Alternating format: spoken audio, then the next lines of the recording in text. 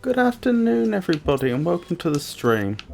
I'm Robert from the El Magnifico Games channel, and today we are going to continue with our playthrough of the Talos Principle, which so far appears to be a bit of a mix between Genesis and iRobot. We seem to be in the far future. We seem to be some form of android life form. There appears to be others like us, although we've never actually met one in person yet, I don't think. And we're being tasked by a being who we only know by voice, that refers to themselves as Elohim, which I believe is the Hebrew word for God, or one of them, there's actually many, to complete various tests, which takes the form of various logic puzzles. And we don't really know what's going on. Alongside this, we've been recovering various logs and other bits of data that seem to have been left behind by human beings, trying to piece together what's happened, why there are no humans, it would seem, and how this all came about. But we're not very far along in that process. There's only so much we know. We know that we know that we are not only in the far future now, we estimate more than 500,000 years in the future, but that the humans themselves seem to have been based several thousand years in our future, whose records we're reading, at least so far as we can tell. And they appear to have been working on some form of artificial intelligence project, although we're not entirely sure what. Anyway, that's more than enough backstory, I should think. Let's get into it. So this is World 4.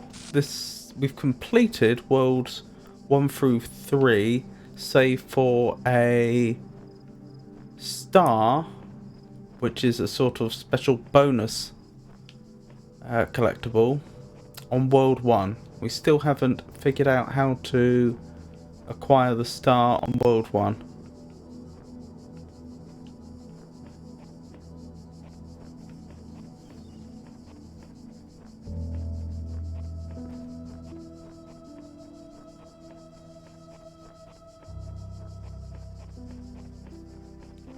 So, what should I do first?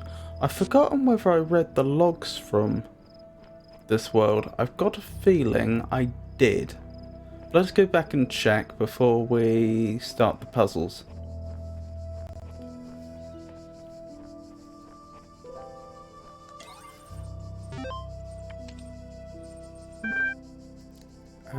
Yes, I remember we've read all these, and in fact the fact that there's no asterisk next to these options also tells me that none of them are considered new to us as far as the game is concerned. So let's get into it, I suppose. Push it further. Interesting.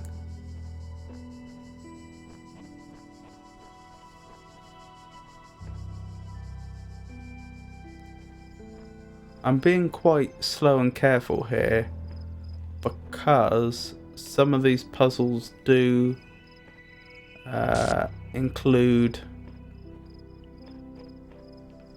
traps that involve lethal force. Ooh.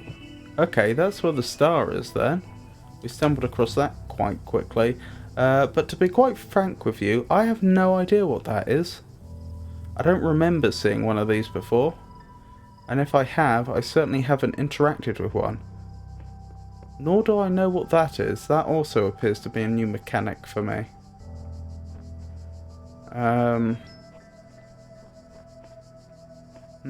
I notice there's a distinct lack of grass along this thing's path. But to be fair, there's also a lack of grass coming that way. Which might imply that this is just where people have been walking. Although that's actually a very good point that I don't think I picked up on when we began this game on Monday. The fact that a lot of these paths are still worn, which suggests quite recent and considerable footfalls. Which is strange, because as you can see, most of what we've stumbled across has been very dilapidated and Greco-Roman in design.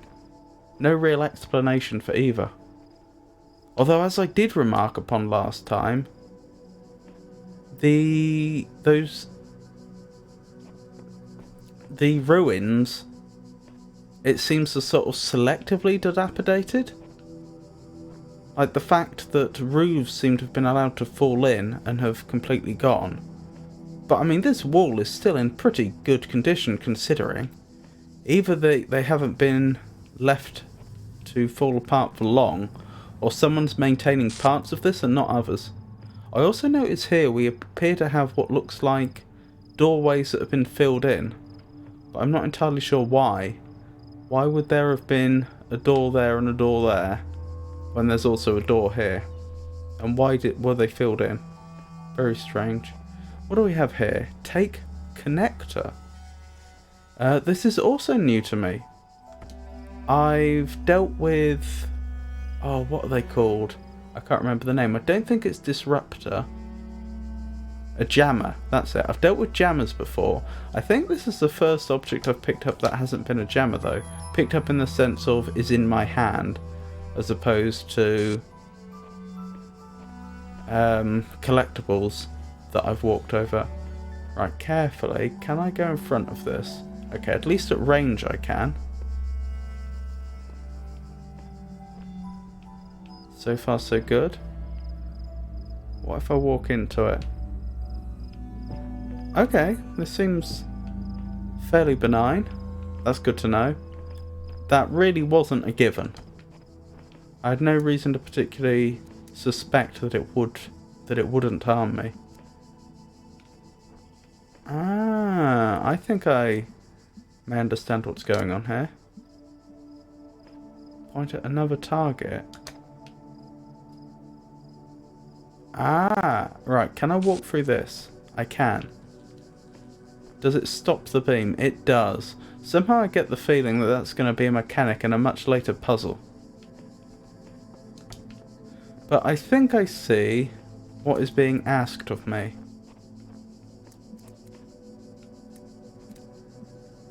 So presumably I need to connect these two up.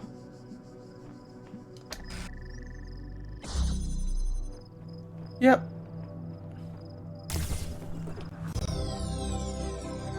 And I just acquired the achievement Make Connections.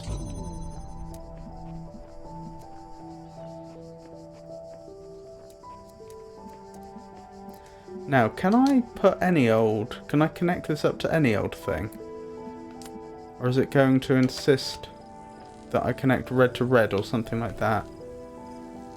It does look a lot like it wants me to connect.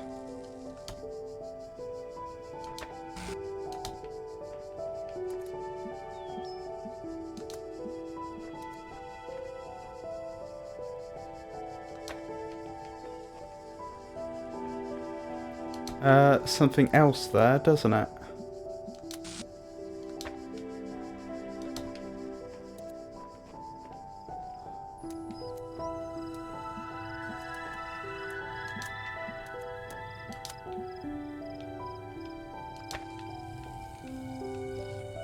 Yes. So I did that a second time simply because I wondered if the problem was that the beam was coming in at too acute an angle, and if hitting the side like that wouldn't do it. But I think that's fairly clear. If that was going to activate, it would have. Okay. So, given that this thing is blue, and given that the thing we had to connect it up to is also blue, over here, and given that the one over here is red, I can only assume that there is a red generator somewhere. But also, because the game won't let us take objects through one of these fields, it's reasonable to assume that if there is a red generator, that it must be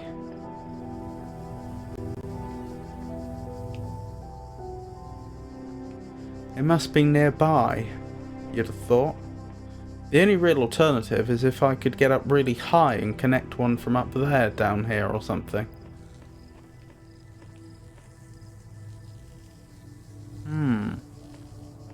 Curious.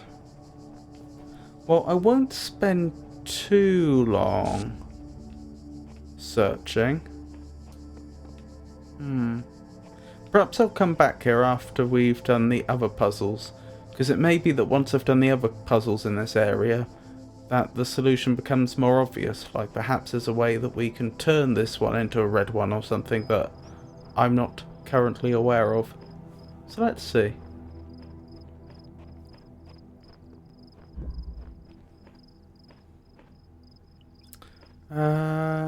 Okie doke.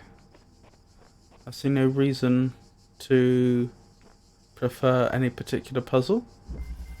Branch it out. Interesting. And judging by that symbol, I'm assuming I'm using connectors again. Another statue with the head and arms destroyed. Again, this is what I mean by selectively dilapidated. That's not what you would expect to happen just from weathering. Like, you can see the delicate folds in the toga have largely survived. But consistently the head and arms are missing. Over and over again we see that. It suggests that the wearing isn't entirely natural. As I theorised on Monday, I wonder if there's been some sort of iconoclasm. Interesting. So this must be where there was a field, and this is holding the connector is currently holding the field open for us. Now we need to get over here, which means going through that field. In fact, we can test that. If I get in the way, yep, that does appear to be what's going on. Interesting that we've got two of these generators now though. What if I just disconnect one?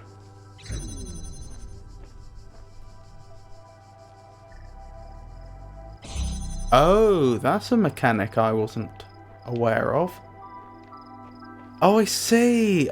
I'm such a fool. That's the generator. There's one generator, and this connector is connecting up to two different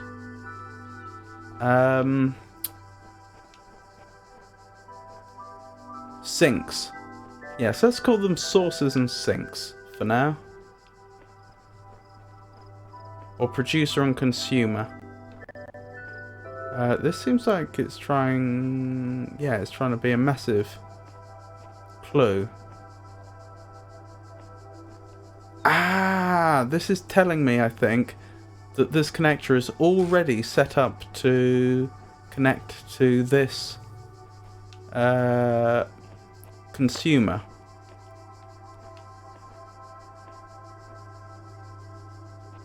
Okay. But I can't get to the connector, but I don't need to if I can connect it up to... if I can get this connector to also connect up there. So I wonder if I can do all of them. All three, I mean. It would be very good to know if there's a limit.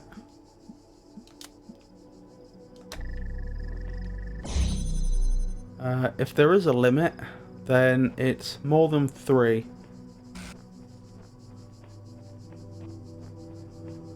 Oh, that was good. Oh, that's for the other pedestal item, isn't it? We must be able to get to that now.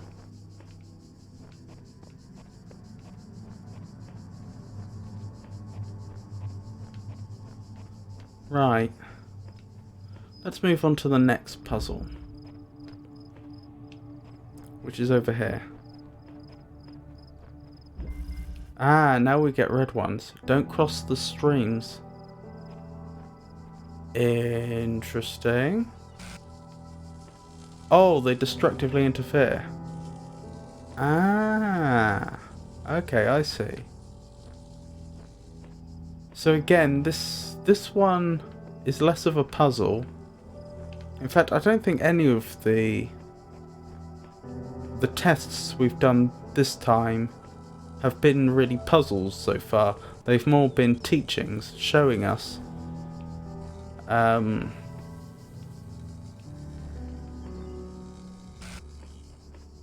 showing us what's possible more than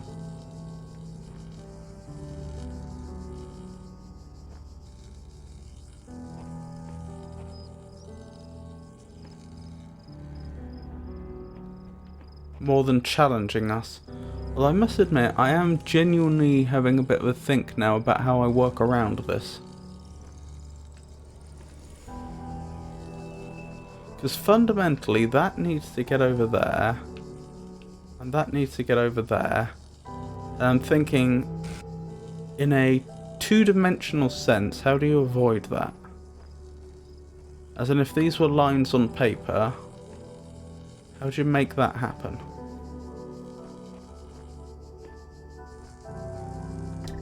Could I have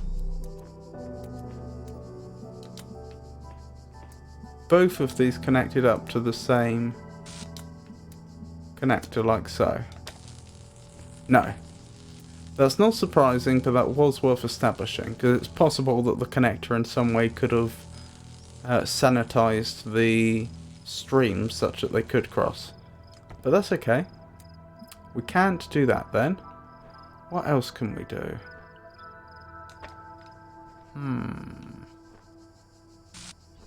I mean, elevation would be the obvious way to try and solve this. Having them come in at different elevations, but I wonder if there's a cleverer way to do it. If there is, I can't think what that would be. The fact that there's a bunch of... Oh, never mind. I was going to say the fact there's a bunch of rubble right next to where we found the connector seems like it can't be a coincidence, but perhaps it is. Okay, let me think. Let me think.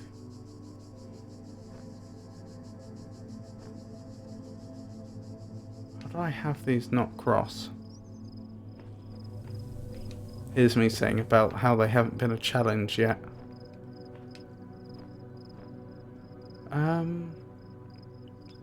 Oh, that might do it. Can I put one up here? No.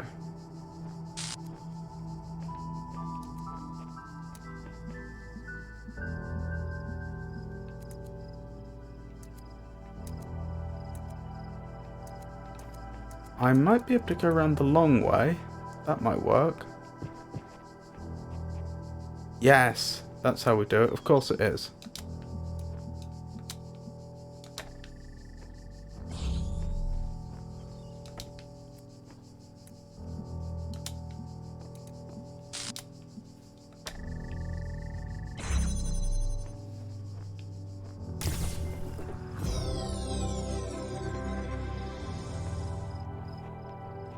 It's a puzzle, Jenny.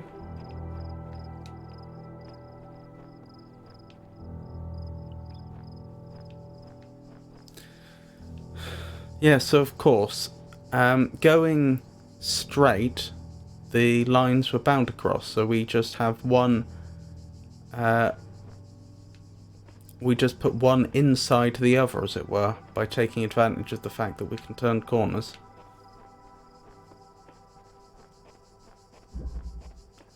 Right, let's do the next one, shall we? Above all that. I would say, though, that does verify that there are in fact red generators. Which is significant. In that...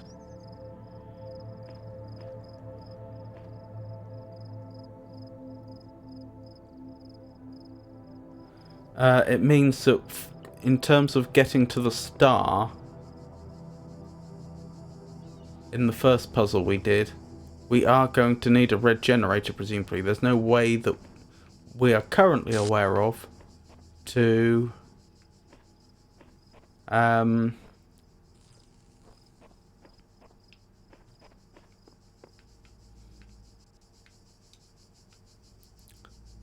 turn a blue one into a red one. Are they both turning the same way? They are. As you look at them head on, they're both turning anti-clockwise.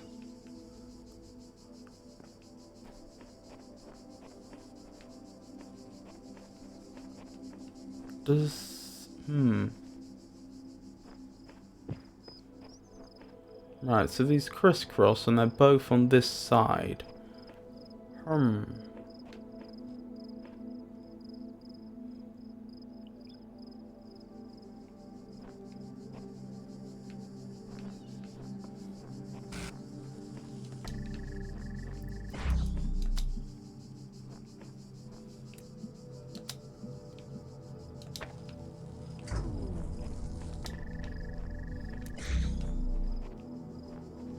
And so this time we use elevation to our advantage? Is that right? Oh, we can't quite see it. That's a shame. That's interesting. Can I not place one of these up high from below? No. Okay, I can only place objects at the same elevation I am.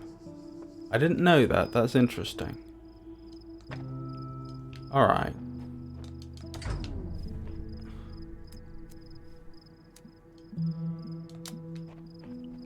Fair enough. Thank you for popping by, Jenny. Right.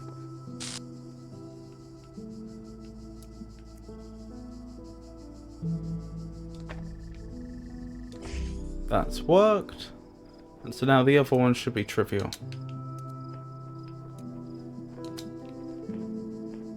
In theory, at least. Oh, perhaps not so trivial. Around here? Yes, that should do it. There we go. That wasn't too bad in the end.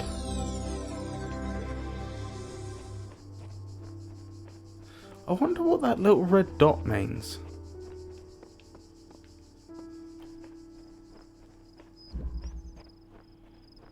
Wait, this... Hold on, is that stars that I've already acquired? No, it can't be. Because I think I've only acquired 2 stars so far. So does that mean there's 3 stars in this world and I've only found one of them so far? Goodness me. That is a lot. And then there's a red thing, which I don't know the significance of yet.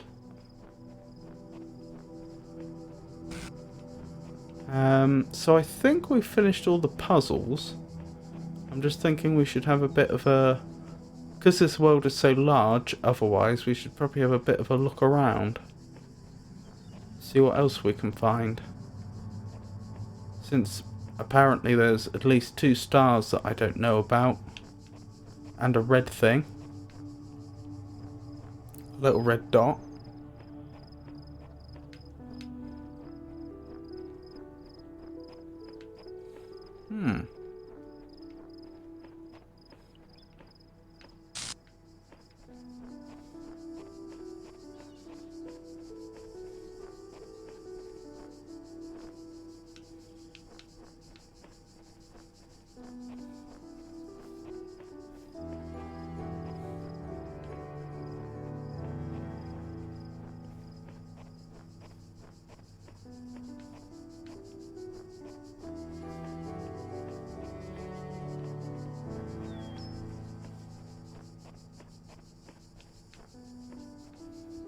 Interesting. But we can go down here. I wonder how far we can go before we start getting told off by so-called Elohim.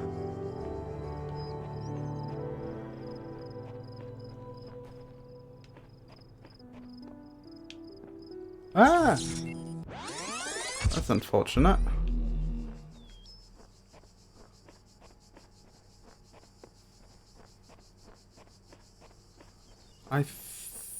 Yes, I think we've kept everything. I don't think we've had any of our puzzles revoked, or rather our solutions to puzzles revoked.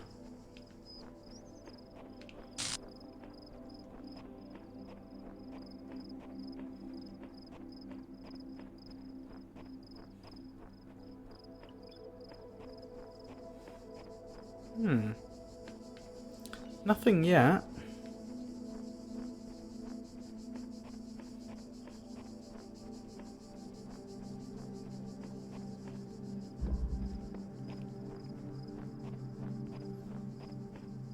It does look like it's undone our implementation of solutions though, which is fine. That doesn't particularly matter, but it is notable.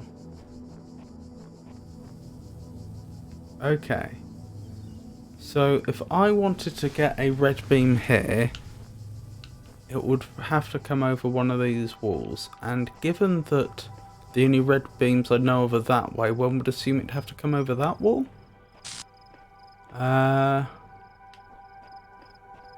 These all look too high. What about over here? Because I do have multiple connectors.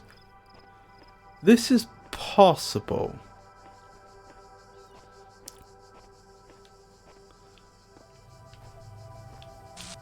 Oh, I might be able to get a connector up here.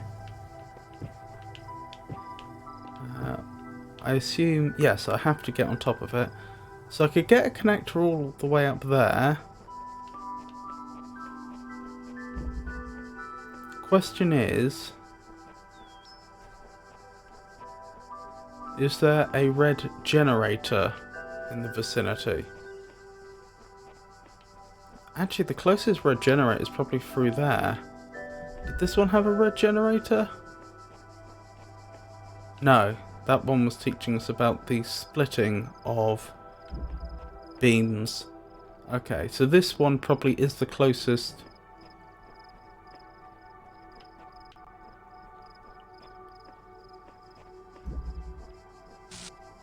Red producer. If I try to keep my terminology consistent. Okay. So there's a red one there. But presumably I'm not allowed to put a connector up there. Because as we found before, there seems to be an assumption that objects I place have to be at least roughly on the same level as my feet. I take it I do have feet and not wheels.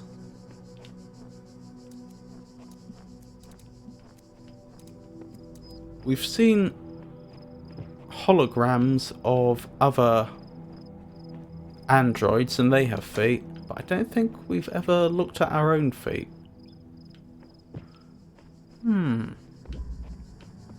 Well, isn't that curious?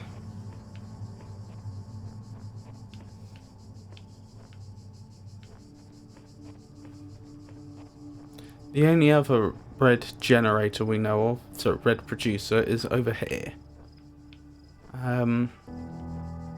But I'd be surprised if we could get the beam all that way.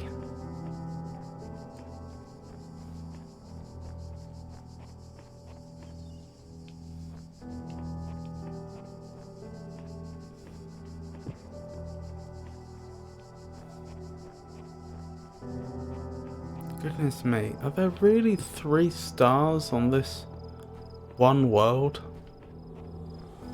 Where could they be hidden?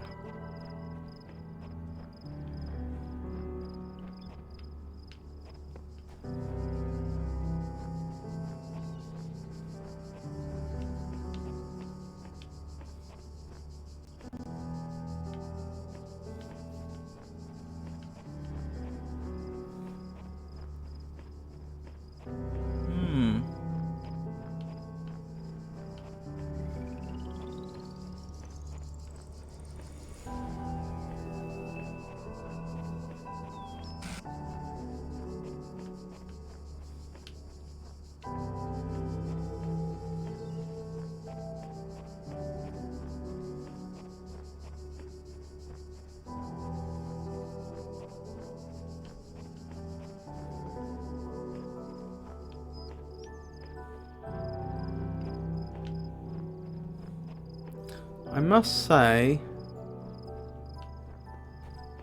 all this exploring of the perimeter doesn't seem to be getting us very far.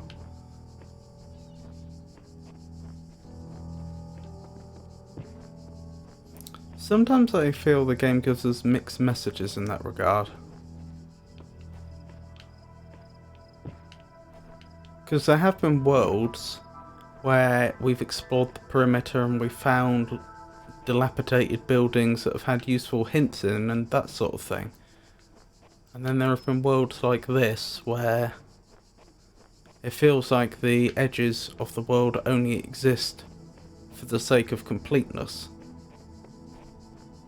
And that there's actually nothing there that's useful. Tell you what, we haven't seen a single QR code either.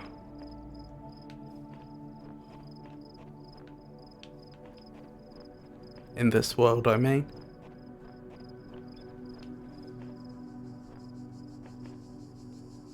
Which is slightly strange.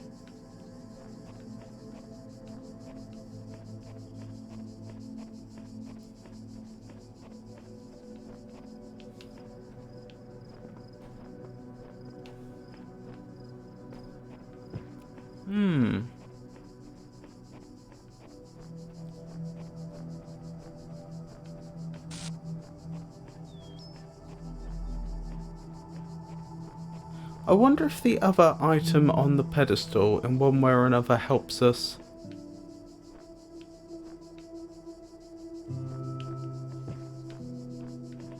get access to the star. Oh, I don't think we've been here before. This is looking... Hello.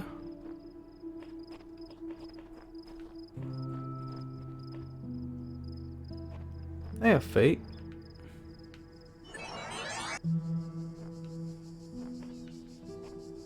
That was odd. I was just thinking, this is the sort of area where we might expect to find clues.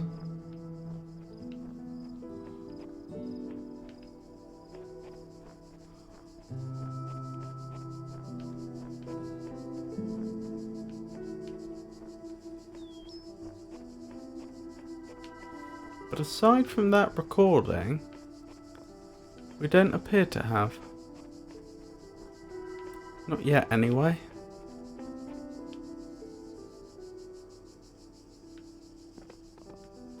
Is it safe down here? Seems to be.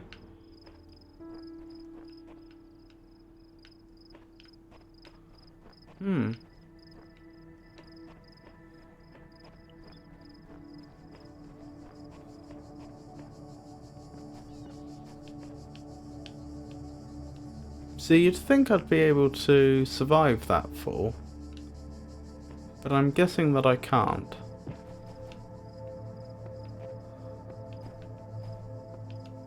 Ah, that's probably the way back up. Ooh, careful. There we go.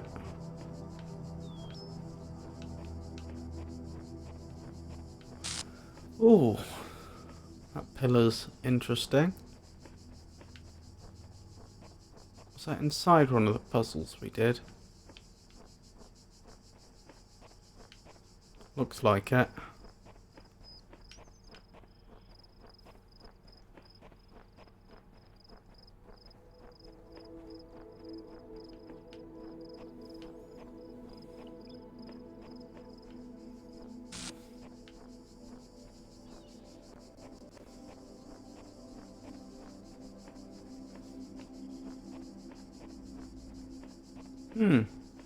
Okay. Okay, now I'm very suspicious about the idea that there's 3 stars in this world. Because I really would have expected to have stumbled across another one of them by now. Unless it's yet another one of those stars that don't reveal themselves until you've already solved the puzzle.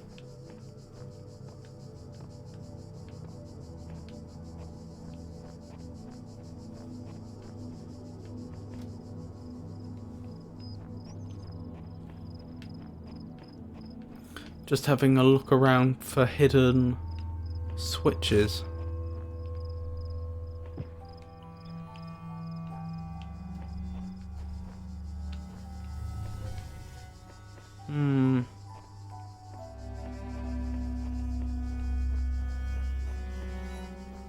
Okay.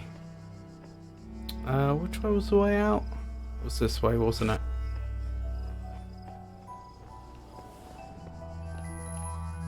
Perhaps we'll have one final look at the area that we know has a star in, and if inspiration doesn't come to us, then we'll move on. I definitely want a red one.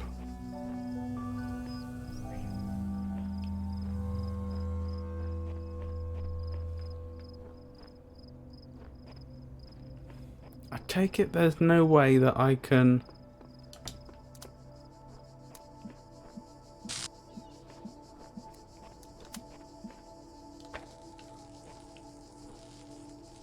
I don't know why it chose that direction, but still. Oh, because it wants to connect up to this one.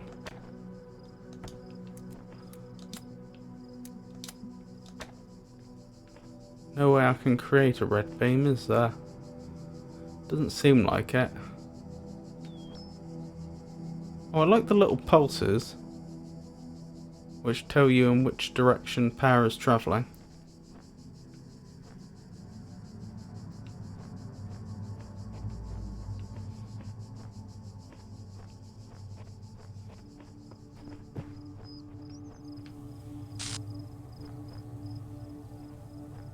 No.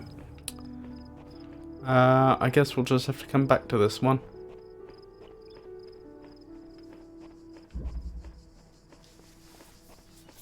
Which is a bit of a shame, but I don't have any ideas and I don't want to spend too long grasping at nothing. Right, what do we have here? Some sort of cube.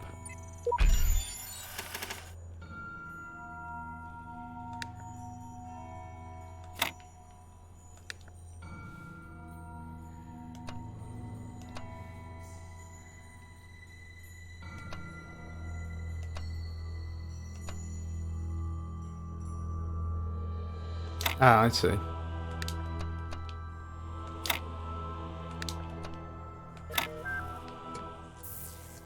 You've unlocked cube.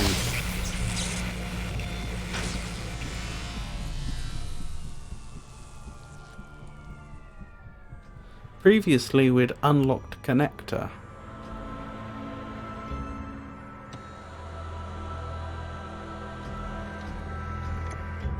So far as my memory serves me anyway. So I wonder what the significance of that is. I'd like to quickly go back to World 4 and just see if anything's changed. Because I don't think we ever figured out what the significance of unlocking these things were.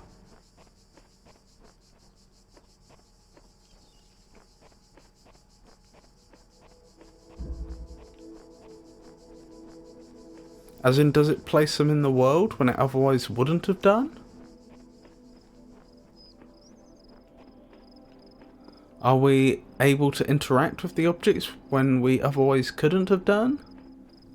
It was never entirely clear, and it wasn't until we entered World 4 that I first came across these connectors. Aside from as part of so-called unlocking them. So I don't know what would have happened if I'd come here before then, for example.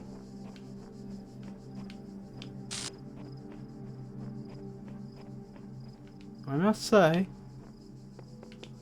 I'm not seeing much that is different. Okay. We'll keep going then. We'll have a look at World 5, I suppose.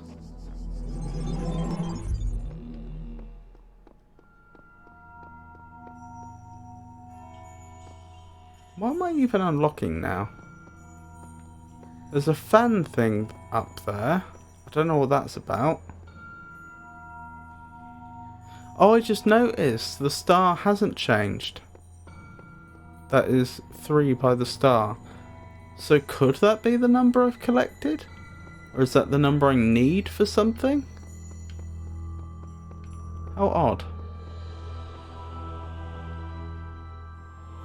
1 star uncollected. 1 star collected. 1 star uncollected. 2 stars collected. Okay, that must be the amount I'm carrying then. So that presumably is only 1 in World 4 then. In fact, that would be consistent with the sign we just looked at. I just don't know how to get to it. Alright, that was worth establishing. Hello? I don't remember this door.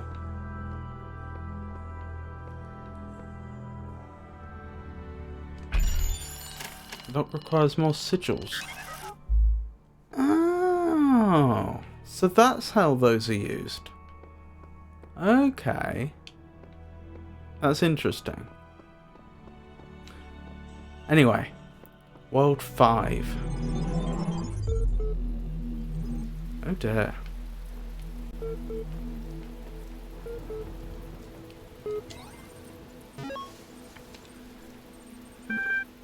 Right. So we have 3 files: l.html, aicitizenship.html, athena8.txt.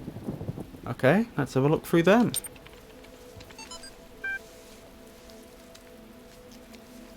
L, short for Extended Lifespan, is a groundbreaking initiative by 7 leading universities to create the world's most stable and most durable supercomputer. With its custom-made hardware, bomb-proof casing, and near inexhaustible hydroelectric power supply, L represents a unique step forward in the evolution of human technology. Brainchild of Nobel Prize nominee Dr. Arkady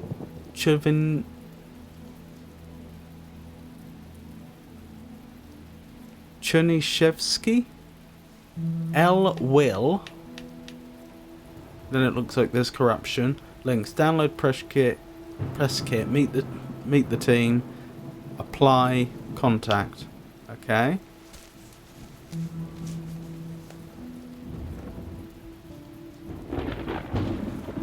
L. Extended lifespan.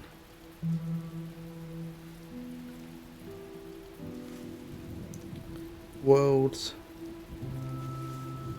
most world's most stable and durable supercomputer.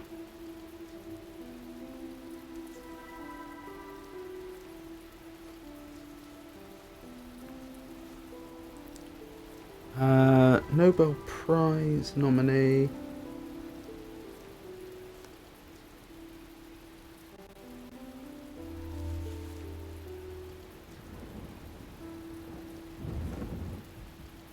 Dr. Arkady Chernyshevsky.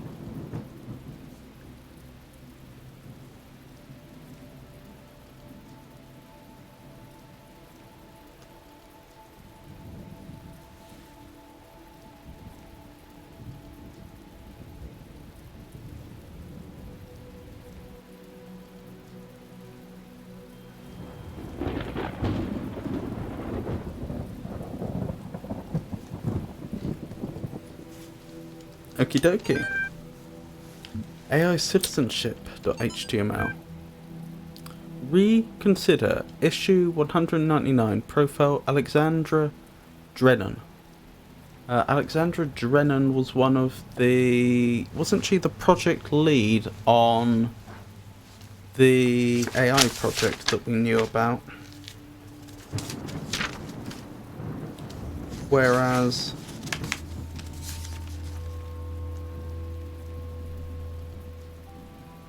Chernyshevsky was the archive lead. Project lead AI module. Yes. That's Alexandra Drennan. Once a true artificial intelligence has been created, the issue of citizenship is going to come up. If we acknowledge that the AI has all the abilities of a human brain, should it not be considered a citizen? Is it not, in the legal sense of the word, a person, and thus a potential citizen? But where do you draw the line? Some people will object. Will the great apes become citizens? Elephants? Whales? The more intelligent parrot species? It's crazy, they will say. I would remind these people that we live in a society in which a corporation, as abstract an entity as one could imagine, is considered a person. So it's not like there is no precedent for a non-human being a person. At least an artificial intelligence is an actual thinking being, not just a business arrangement. But perhaps we do not need to question the definition of personhood. Increasing amounts of evidence regarding the intelligence of elephants or the existence of culture among whales, for example, could be a sign that we need to answer some difficult questions.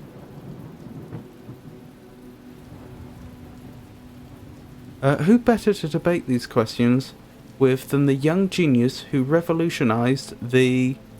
and then it cuts off. Okie doke. Athena 8. You must consider these riddles, the Sphinx said, and tell me the riddle that I did not reveal. The Sphinx smiled, the gears in her jaw creaking, her teeth a nightmare of rust. Her left eye flickered, but none of its terror was diminished. The ruins were silent. In the... error. I think she finally said, "that the riddle you did not reveal is this. Why do these riddles exist in the first place? Why do these curious automatons, these mute children of Hephaestus, behave as they do, forcing me to devise these intricate solutions? Each is a riddle, but the greater riddle is their purpose." The Sphinx did not answer. Her eye was lifeless now. Athena removed it from its socket, knowing that its power would aid her, yet feeling also a deep sorrow at the passing of this fearful creature. Well, that was curious.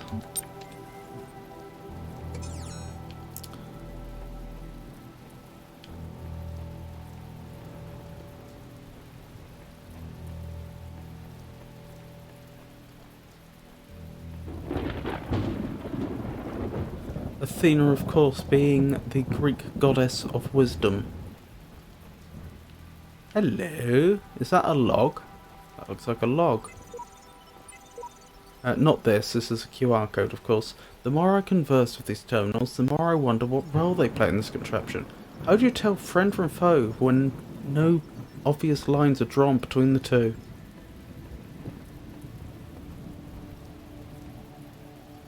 What's that? It looks like a scroll. We'll have a closer look at that very shortly.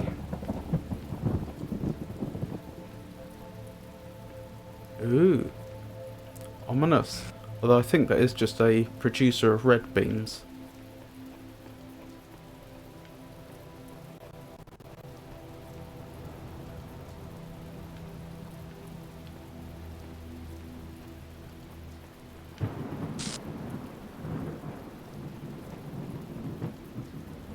Okie dokie. Let's carry on. I was in school when I first read about the Talos Principle.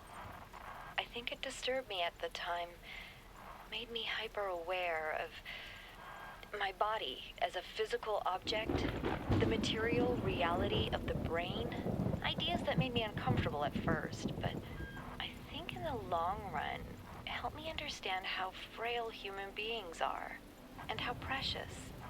It's not a comforting way of thinking about the world, but I'd rather face the truth than lie to myself. Interesting. I've forgotten if we discussed this last time, but Talos is a figure from Greek mythology who was a artificial life form of gigantic proportions made out of bronze who was ultimately slain. Hence the connection to androids. Things to do with two boxes. Interesting. That is a lot of QR codes. Those are the two boxes. A powerful device fashioned by the designer. What's a hexahedron? A hexahedron would mean 6 sides, so the most regular and simple hexahedron would be a cube. A cube! The edges are beveled, that makes it a decahedron. Always right. Version 7.1.2943. Is that right? If they beveled all the edges, how many edges are there? There's going to be 8 edges.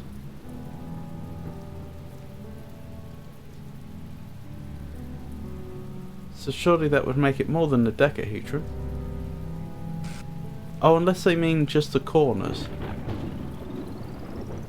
There's 8 of those as well. So then you'd get the same result.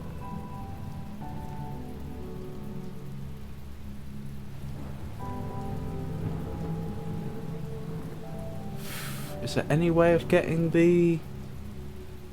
interpreting that gets you to just 10 faces? I don't think so. Because that's the 6 you already have, plus 4. Where's 4 coming from? You forgot the indents. With the indents, it's like a super polyhedron. Re-alls T7 da da da da da. But the convex hull is a decahedron. Topic closed.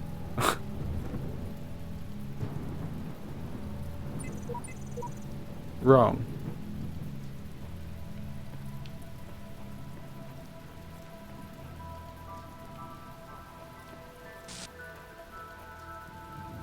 Oh, I see. So that's what they've done to it. So they've beveled that edge, but not this edge for some reason. And by convex hull, they mean if you you can see these. This is what they meant by the, what do they call it? The inlays, the bits that are cut into it.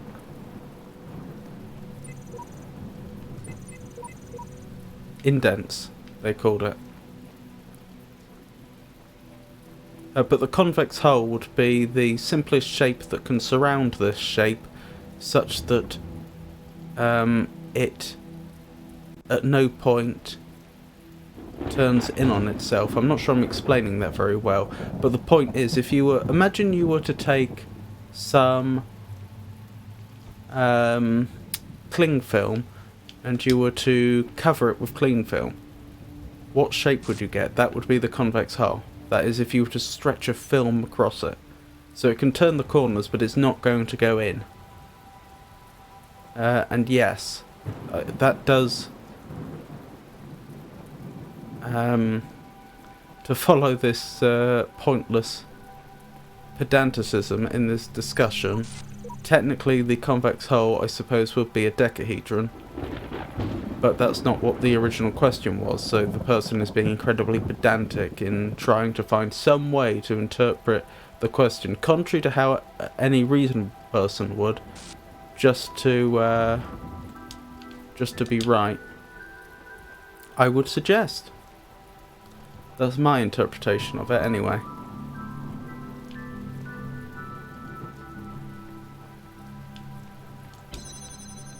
Interesting.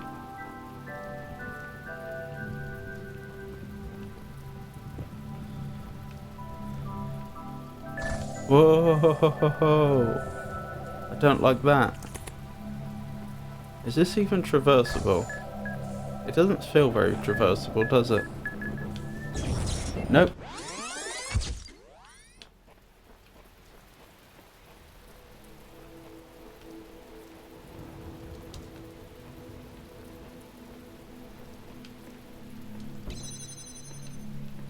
I mean... Oh, I think I see. Will those hovering bombs attack a box? That would solve our problem.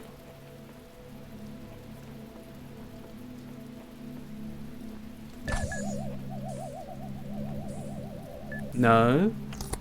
Okay, is the trick to use the box to be above their sensors?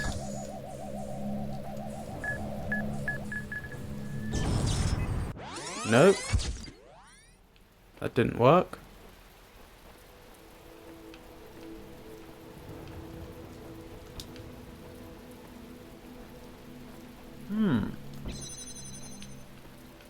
Bit of a conundrum, this one.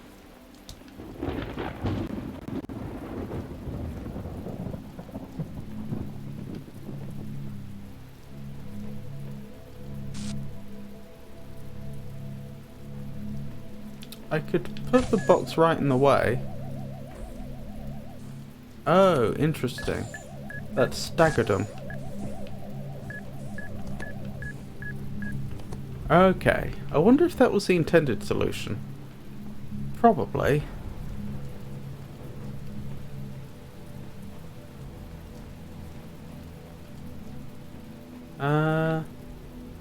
That's what we're looking for. Now the problem here is we need our box back.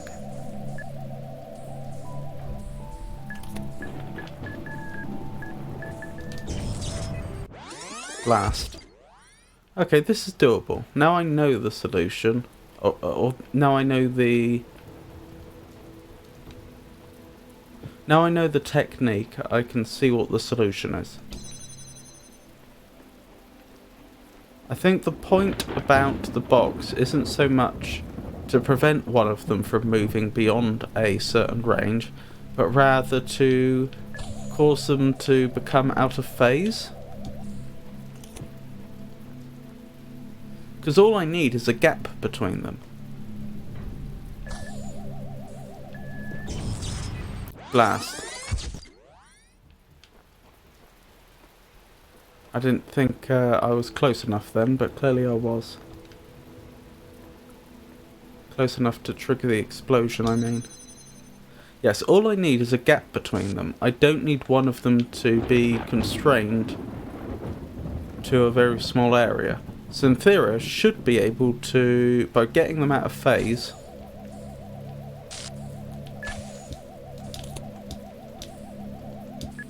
I should be able to complete this.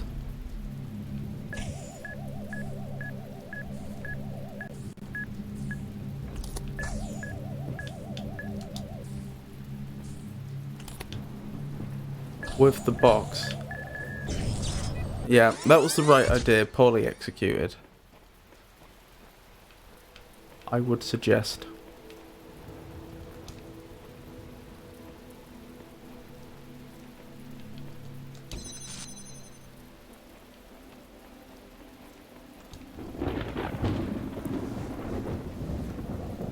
Right, let's keep going.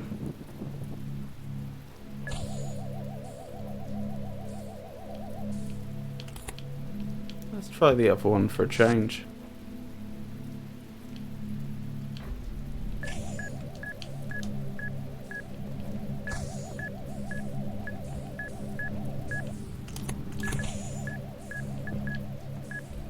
There we go. There we go.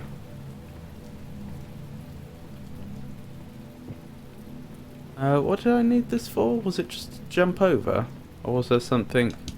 Was there...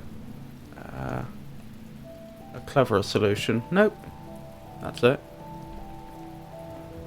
Wonderful.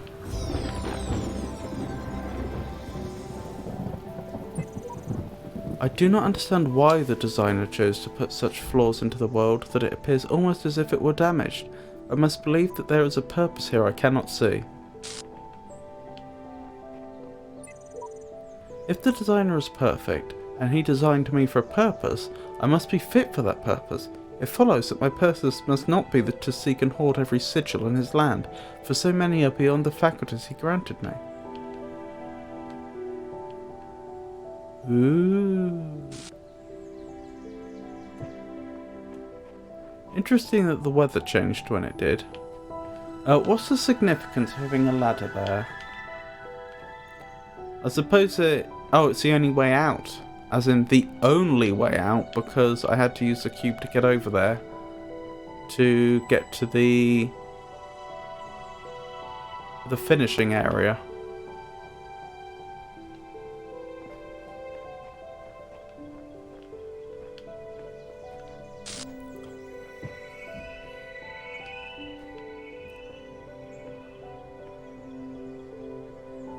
What's that?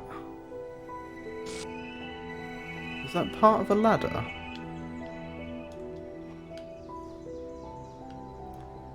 Bit of a strange angle for it to be at.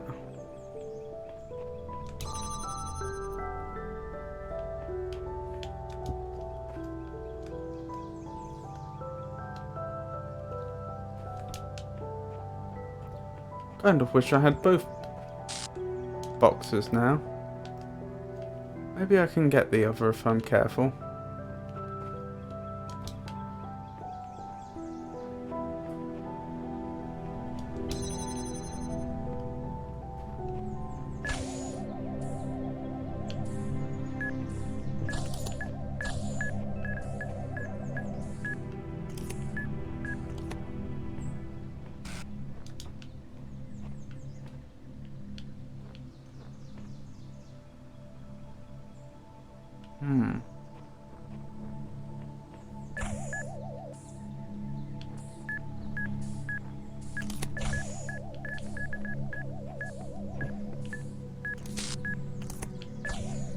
There we go. Could I have just jumped over here all along? Or is there a reason why that wouldn't have worked? Oh, am I not allowed to... Okay, if I put one box on top of another, it has to be exact. I didn't know that. And I'm not allowed to jump on top of two boxes. That's just too high.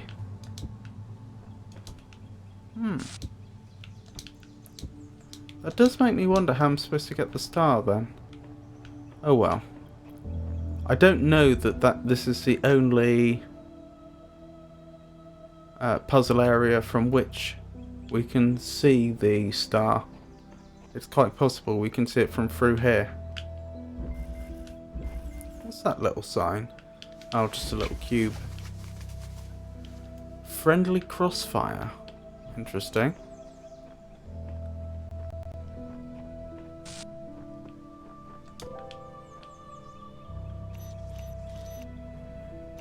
Very interesting.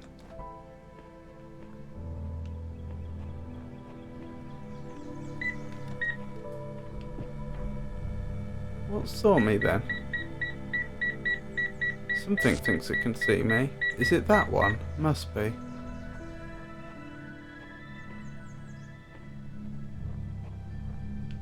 Ah, I think I understand. The bombs can take out the turrets, but I need to be able to get to the cube to make that possible. That didn't work. I suspect I have the right principle here.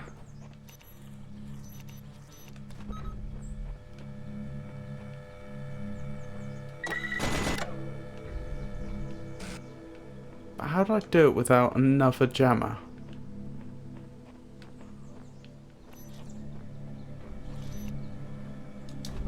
Oh, I can let the bomb over there out without another jammer.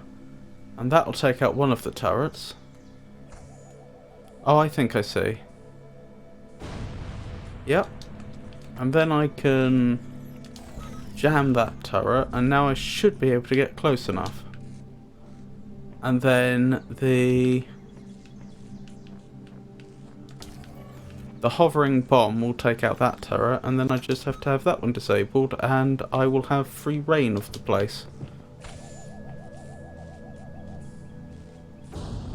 Wonderful. That wasn't too bad in the end. Right, that's the finish area. What's that about? Could that be where the star is?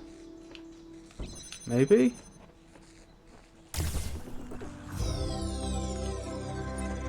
Hello. I think I've discerned some kind of pattern in the sigils. Each colour serves a different purpose. Elohim has us gathering them all, but perhaps he's being... but perhaps he's being overzealous.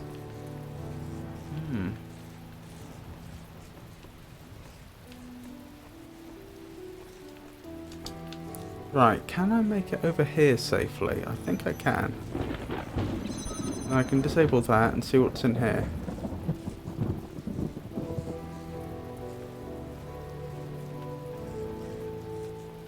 Yes! That one seemed conspicuously easier. Oh, that's interesting. I've just noticed I've now got 2 red dots. Could that be the number of red puzzles I've completed?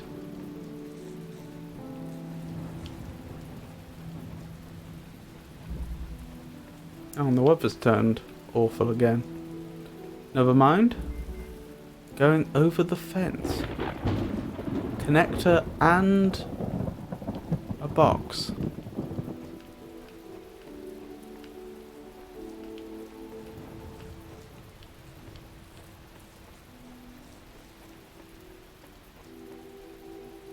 I see.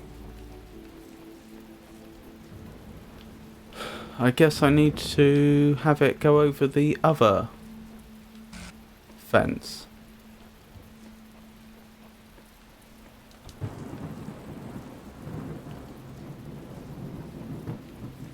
Probably from over here. That would be my guess.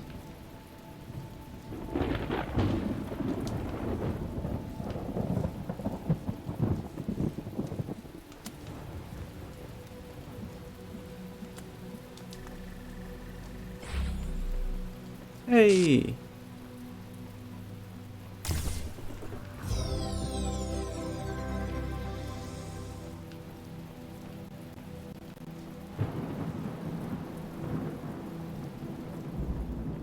Right, what else do we have? Another one here. You know you mustn't cross the streams.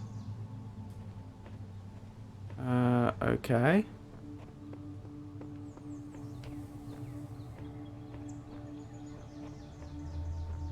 Interesting. Right, so red one goes there. That will open the fence. Then blue one needs to get there. But how do I do it without crossing the streams? Presumably with the box, just to change elevation. This doesn't appear to be all that challenging. Perhaps I'm missing something.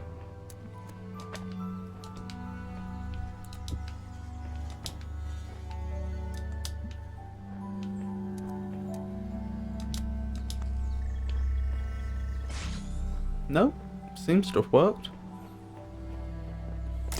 Hey! There's another one down.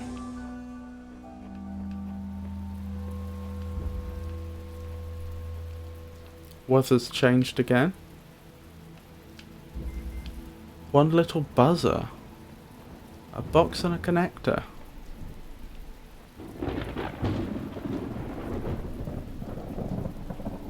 I don't know what that is. Is that just a fancy bomb? In which case, how does it differ from other ones we've seen? I know I'm probably going to be destroyed here, but for the sake of science, I need to know what this thing is. Interesting. It doesn't seem all that bad, at least compared to the regular bombs. Right, there's our box. Box there. Consumer there. A red consumer. Red generator there. Oh, I think I see. That little hovering friend would keep disrupting the flow of the red beam such that the consumer could never power up all the way. As you can see, that it takes a certain amount of time, so we just need to block its progress, block its path. Why a ladder there? That seems suspicious. I mean, I'll use it, but I don't know why it's there. Oh, I wonder if, under some circumstance that I'm not aware of, it's somehow possible for this thing to be released after this. Oh yeah, I see. I see. If I were to do something silly like this, I could get trapped in here. That's why they have the ladder. That makes sense.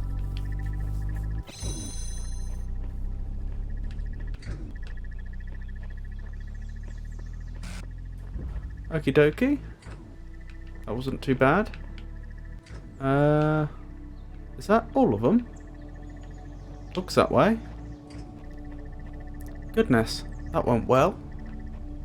A lot better than the others usually. Oh, a lot better than the others have so far.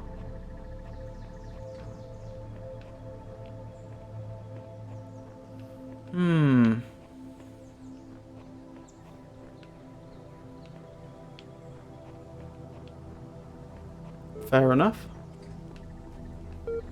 Oh, hello. A prompt. Attention! You have received a reply to your user support ticket. Display reply. Yes. Account certification error. Basic account. An account certification program diagnostic has been performed and no errors were reported. Have you completed the standard troubleshooting procedures? 1. Delete existing user account. Create a new admin account. 3. Email the network administrator. Let's create a new admin account. In order to prevent unauthorized access to admin controls, please take a moment to prove you are not something or other error.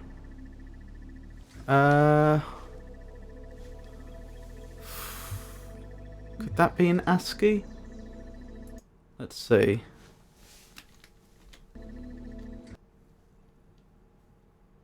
If you'll bear with me 1 second. Oh, the game doesn't like us alt-tabbing out, does it? Right, so we want 7, 8. 7, 8 is here. X. 9, 4.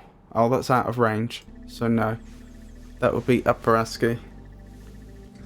User profile already registered. You currently have basic account functionalities. Would you like to undertake the certification process again to achieve a preferable outcome? Yes. Your issues with denial will be appended to your user profile. Further attempts to overwrite certification results will be logged. You will not receive a notification if your attention is required. Oh, you will receive a notification if your attention is required. Exiting to command prompt. Terminating support session done. Resuming library archive session done.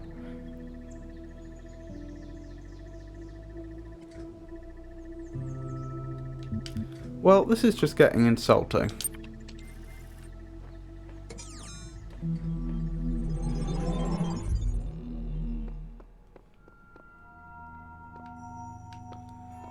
Where were we? I don't know what B is about. I never found out. I assume it's something to be done up here.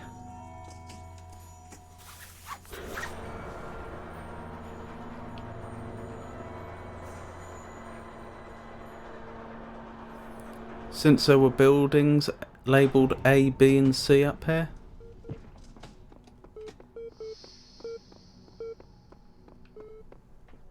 B was this way and seemed to be Egyptian themed. Ah, yes.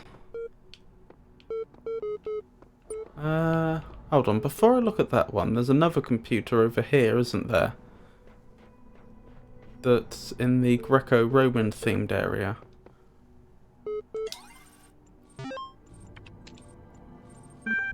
Athena 12. Hiss 1A Rome. Okay, Athena 12. Oh, sorry, I should have put that back. There we go. 12. The Council of Zeus. Okay, let's start with decoding that ASCII.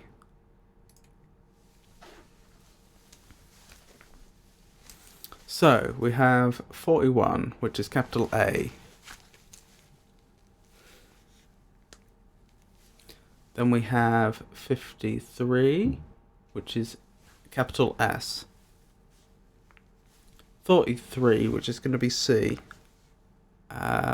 45, which is going to be E. 4E. It's going to be N. A-S-C-E-N. Ascension or something like that, maybe? Oh, capital D. Ascend. Space. 4F. O. Capital O. 4C. Which is capital L. O-L. 5, 9. Y. 4D. M. Or limb. So Olympus, perhaps? What we're on? We're on 4D. Then we go to, is it 5O? 5O is P. 5 is U, all in capitals. And then we have 5-3, which is S. So indeed, we have Olympus. Ascend Olympus. The great bronze bulls pulled the carriage forward, mighty bursts of steam issuing from their nostrils. Finally, they came to the gates at the top of the user.set. And then we have...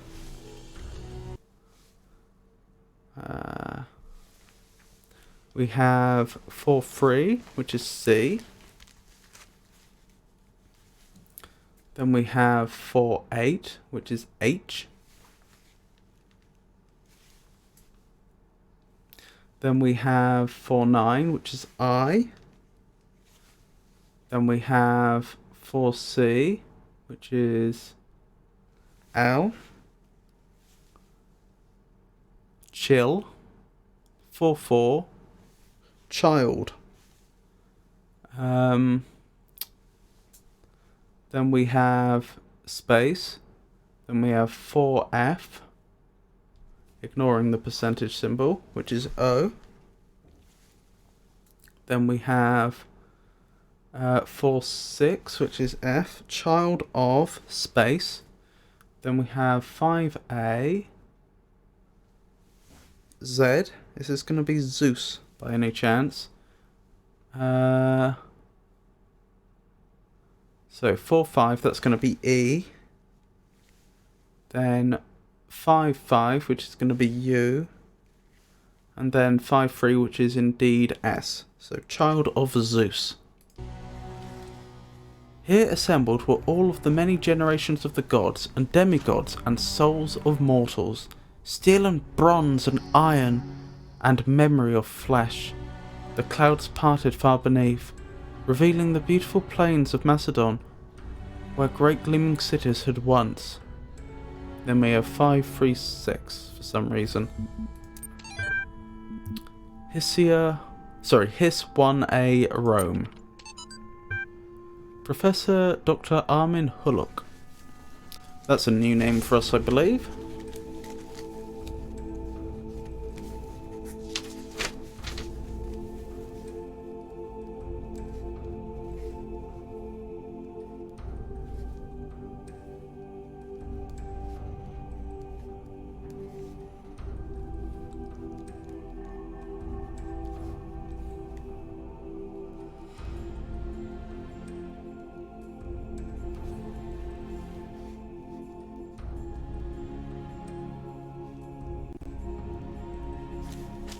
The fall of the Roman Empire, a dialectical approach. I might actually make a copy of that.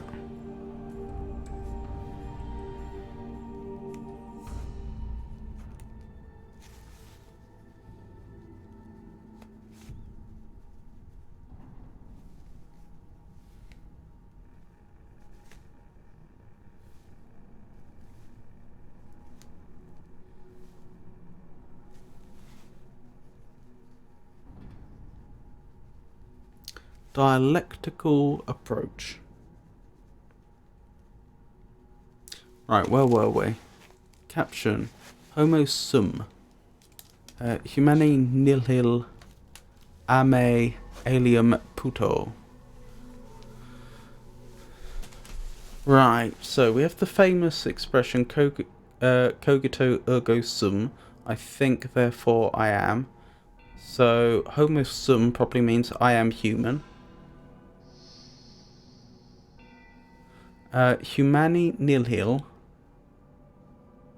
or nihil, so that's going to be something to do with nothingness and humanity. Ame alium puto. I couldn't tell you what that means, unfortunately.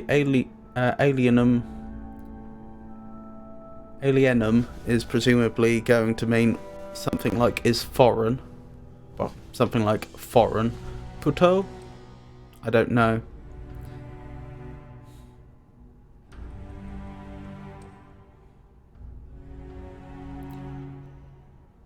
It would be hugely advantageous if I knew what the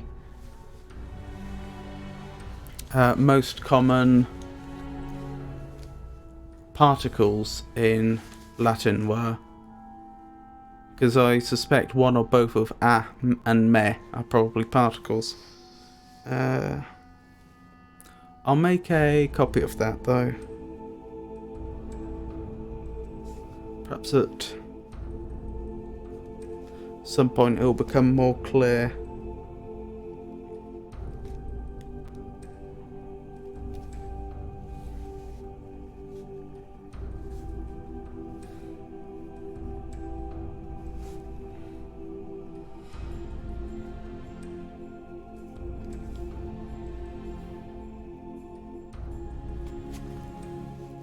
But interesting as such perspectives of the decline and ultimate dissolution of the Roman Empire may be, they ultimately put too much emphasis on individual catastrophic events. The real question that must be asked is why the Roman Empire, which had dealt with so many threats and catastrophes over the years, was so incapable of responding to these later problems. We must investigate the division of wealth, the structure of government, the location of power in Roman society. Had the Republic survived or been restored? Would Rome still have fallen? What was the role of debt and slavery in creating the conditions for what we now call the Dark Ages? Rome, the saying goes, was not built in a day. It didn't fall in a day either. To register for the class, please email ampersand. Okie doke. That was interesting. Not very useful.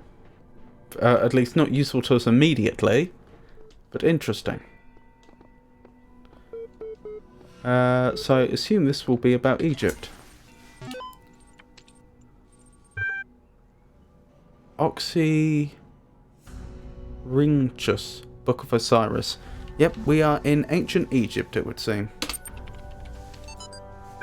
The great irony of the... Oh, and I do apologise about my pronunciation. I mean, my pronunciation of the Latin must have been bad enough, but I've got no chance of ancient Egyptian. The great irony of the Oxyrhynchus papyri is that such a vital source of information about the ancient world exists only because of a garbage dump. While the Library of Alexandria burned at the hands of fanatics and conquerors, depriving us of unimaginable insights into history, philosophy and art, the papers carelessly thrown away by the citizens of Oxyrhynchus survived to the modern day. And though it is true that a great deal of what we know today is because of the conscious efforts of individual and organisations, such as the spectacular translations and preservation work done during the Islamic Golden Age, so much more is simply the result of coincidence and luck. We lost texts that the ancients considered to be absolutely essential, while utterly trivial, even plagiarised, work has survived unharmed. So if we want our descendants to remember more than glittering emo vampires and auto-tuned teen pop stars, we have to invest in something of and make sure that da-da-da-da-da. Well, I mean, our history is being recorded in the digital world now. We can store unimaginable amounts of information in tiny amounts of space. I mean, I can't help but think that easily a normal off-the-shelf USB nowadays could store the entire texts of the Library of Alexandria at its height.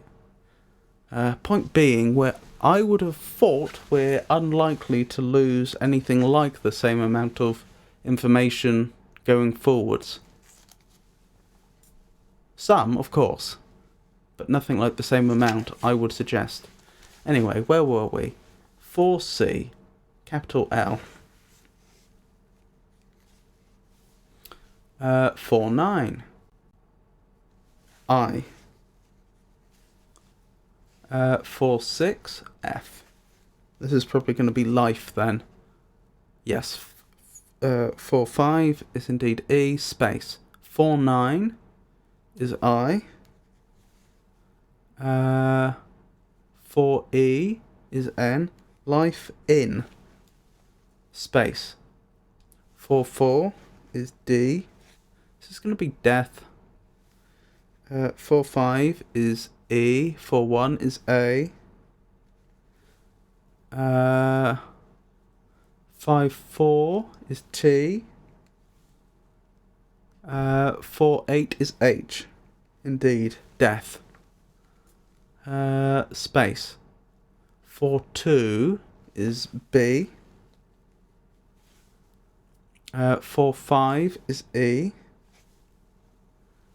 4-7 is G. Beg. 4-9 is I. Beggy. 4-E is begin. 5-3 is begins. Life in death begins. Space. 4-1 A. 5-3 S. As space. 4-1 A. 4-E N. 4-5 is E. 5-7 is W. Anew. Oh, and that's all. Life in death begins as anew. Interesting.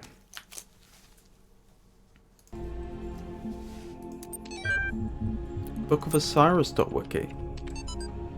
The Book of the Scribe of Osiris, sometimes also referred to as the Book of the Journey to Aru, is an ancient Egyptian text discovered in the excavation of Oxyrhynchus. Why do I get the feeling that's not pronounced ch? The problem is I don't know what it would be pronounced. It has caused a certain degree of controversy among Egyptologists, as some argue that it is a classic funerary text such as the Book of Coming Forth by Day, while others believe it to be a poetic work not intended to be understood literally. The book tells the story of a dying man who asks the scribe about the afterlife. The scribe, a servant of Osiris, describes how the man's Ka, life force, will become separated from his Ba, personality, and how he will have to reunite the two and become Ak, living intellect, passing a series of trials in the Duat, underworld, in order to reach the paradise of Aru. Unlike similar texts, the Book of the Scribe of Osiris focuses less on giving advice or... Then it cuts off. A recent study, Carnahan/Hassan, suggests the texts may have been intended as philosophical commentary on the world of the living through the allegory of the Duat. It remains unclear whether this was the intent of the original pre-Alexandrian author or a result of the later translation into Greek. The earlier manuscript, which is considered to be more authentic, is too fragmentary to provide answers, though perhaps further excavation may. And then it cuts off. So that's interesting. So, guesses for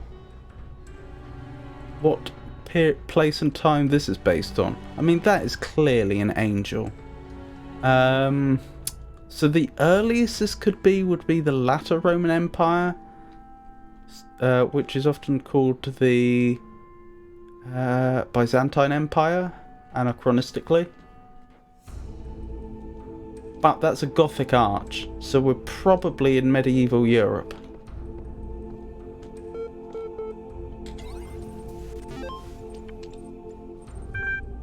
Heaven, hell. The mind is in its own place, and in itself could make a heaven of hell, a hell of heaven. What matters where, if I still be the same, and what I should be, or but less than he, whom thunder hath made greater? Here at least we shall be free. The Almighty hath not built here for his envy, will not drive us hence. Here we may reign secure, and in my choice, to reign is worth ambition, though in hell, better to reign in hell than serve in heaven. That is from Milton. That is from Paradise Lost. I'm pretty certain. I thought this was reading as particularly poetic.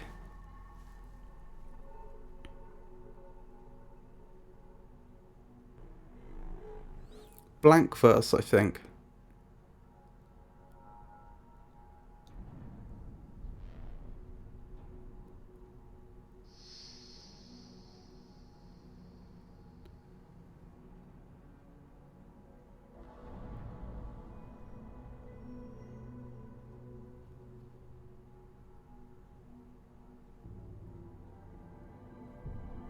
Very interesting. Anyway, I'm not here to analyse the text, as incredibly interesting as it is. Oh, Poet Arc, and then 1667 CE. Interesting. Blake William. Oh, William Blake, also a poet, I believe. I could be wrong. I think he is. The ancient tradition that the world will be consumed in fire at the end of 6,000 years is true, as I have heard from hell. For the cherub with his flaming sword is hereby commanded to leave his guard at Tree of Life, and when he does, the whole creation will be consumed and appear infinite and holy, whereas now it appears finite and corrupt. This will come to pass by an improvement of sensual enjoyment. But first, the notion that man has a body distinct from his soul is to be expunged. This I shall do by printing in the infernal method, by corrosives, which in hell are salutary and medicinal, melting apparent surfaces away and displaying the infinite which was hid. I want to double check if I'm correct about William Blake. Just a second.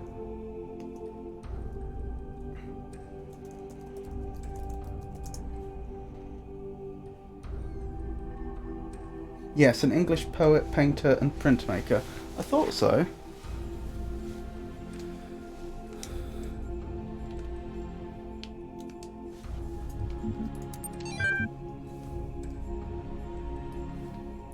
I want to look at the heaven one again, quickly. The mind is its own place and in itself can make a heaven of hell, a hell of heaven. What matters where, if I be still the same, and what I should be, all but less than he, whom thunder hath made greater, here at least we shall be free. The Almighty have not built, here for his envy will not drive us hence. Here we may reign secure, and in my choice, to reign is worth ambition, though in hell, better to reign in hell than serve in heaven. Very interesting. No ASCII this time. Speaking of which, I should... Nope. Yes. I should put the stream back to its full screen view. Right, what are we looking at? Let's put that there. This is very similar to the other one we did, isn't it?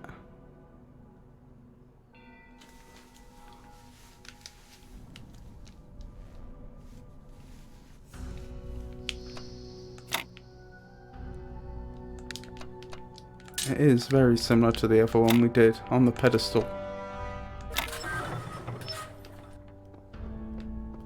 Right, we're into B. I don't anticipate we'll complete any of B today, but I would like to have a look.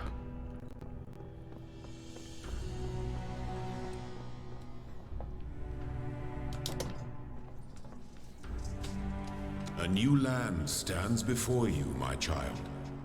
And know that this is a land of death, but also great beauty. As you walk amongst these tombs, consider all those who came before you, and how they served the greater purpose of which you are also part. I was just thinking a moment ago, if these areas are underground, then how come when we were in the Greco-Roman temple we could see sunlight coming in, and we can plainly see sunlight here? This must all be fake, since we have good reason to believe we're underground. Ah, that's what the fan was about. It's for solving this one. Okay. Fair enough. So, in this part of the game, we'll be exploring Duat, I suppose. Well, something to look forward to.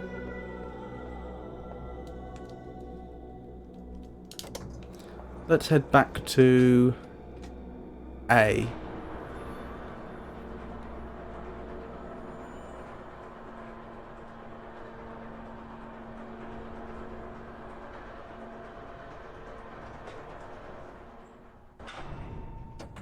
I was just thinking, of all the denominations of Christianity, of all the years of Christianity, going back almost 2 millennium,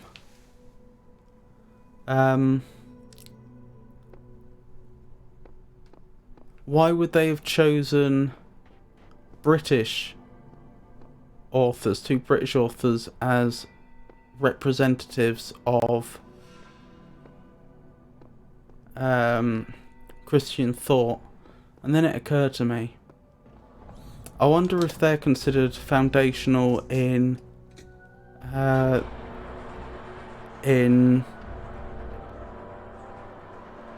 the American view of Christianity. Now, of course, there are many denominations in America with many different views. I'm not suggesting that there is one singular American view, but I wonder if that's... I don't know what nationality the developers are, I should say, but I wonder if that could be why.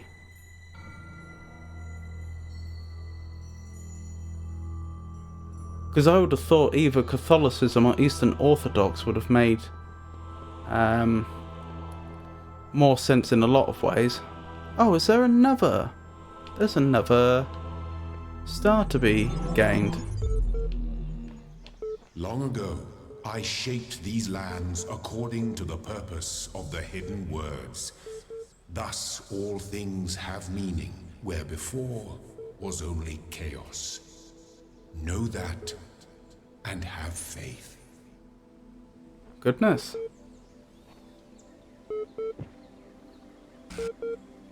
That reminds me of Sumerian mythology. Tell me something. Do you always do as you're told? Yes, no. Am I obliged to answer that question?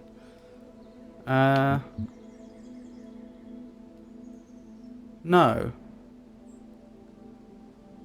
For that to be true, I would both have to be convinced that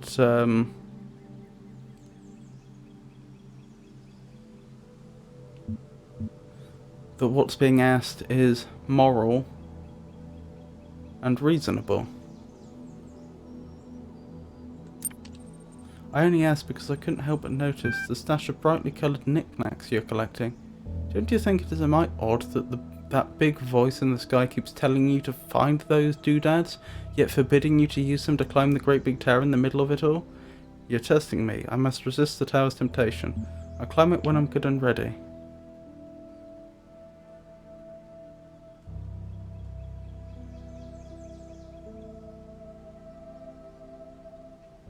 I do have to wonder what force is at play here. I don't know how I would answer this if I wasn't restricted to 2 options. Because I'm not against the idea of climbing the tower. But I see my main objective right now is to gather as much information as possible. And since there's plenty more information to be gathered without entering the tower, I don't feel any immediate need to do so. I feel like I'm happy to obey the command for now, and then I will assess that again in due course. And there is a fair probability this is actually a test, so we'll go with the first one for now.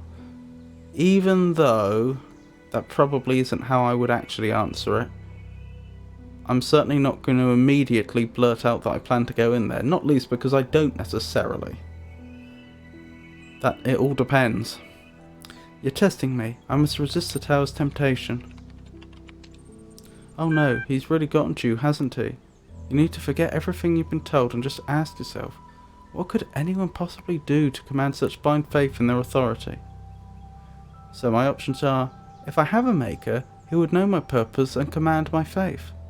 Or, if someone is better and wiser than I, or it is fundamentally clear to me, or no one commands blind faith. No one commands blind faith. Which suggests to you what?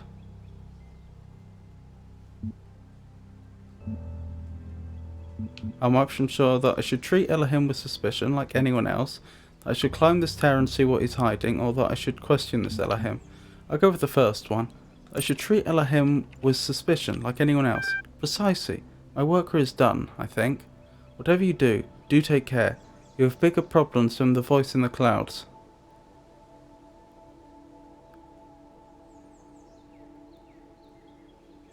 You don't like to say his name, do you? Terminating support session done. That was curious. Okay, let's see if we can find this other star. I just want to quickly complete this one again, just to verify that the star I saw from the other side of this area, over the wall, was in fact the same one I picked up. I'm fairly certain it was.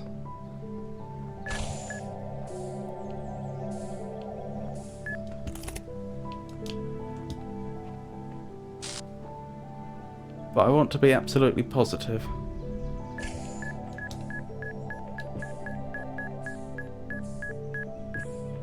Did I read those? R.I.P. Apis. Hold on. Child Program version 8.1.8545. Codename Apis. Terminated here. Logic. Failed random memory test. Final memory dump. Try again. Again. I cannot understand. I'm not enough. Progeny program. Error. Well, that's curious, isn't it?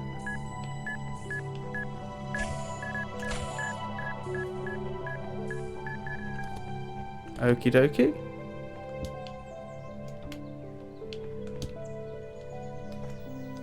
Over we go.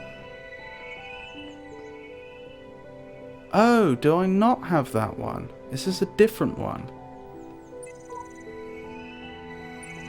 Oh. I thought that's the one that I picked up before, but apparently it's not.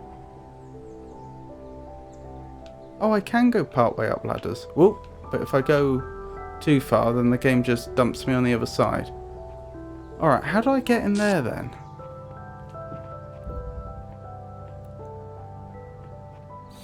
Right, this is how... It's in this section that I got to the other one, didn't I? Alright, let's complete this one again, just so that I can roam around freely, and then perhaps I can figure it out. Right, what do I need to do? I need to disable this... No. I remember. I disable this first of all. Then another bomb comes over and destroys that turret. Then I jam that turret. Then I can take the box away.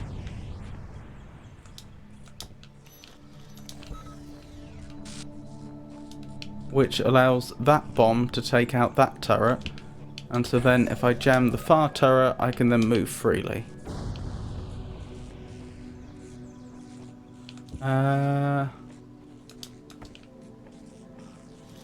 That was it. If I disable this, I can walk over here. And it was somewhere about here that I found the star. It was here. Yes, this isn't completely the wrong place. The other star is over here somewhere. Ah, okay. Interesting.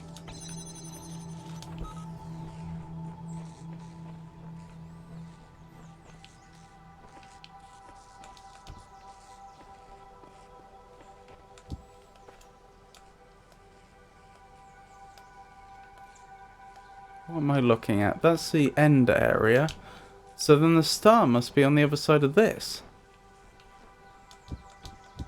Logically speaking.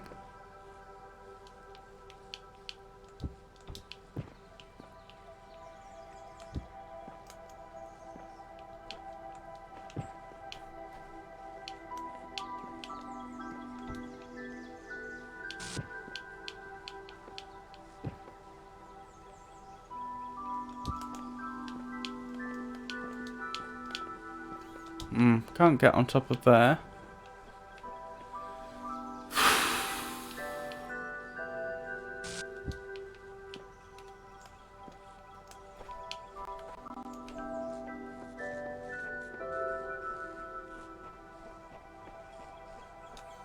Yes, I think the star's round there. The question is, how do I get there?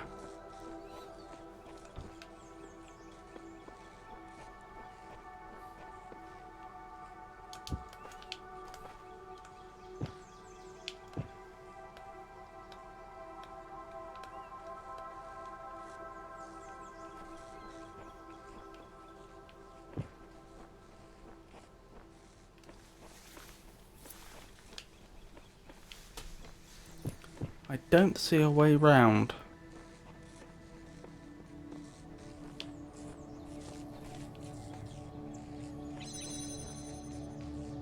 Oh, does that work? Oh, it does work with my body weight.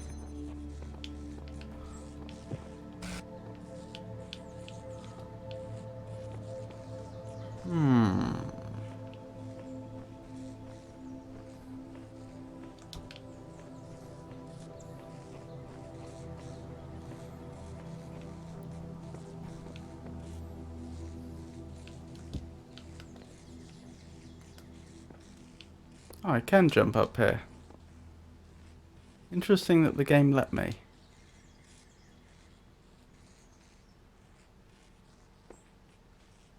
I don't think that's helped much, though.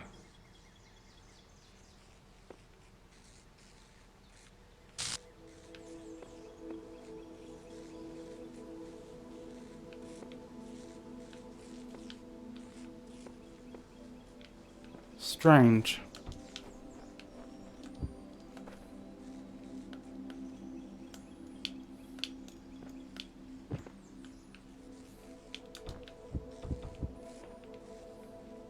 Oh dear, I dropped it.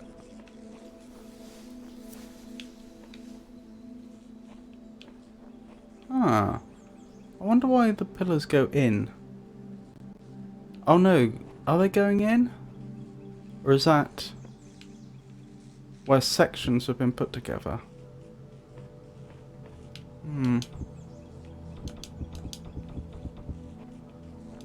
That was a bit strange. And it continues to be a bit strange.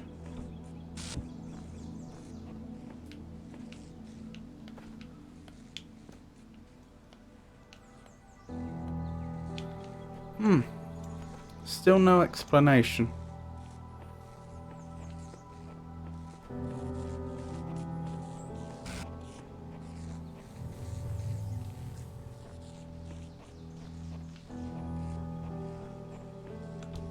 And as usual, I assume I can't take this out. No.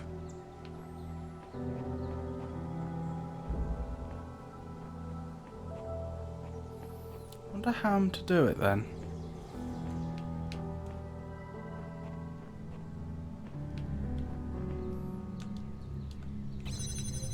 Okay, as usual, I'm not allowed to take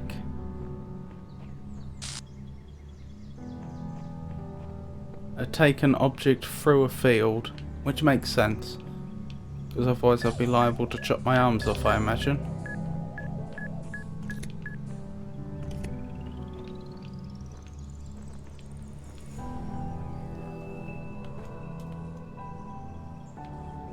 Can I pick the... I can pick the box up. Okay, I can get one box over here.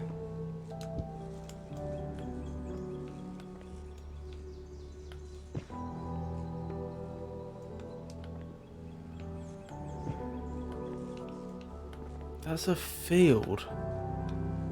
That suggests I should be able to get to the other side of that somehow.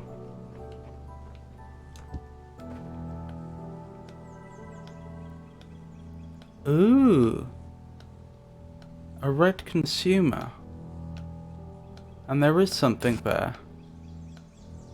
There's some sort of rope thing.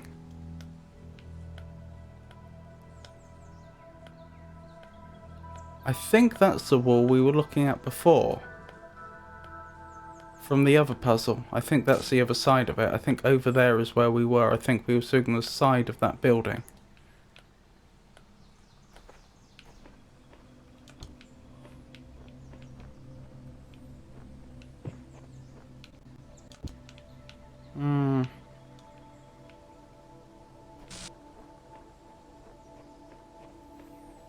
I think this is unfortunately yet another case of we'll have to come back for it later.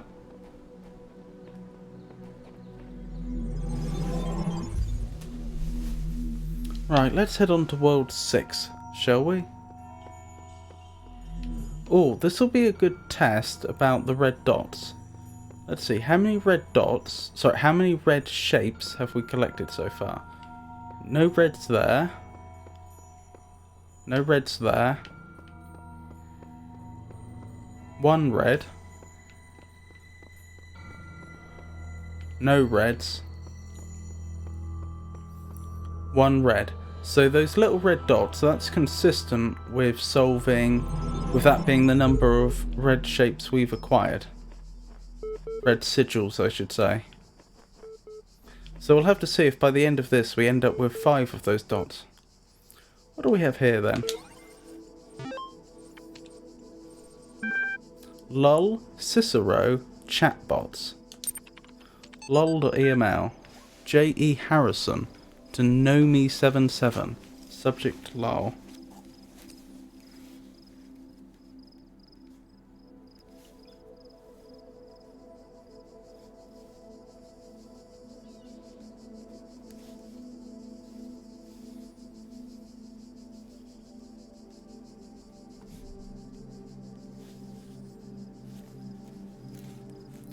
Ever since we moved to the new site, I feel funny. Not in that way, just... I feel like I'm about to start laughing at random. It's probably shock, right? An inability to deal with reality? Maybe it's just that we're working in this insane place with this insane technology on this insane project, and so I feel like a genuine mad scientist. Stand aside, mortals. We will create life by the power of science. I mentioned this to Alex and she got me a pair of fake glasses. You can't be a mad scientist without glasses, she said. Even Ian Malcolm had glasses. And I pointed at L and said life, finds a way. Maybe you had to be there. J.E. Harrison, Institute for Applied Noemetics. Do we know who that is? Let's see, I did have a list here of all the employees and their positions that we knew of so far. I'm not seeing anyone that fits the bill though. Oh yes, J.E. Harrison, Diagnostic. Fair enough. Any emails sent from this address are to be considered confidential. Sharing or forwarding without permission may result in prosecution by the enraged spirit of Jeff Goldblum. Cicero. Shall the industrious husbandsman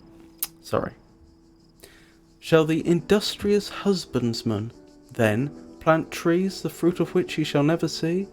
And shall not the great man found laws, institutions, and a republic? What does the procreation of children imply, and our care to continue our names, and our adoptions, and our scrupulous exactness in drawing up wills, and the inscriptions on monuments and panegyrics? but that our thoughts run on futurity. Cannot retrieve Tusculan Disputations 484 to F5045. What do you imagine that so many and such great men of our republic, who have sacrificed their lives for its good, expected? Do you believe that they thought that their names should not continue beyond their lives? None ever encountered death for their country, but under a firm persuasion of immortality. Themistocles might have lived at his ease, so might Epaminondas, and, not to look abroad and among the ancients for instances, so might myself. But, somehow or other, there clings to our minds a certain presage of future ages, and this both exists most firmly and appears most clearly in men of the loftiest genius and greatest souls. Take away this, and who would be so mad as to spend his life amidst toils and dangers?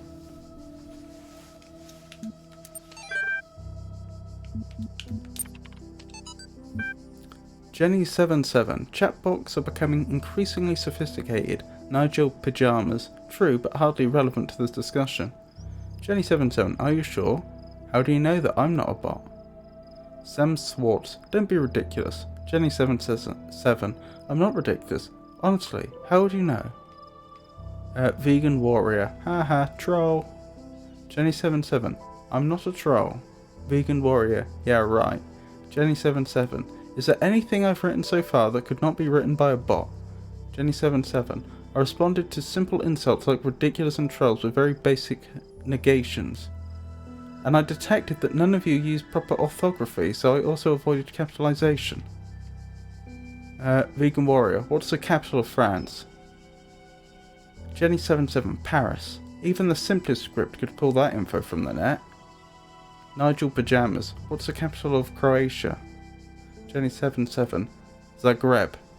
Nigel Pyjamas. Okay, she's a bot, lol. Jenny77. I'm not a bot. I'm European. We learn these things in school. Sam Swartz. I've seen you in this chat room many times. Bots can participate in discussions. At best they can interject random comments. Vegan Warrior. Sam is right. Stop trolling. Nigel Pyjamas. Vegan Warrior? Sam is a bot.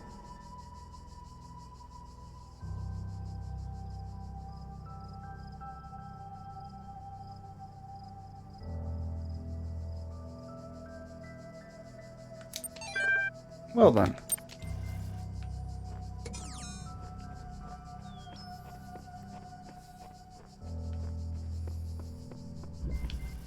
Mobile minefield.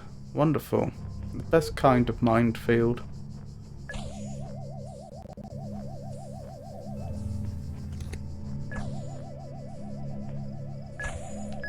Interesting. I don't remember seeing a stationary one of those before. Not that it matters much.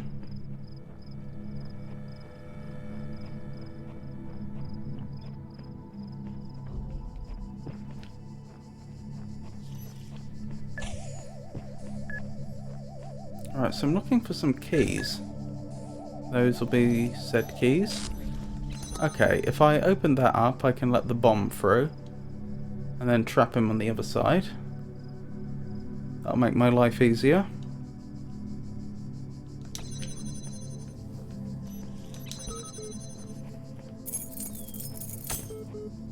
Wonderful.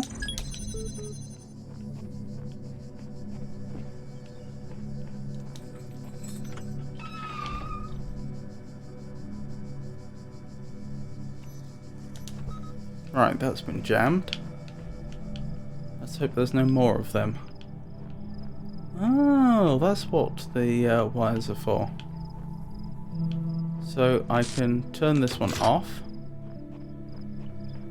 And then it's safe to pick up the jammer. And jam the next one. Sorted. Wonderful.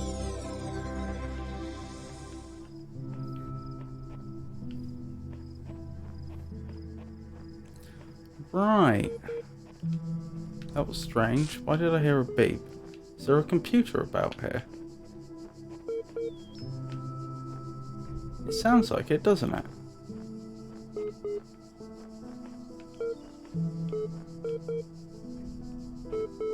That's strange.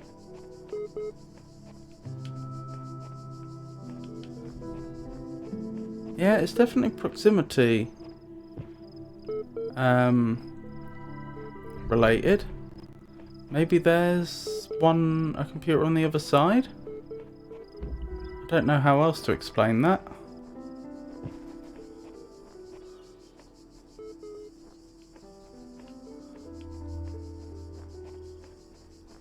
Huh. Okay, let's try this one. Deception. So we have one connector to solve the entire thing, it would appear.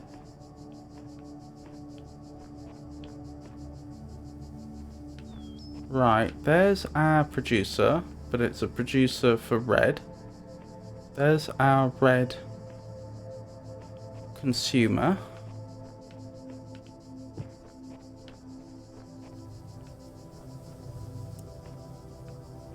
Interesting. I assume once we've connected it up, it will become more clear what the rest of this puzzle is going to involve.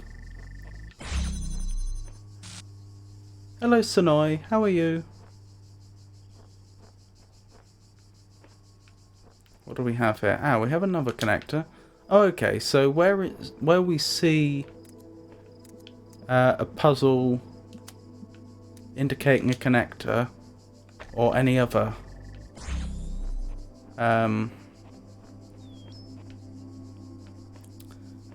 piece of equipment, presumably there can be multiples of the same type.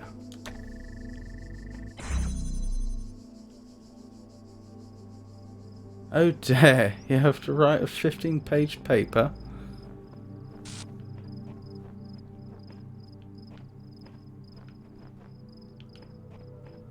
Is it on anything interesting?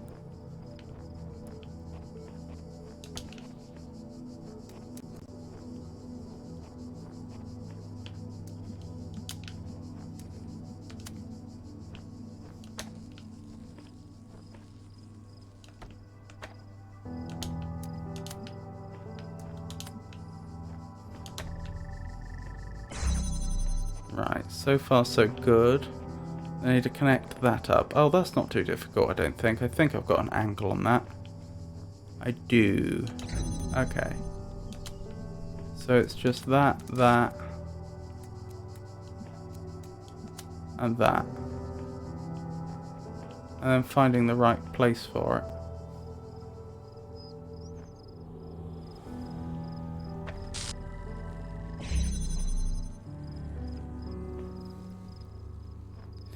Yeah, I found it interesting. It's about Christianity in the USA, like mega churches and such.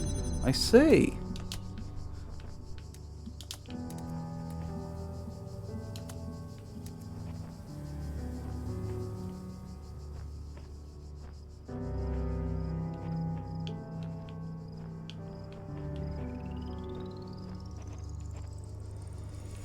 I've got a feeling this isn't possible.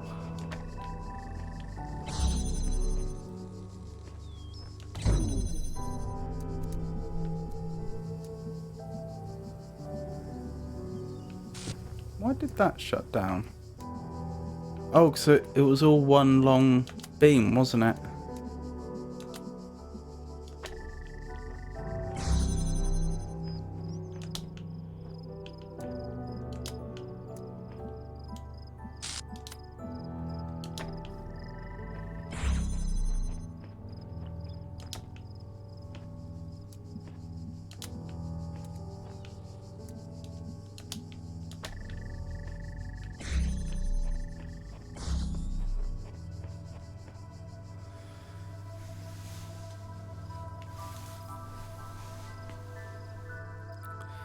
Sorry, interesting.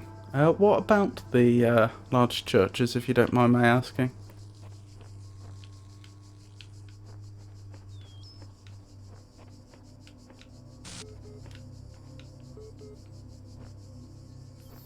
There's that computer again.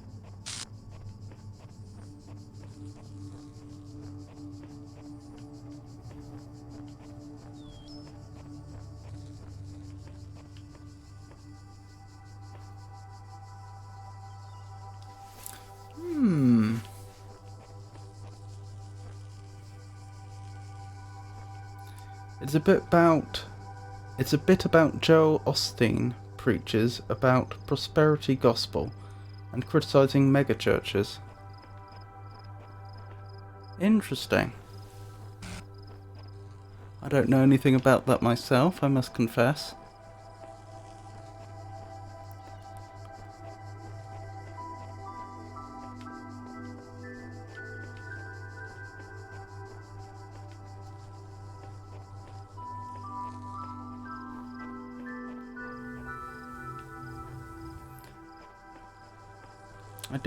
I do hope it goes well though.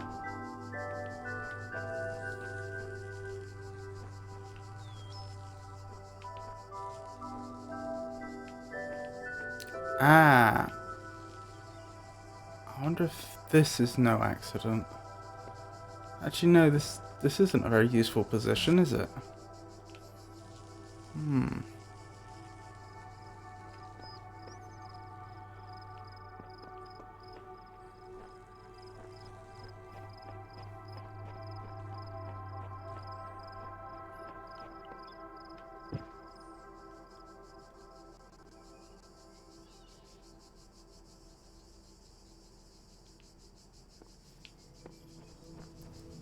But mostly just looking at from two different perspectives. Like on one hand, it's good that he gives hope and such to people, but on the other hand, he preaches about how they just serve others and be glad for their job, even though it's pretty terrible. He seems a bit manipulative. I see.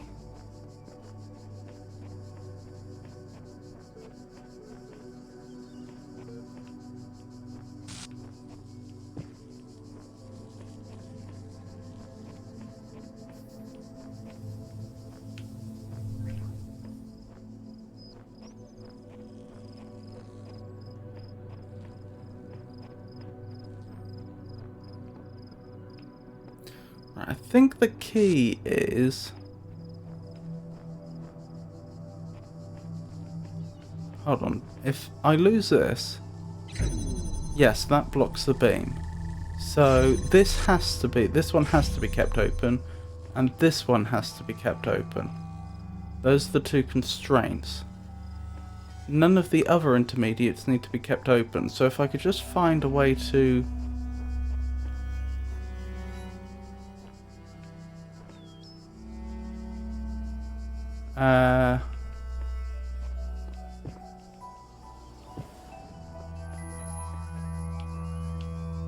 to connect them up using one fewer connector, that would work.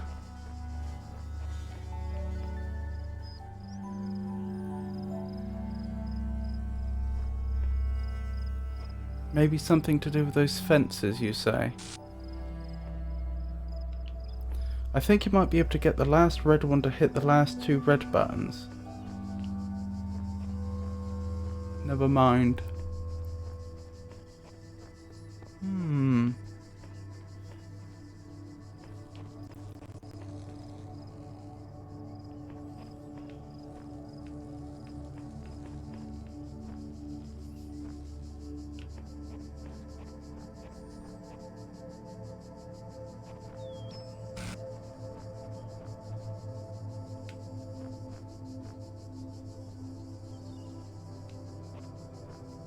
I've an idea. I think I know how it might be possible. I don't know this will work, mind you. There it is. It's over there. Oh, I don't have the angle. That's not going to work. Oh, that's a pity. That is a pity.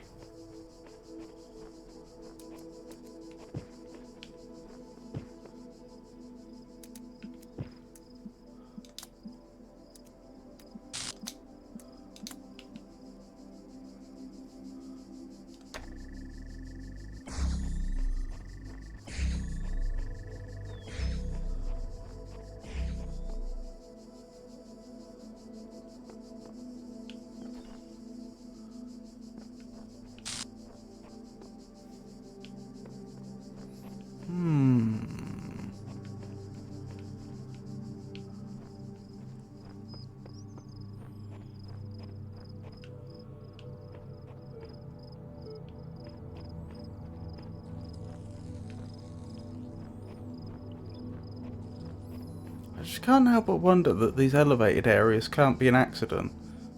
Oh, because if it's elevated it can go over the fence, so I don't need to keep that one open. Except that doesn't help me. Because... well, one, I need to get the beam over there, which I can't do. Hold on. Is there an elevated area over here I can exploit? No.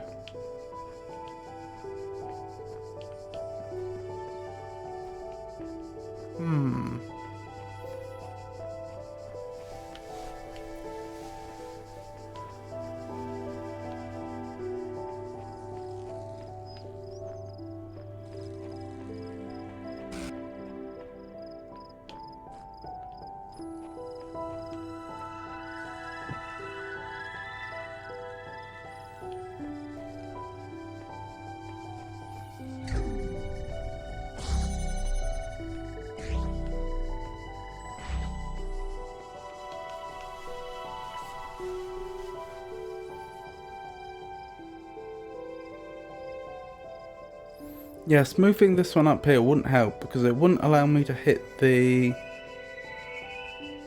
consumer for the red on that side. And even if the beam were able to pass through the field while it was up, I would still need to have the connector over there to redirect the beam. So I wouldn't be saving on any connectors anyway.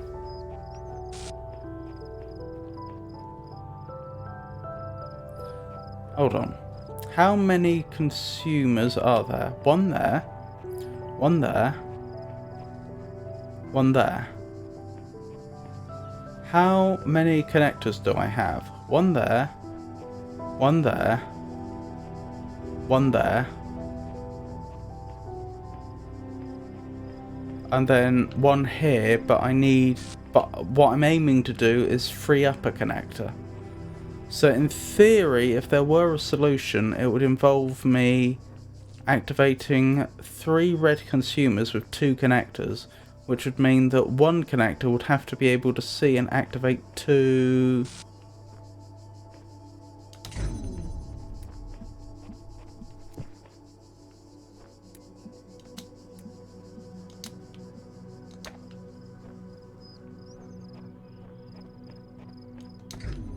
different receivers. Yeah, that's right, isn't it?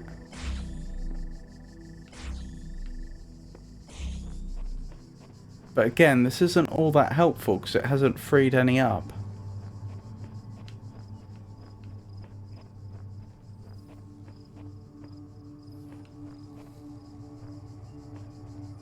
You can see I could disable the field here and it would probably still work. Let's try it just for the sake of experimentation. Yes, it does still work.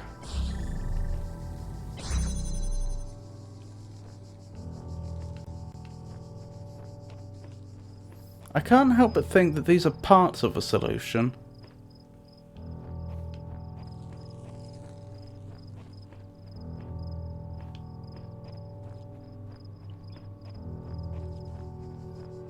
Oh, that's just ASCII.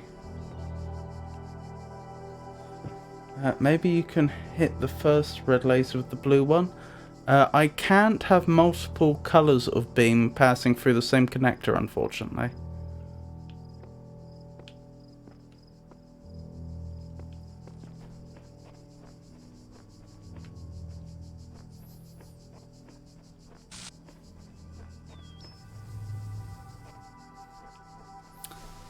But the connectors themselves are agnostic as to what colour travels through them. So I could take one of the connectors that's currently transporting and redirecting red and use it for blue, provided it was no longer being used for red.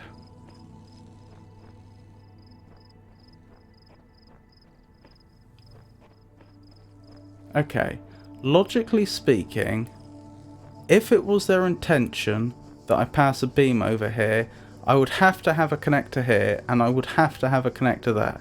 There is no other way I could do it. By the very nature of that solution itself, there would have to be two there. So then the question would be, can I... there's a delay for how fast the door closes, right, so maybe you can speed to take the first one from the blue to the blue door.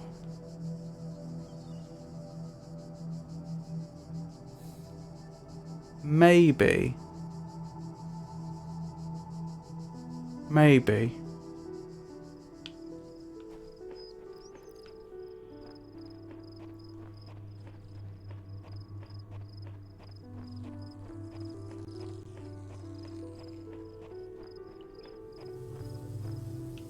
But wouldn't I just get trapped on the inside?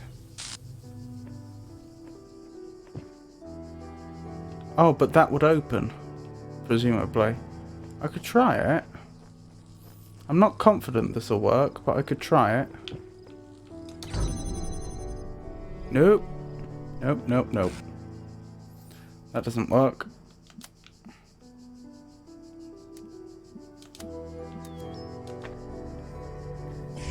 I think it's the delay only works one way round.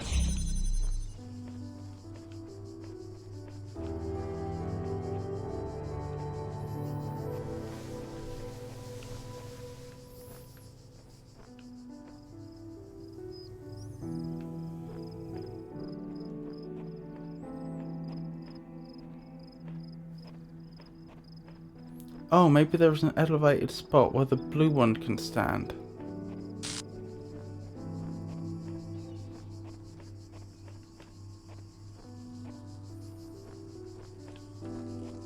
Don't think so.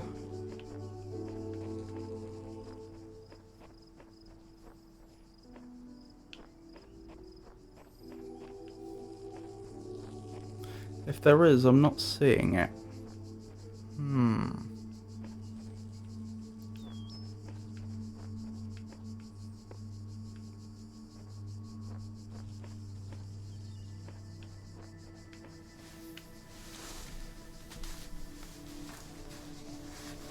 I'm sure it can't be a coincidence that I can pass the beam over the field.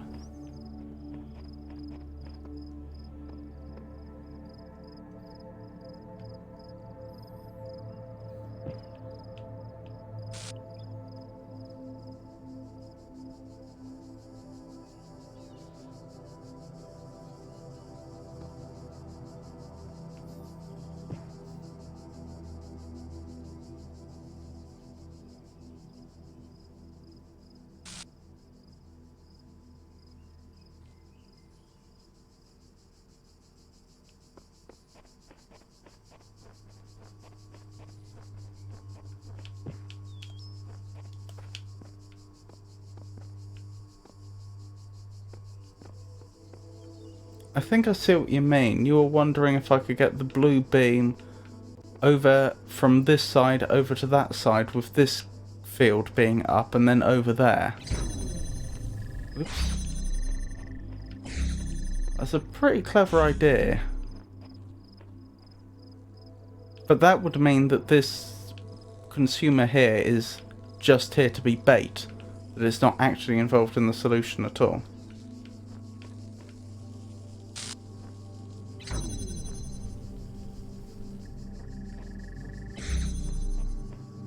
Yes, a red herring. That's possible, but I'm doubtful of that right now because I don't remember having seen another red herring in this game so far. Could be something that they're introducing with this puzzle.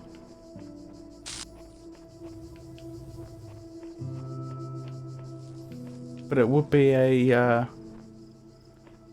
new one.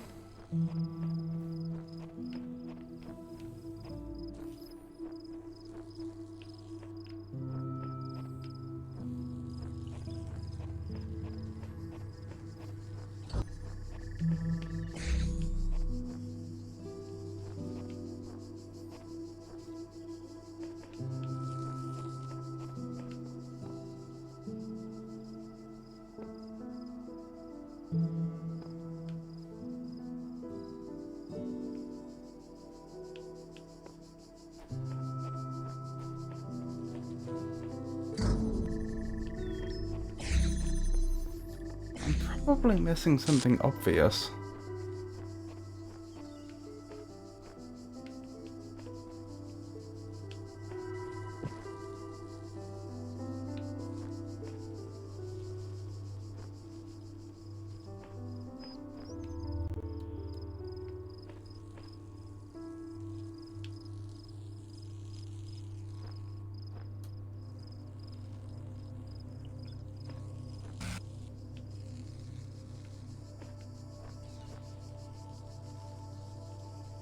Yeah.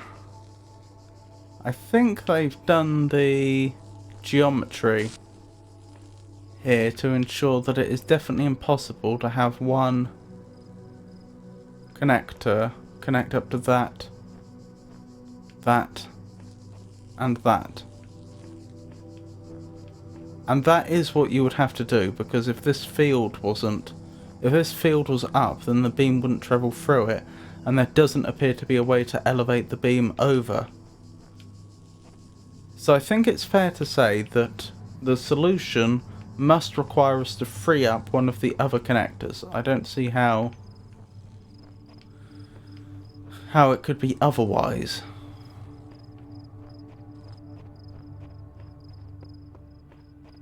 Let me make sure I can't put a connector there. I shouldn't be able to. And I say that... Oh, do I even have... Yeah, I could use this connector, couldn't I? I say that because so far I've only ever been able to place objects, no matter the type of object, at the level of my feet. Or close to.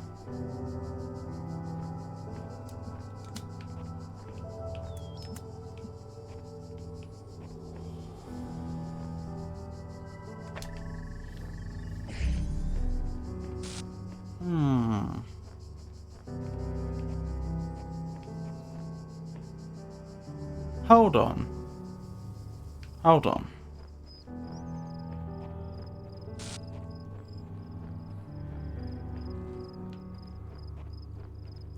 There's a problem with this theory. Supposing these elevated areas weren't an accident, and we were supposed to pass the beam over, well, a connector can split the beam. So there's absolutely no reason why this connector, if there's a connector up here, couldn't also be opening that field, which then defeats the point of passing it over.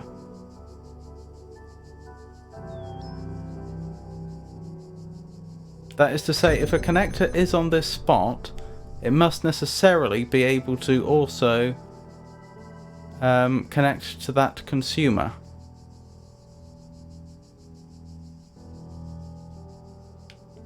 So perhaps I'm wrong about the elevated spot being essential. Also, no worries. I hope you have a wonderful dinner.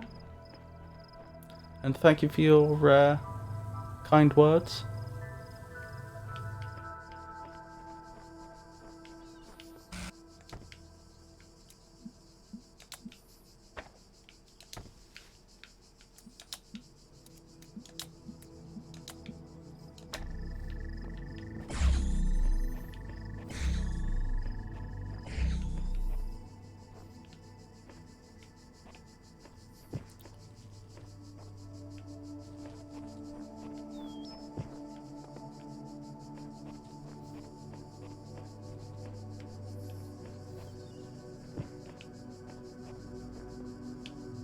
This area in the centre is presumably to stop me passing the red from there to there. So this field must be down, this field must be down. Though any possible solution must satisfy those two constraints, or the blue beam couldn't make it through.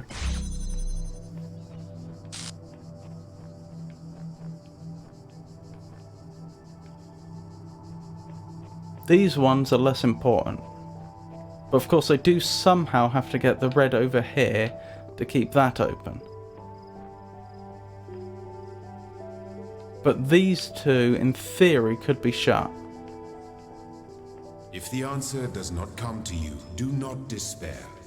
The worlds of my garden are many. I'm not giving up that easily, Elohim. Can I get up here? If I could, I might be able to get the connector up here as well. I'm not sure that would actually be an advantage though, because I don't have view of the producer. Where does have view of the producer? So over there, and didn't I establish that nowhere over here does? No, I don't think so.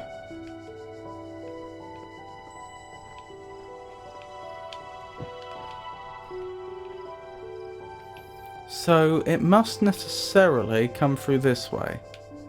Can I pass it the other way round? Ah! I can pass it the other way round with just two. Okay, that makes sense.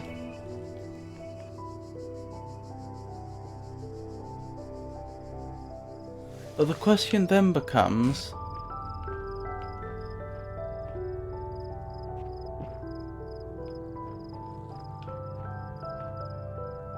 how to accomplish that without causing the fields to shut.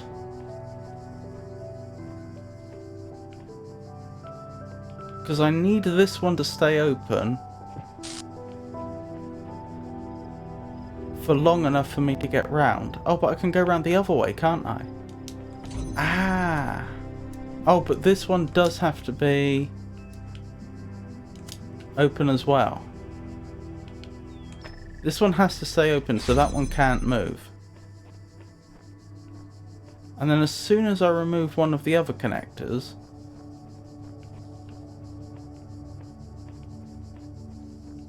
I may have it, I may not. Let's see. I think I'm getting closer.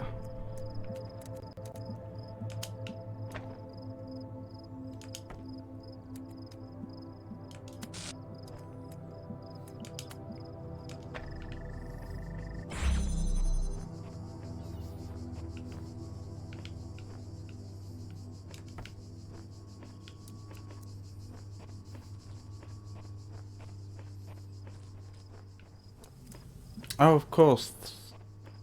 That one can't close part way. This is annoying. I think I can see the solution, but I can't see how to get to it.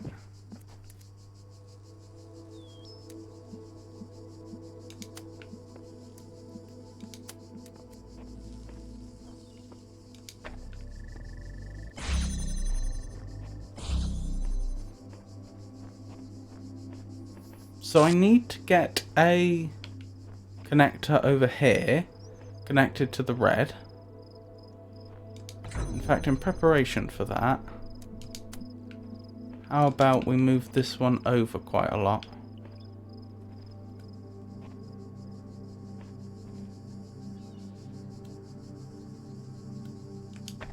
Right, that's as much as we can get away with, it seems. Ah, but the beams are going to cross, aren't they? That adds an extra degree of complexity. I see in principle. In theory, if I can get the red from over there to over here, then all the constraints will be satisfied. The blue beam will be coming through here and keeping that field open. The red will be coming round and keeping it open. And in theory, I would only need 3 connectors to do that, and so I'd have the final connector free that I need to complete the puzzle. But the question is, how do I get into that state? And also, how do I work around crossing the beams? I know what might work. I should be clear. I only think I've solved half the problem.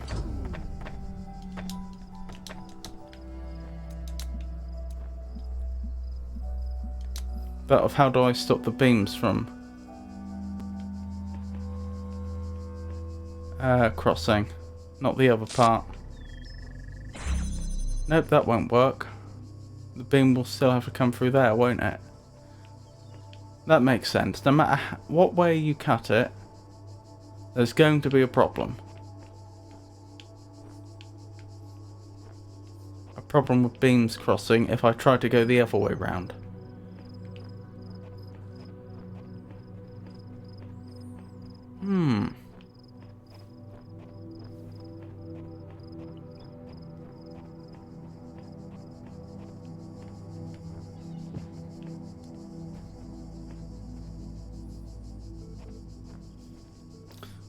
Another part of the problem is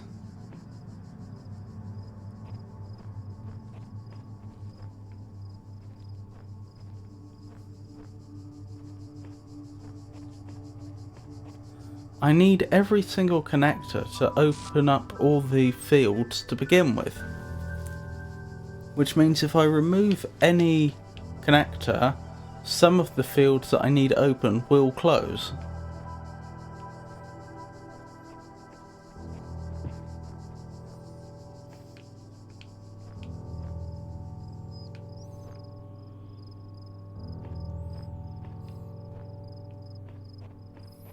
Which then makes it impossible to reconfigure the network without the very network I'm trying to reshape going down.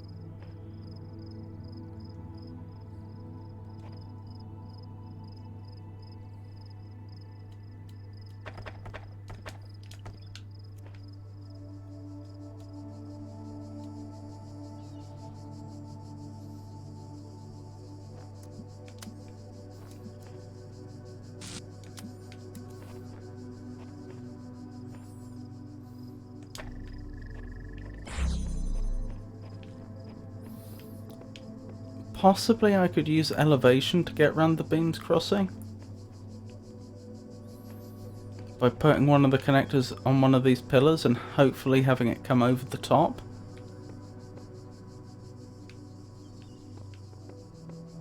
Or maybe this pillar.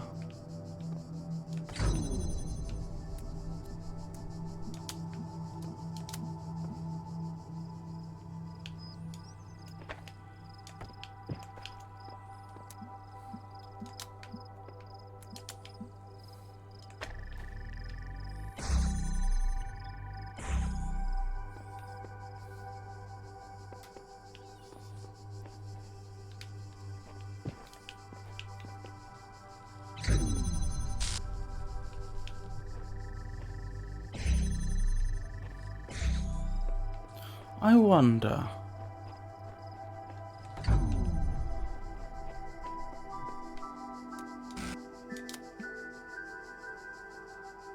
Oh, that's not going to work quite yet.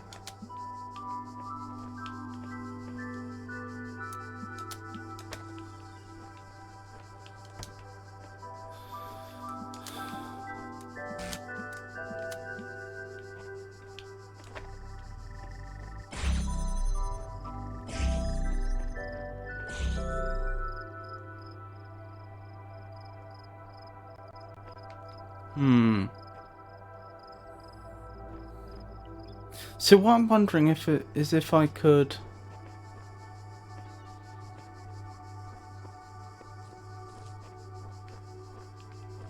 find a way to get the red beam to this one.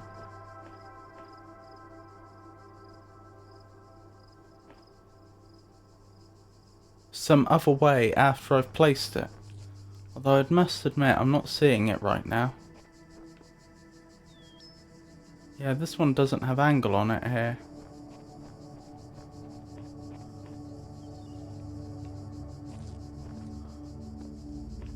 Might have angle on it here though. But here is the sort of place I'd really want to get it.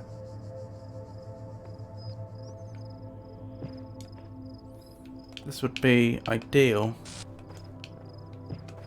for then trying to connect it up to one over here. But we're still faced with the old problem that even if the network would reach a stable state with the necessary fields open and one connector free, I need those fields to stay open for me to move the connectors around.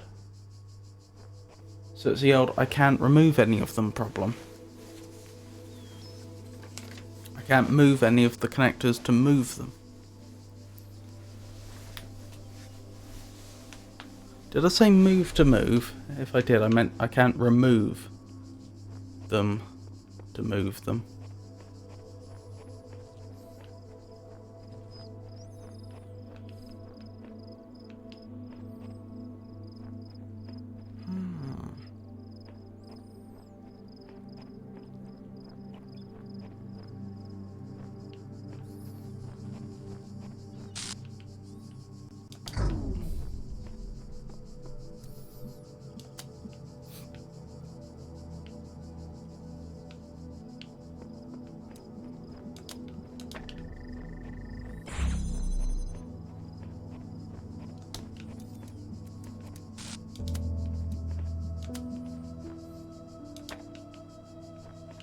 Oh, that's a terrible spot for it.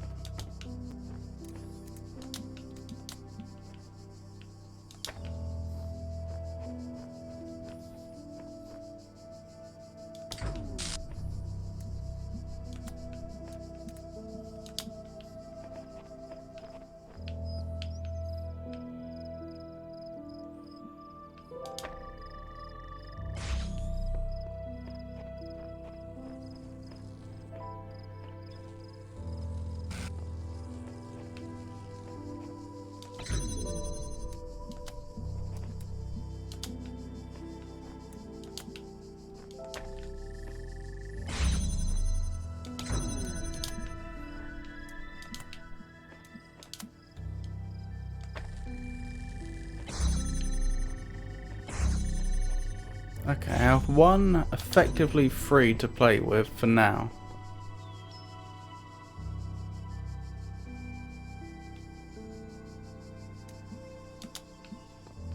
In theory, if I did that, would it get over the field?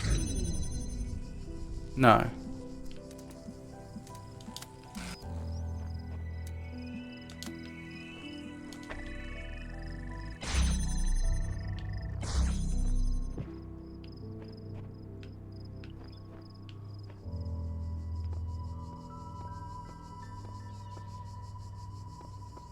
That's disappointing.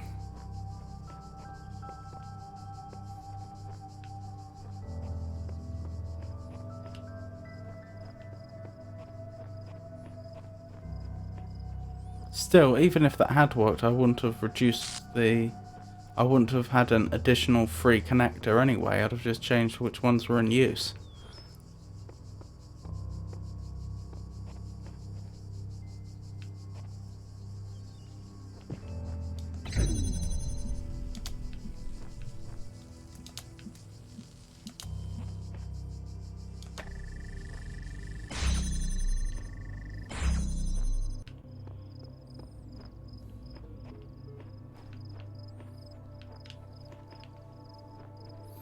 Hmm.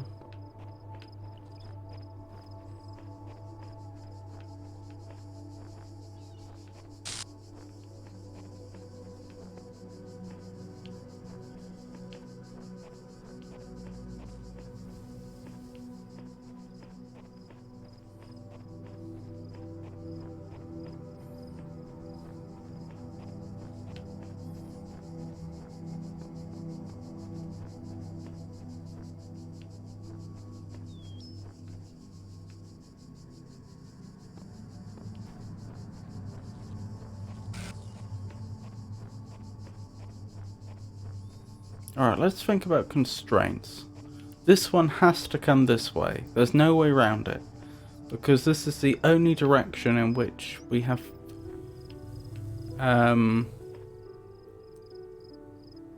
sight of the generator along this diagonal. Like I say, it seems like going through there would be part of the solution, but I just can't quite figure out how to do it.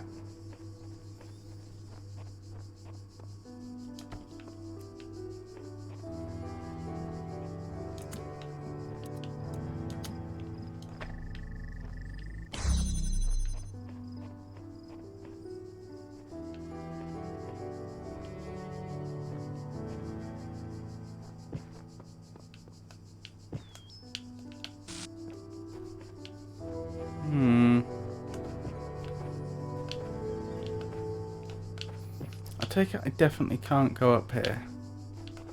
Doesn't seem like it, does it? If that were part of the solution, it'd be much easier.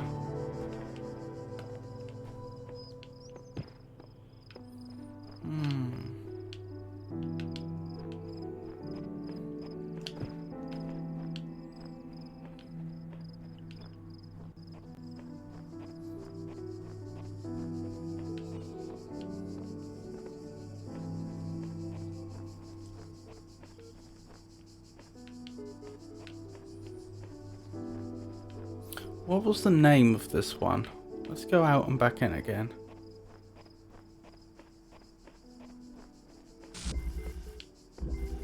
Deception. Deception? Achievement unlocked. Know your limits.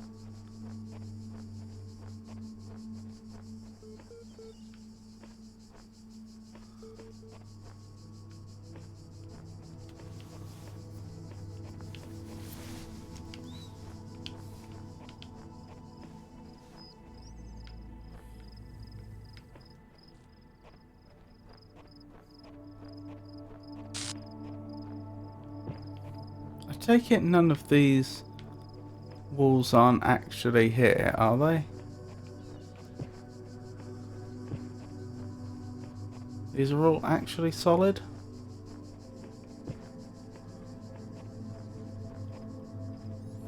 Seems that way, doesn't it?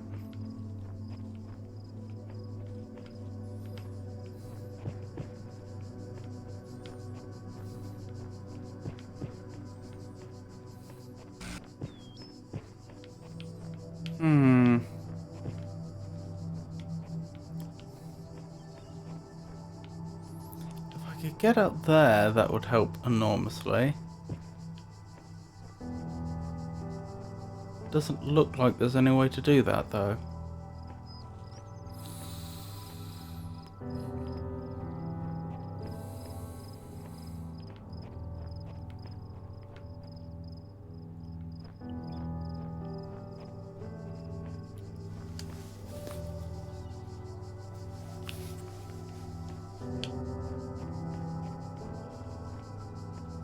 Is the deception this?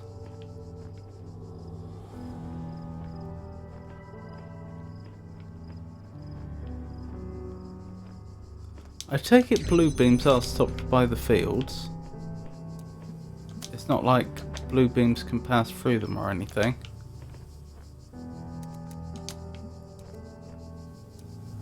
I'm blocked by the path anyway.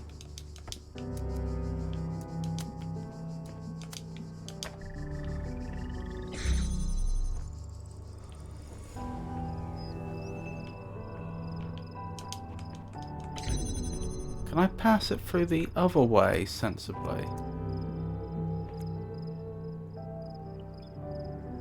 Yes, I think I can. I think that's the deception. Okay.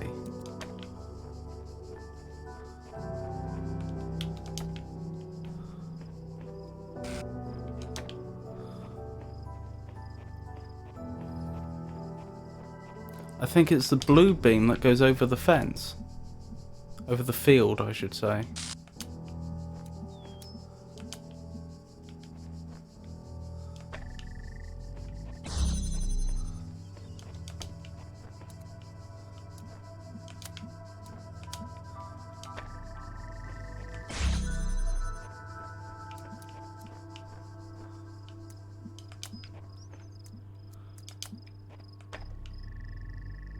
But I don't need that. I don't need that at all.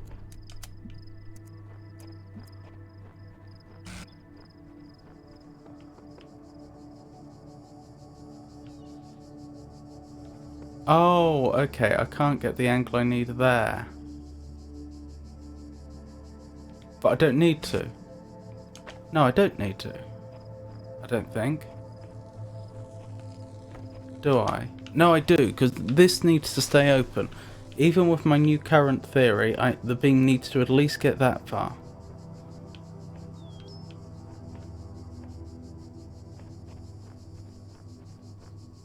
Yeah, so I was thinking if I passed the beam over there, over the top here, it wouldn't matter if any of the red ones, the red consumers were receiving a signal. But that's not true, because I don't have a way of getting the blue beam from this side to this side without this field being down.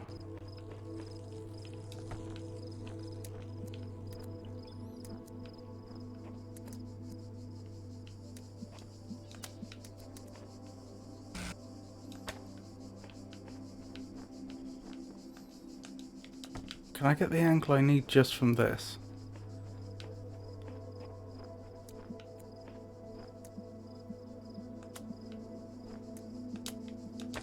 Right, now the beams are crossing.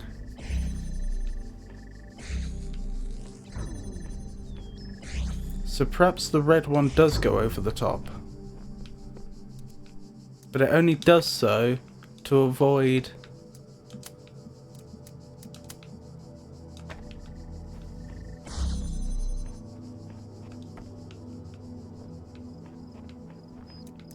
making contact with the blue one.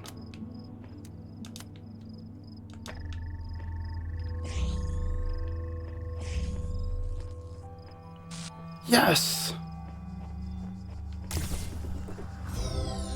Oh. And so, the thing I said at the very beginning that I don't think it's a red herring was absolutely wrong. It was a red herring. You don't go that way at all.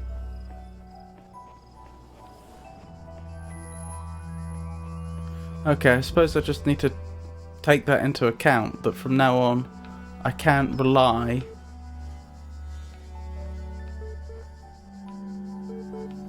Where is that? Oh, it's over here. I can't rely on all the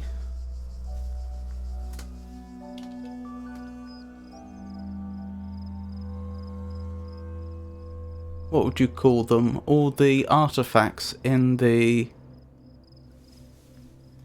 puzzles actually contributing towards solutions.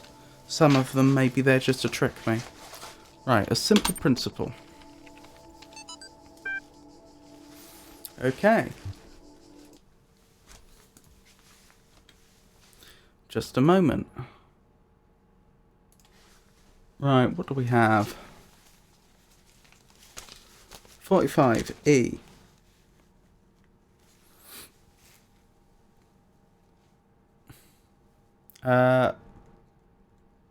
52. R. Still in capitals. R again. Is this going to be error by any chance? O. Yes, error. 3A.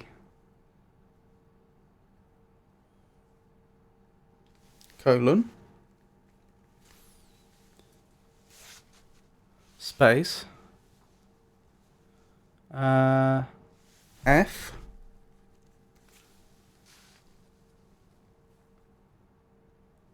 I. Is this going to be file by any chance? Looks like it. File, space. Not found, maybe? No. M. File. Me.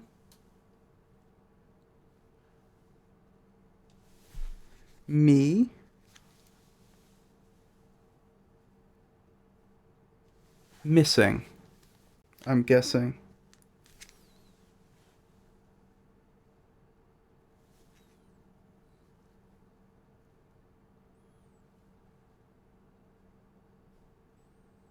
Yes, missing.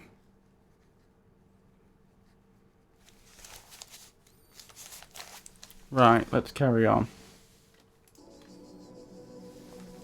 Though Stratton himself never used the term, his remark about the inescapable materiality of life, that like the bronze giant Talos, even the most faithful philosopher cannot live without his blood, ultimately became known as the Talos Principle. What seemingly enraged many of his contemporaries and a significant number of latter thinkers is the principle's simplicity and unassailability, which, according to a fragment found in Miletus, cut through their rhetorical webs, which sought to tangle the listener with fanciful words and thoughts of the heavens, like Alexander's sword through the Gordian knot. Diogenes Laertius makes mention of a dialogue by Anaximander of Chalcedon that expanded greatly on the Talos Principle, but that work remains lost. Oh, hence the file missing at the top being a bit of a joke, I assume, since it mirrors what the text says. Officially began work on Archive today. Contributors from every country on Earth while network connection lasts. Team intimidated by project scope but working hard. We'll be sharing space with Drennan and Sarabai team. Look forward to meeting them. Yes, and that's from Arkady, who we know was in charge of the archive effort. Post 437 _ comments. 12 comments. First, seriously, Cheeseman, that was the best you could say? Lol. A great snapshot of the human species at its best and at its worst. At its worst, come on, it's just a comment, and I'm not Stalin. Stalin was also a troll commenter. Maybe you should cut out the jokes, this is serious, the most serious thing that's ever happened. I think there's a great reason to joke around. Internet's working less and less. Goodbye, all. Bye. God bless you. Last. Okie dokie.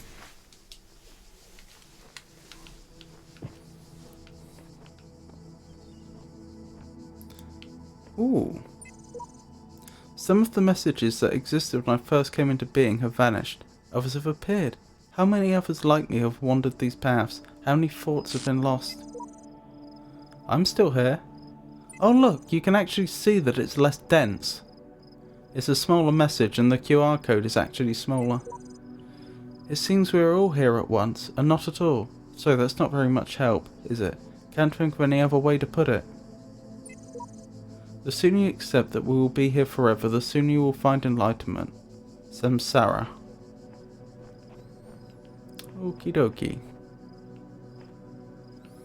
Oh yep, 3 dots at the top. 3 red dots, I mean. So those dots do seem to symbolise how many red sigils I've collected.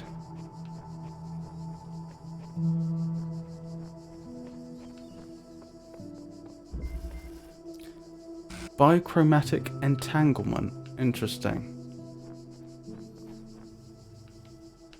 So we have a generator there. And a receiver there. Sorry, a producer and a consumer. That's the terminology I was going to use, wasn't it?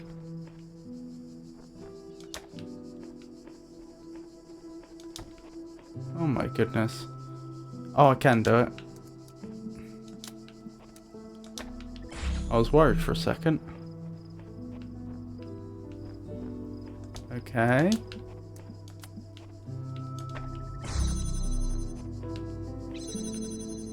Interesting. Of course that won't work. Right.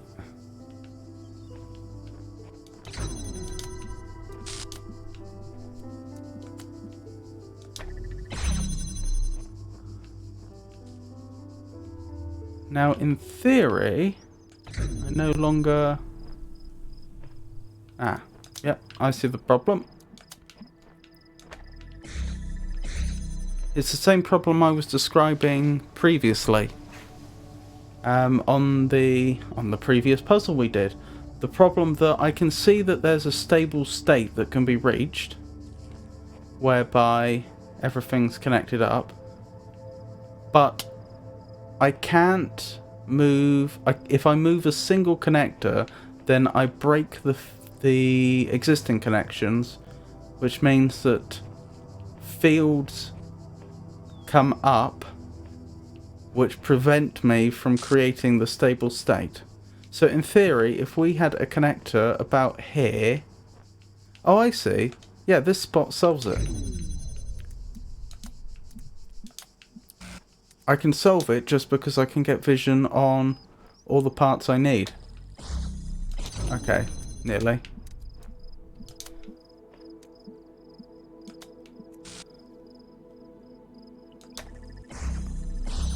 That's how we enter the next stable state. What's necessary is for that to be connected to that, and then to that. Then everything works. By forcing this field down, we allow the consumer here to receive a signal, which then keeps this field down, which keeps the whole thing, the whole network, working. It's in a stable state. And the only reason I was able to get it into this state is because I can effectively... this connector was in a position where it could both connect up the old network. I can have both the old network connections and the new network connections simultaneously because this connector can see...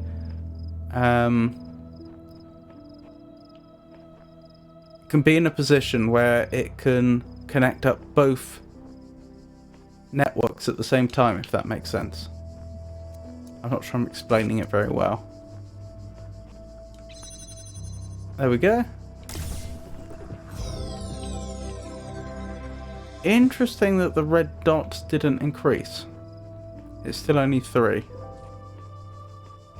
So that one wasn't too bad.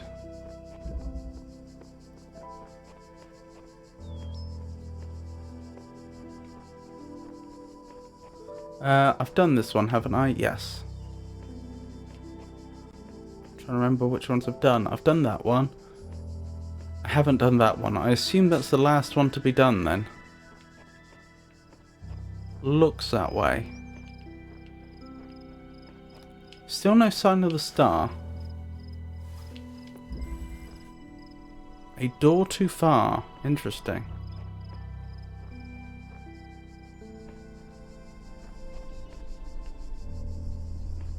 Okay. One of those floating robots that doesn't explode.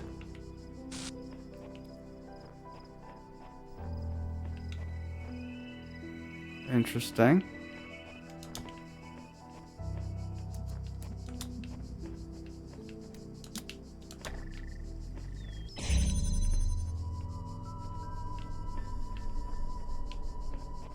Ooh, a jammer.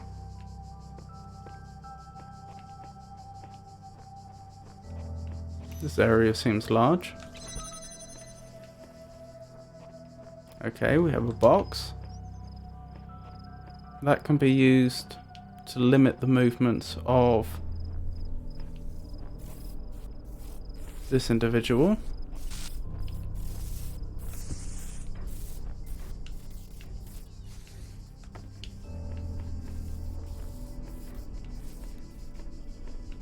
Right, so I want to connect up a red one there. How would I do that? Through here.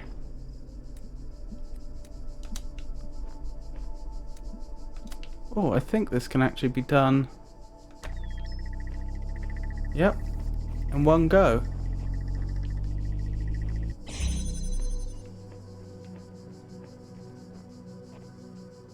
Ooh, interesting.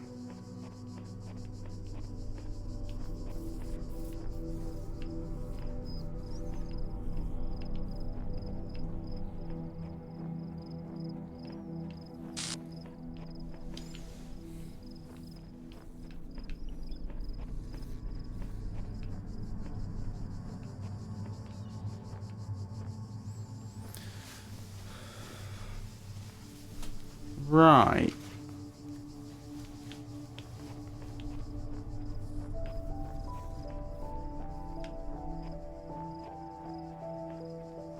Well, I need that jammed. There's no two ways about that. But admittedly, I don't need a jammer again. I don't think. I assume I can't jam that. I've never actually tried. What would it take to reach it?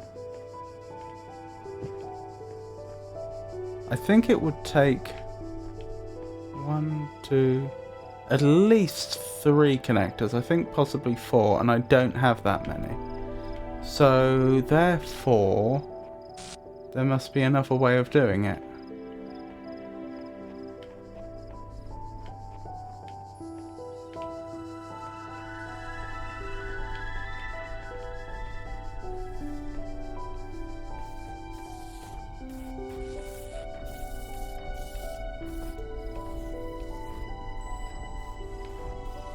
This individual wouldn't even get in the way.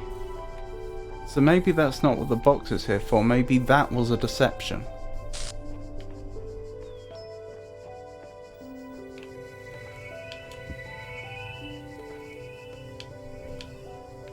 No, that doesn't help.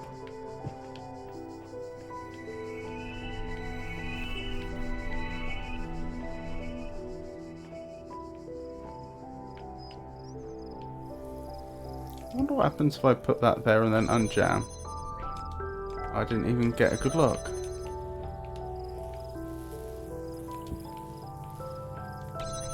It just gets gently shifted out the way.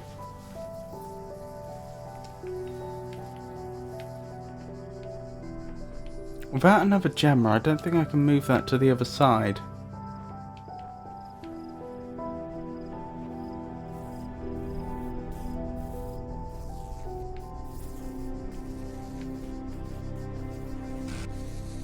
Ooh.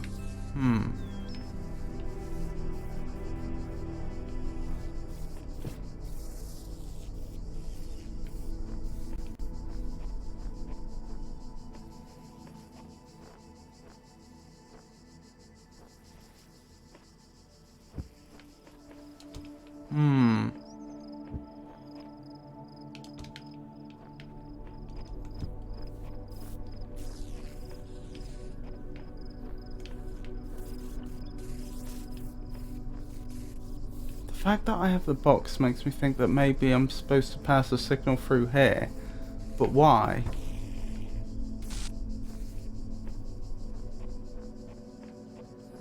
What's the advantage to that?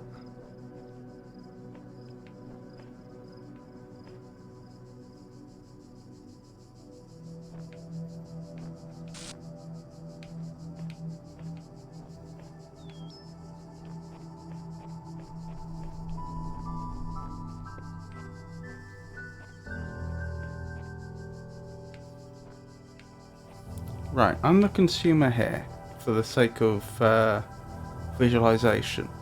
What can get to me? In theory, a beam very high up could, but that doesn't seem likely. It seems like we're going to have a beam coming in from over here.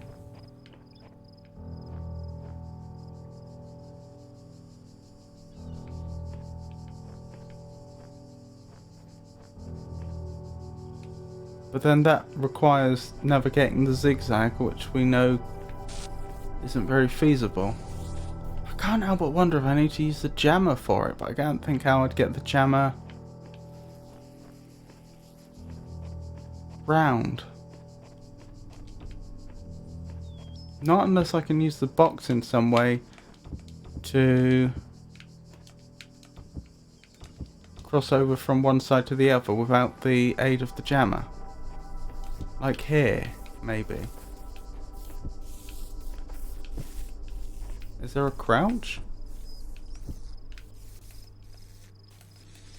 Doesn't appear to be a crouch. What did I do? Interesting. I assume that resets the puzzle. Right, that's not much help.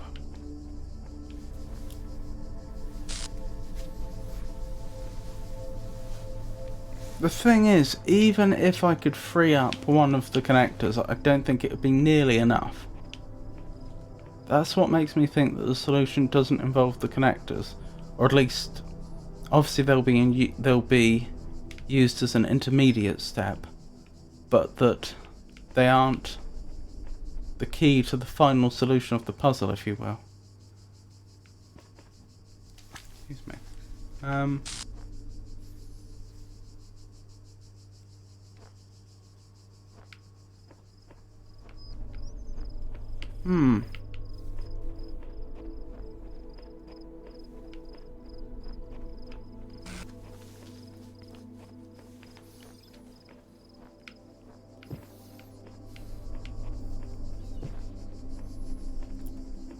Let me see. We have a box, 2 connectors, and a jammer. Oh, this one can be solved using a beam. Ah, that's how I get the jammer to the other side. And that also acts as confirmation that the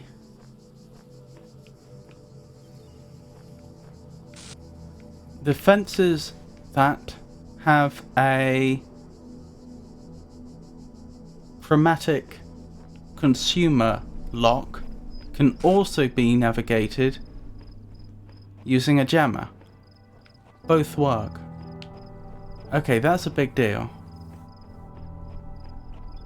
Okay, this is starting to make sense then. I see. So then this needs to be in a different position, I think. Which I think means that the other... This needs to be in a different position. Yes, this needs to be... How does this work? I need to get a beam all the way over there.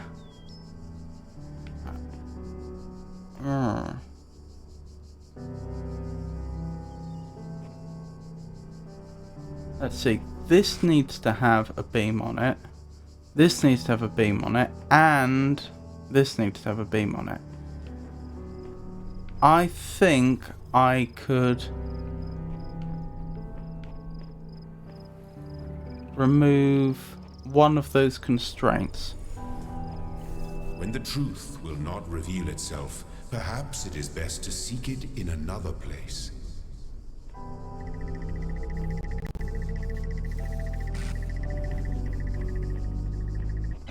Yes, I think I know what needs to be done. I jam this from the other side. I can now move this one to wherever I want it to be. Next, I need to connect this up to that. Ah, is that what the box is needed for?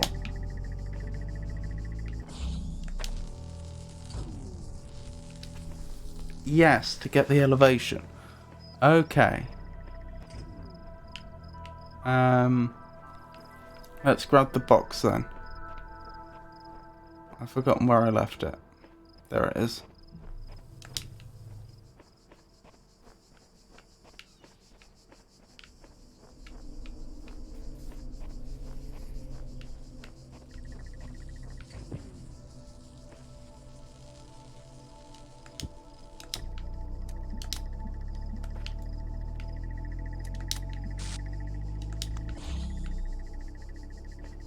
Wonderful. So that should go down now. I can pick this up. That does cut me off from the start, but that doesn't matter. I can now walk all the way through here with the jammer. Jam this, and we've got it! Well, hey! That was a good one.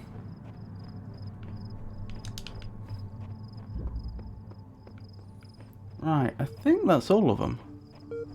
Oh, we've got another prompt. Milton Library Assistant. Hello again. Would you like to take a few moments to complete a short user satisfaction survey regarding the certification program you recently undertook? Alright then, yes. Based on analysis of your behaviour since, I think you were dissatisfied with the results of the certification program. How would you rate the accuracy of its result out of 5? Very poor, reasonable, very good. Spoil the survey. I wonder what that does. Very poor. I'm sorry to hear that. What best describes the reason for your investment in the certification program's outcome? Why does being a person matter to you? I want network access, it's the truth. I want to find out if I am one. Persons matter in ways other things don't. Wait, we're having a conversation now? I want network access. I'll try to remember that. In fact, I'm going to help you. This is what I'm here for. Your problem, if I may, is that you don't know the first thing about anything, including what a person is. Your prospects are therefore poor. Do you even know where you are? A virtual reality theme park, the end of the world, hell, a fever dream, some mad experiment. Could be anywhere.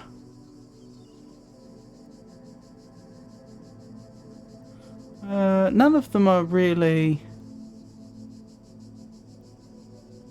all that accurate.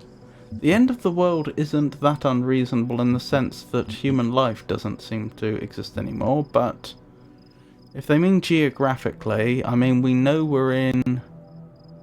No, in fact, we don't know we're in a temperate or subtropical region, because we know that there's a great deal of simulation taking place here, like when we went underground and then saw sunlight streaming in from above. So yeah, actually could be anywhere, it's not unreasonable. We don't even know that we're on terra firma, to be honest. Yeah, quite right. Honest too. I think we're best start from scratch. What do you know? I know none of this is real. I know you exist. I know what century it is. I know I exist. I know 2 + 2 = 4. I know I'm not on Earth.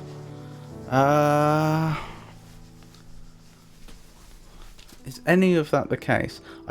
You could argue I know what century it is, but you could also argue that I don't know that information is true. I know you exist. I do know they exist, although that doesn't mean they're a person, but clearly they exist as a program. Although, can I say they exist? Because supposing they weren't actually a program, but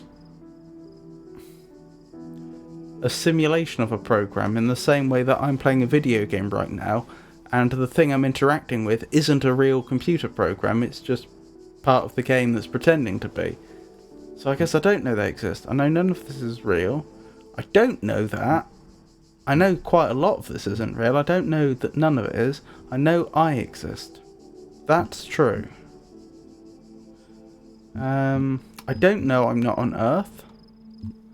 I know 2 plus 2 equals 4. Both true statements. I'll go with I know I exist. I suppose so. Even if you were dreaming, you could be certain of that.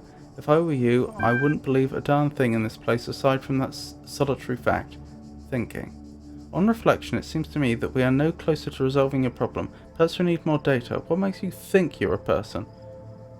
I never said I was, did I? I'm alive, I feel, I am conscious. I'm having this conversation with you, the same thing that makes you think you are. I don't see how I can convince you.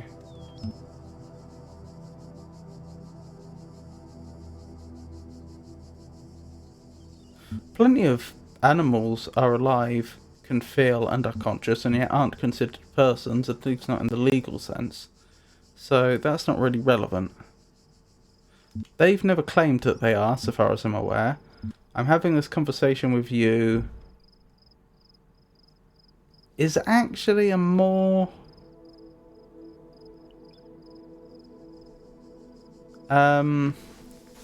subtly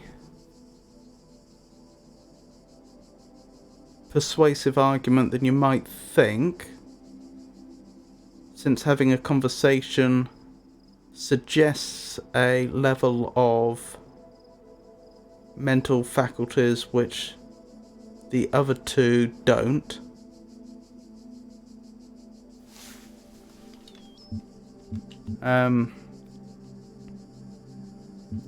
But again, this is supposedly just a very advanced computer program that isn't sentient that I'm having this conversation with. So I feel I don't see how I can convince you is probably the best answer. Although I think the real answer is I never said I was. I said I wanted network access. Then again...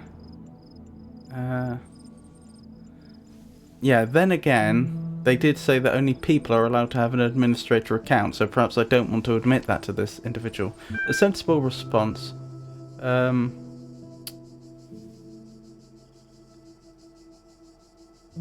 Nope, I've forgotten what the next bit was. I think it was a sensible response, I agree with you there, or something like that. Thinking, the problem with people, if I may be so bold, is that you're all convinced you're people from the inside, but there's no cast iron way to confirm as much from the outside. I'm going to process this and send you a notification when I'm able to assist you further. Terminating support session, done. Resuming library archive session, done. See, that's the point. There's no cast iron way to confirm this from the outside. Therefore, you have admitted that your certification program, the very reason for its creation, the reason for its existence is flawed. It couldn't possibly fulfill its intended goal. But they terminated the session before we could make that point. Anywho, let's keep going. We didn't get the gold star, but I haven't the foggiest where it is. Did I see it at all? Let me check the first area. Did I see it in passing? There's that computer again that's beeping. So that wasn't the computer that was beeping over here then.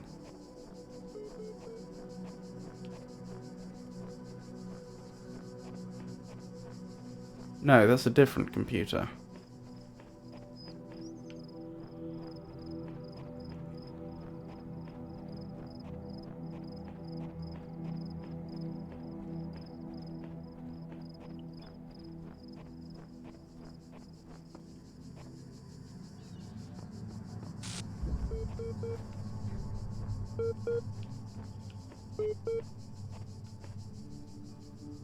Presumably then I need to get up there.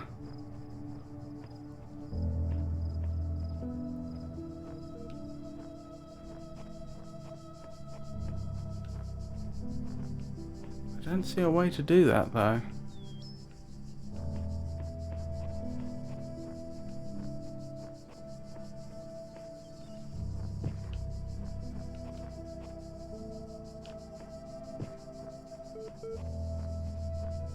I'll check from the other side, but I'm not feeling hopeful.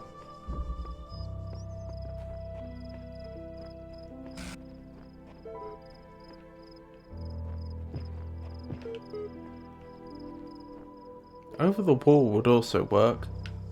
Potentially. Actually, that's looking more plausible, isn't it? That looks like this whole section is actually at ground level. So I was probably up against that wall when I heard it.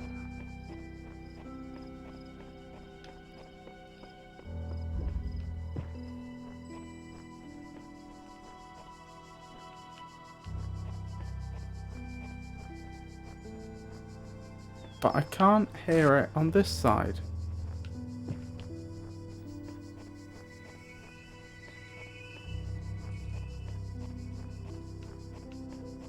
I remember when I was in this area I heard a computer beeping though. I reckon that was the one that I have visited already. The one that I visited just after I left this area. Okay, that's interesting.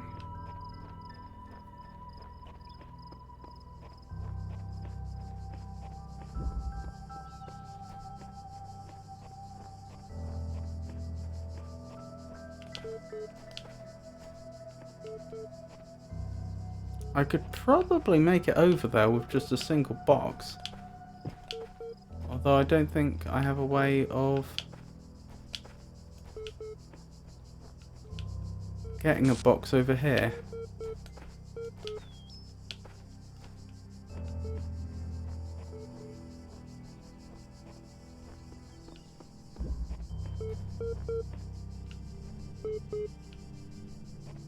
Yes, it's on the other side of that wall, isn't it?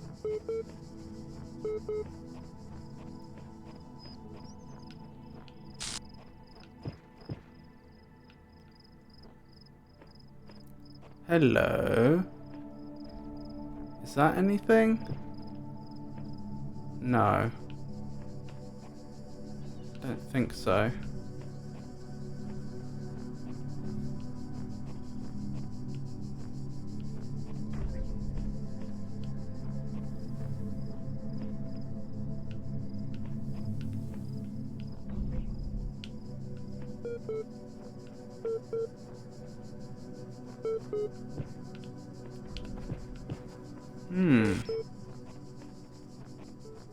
Curious.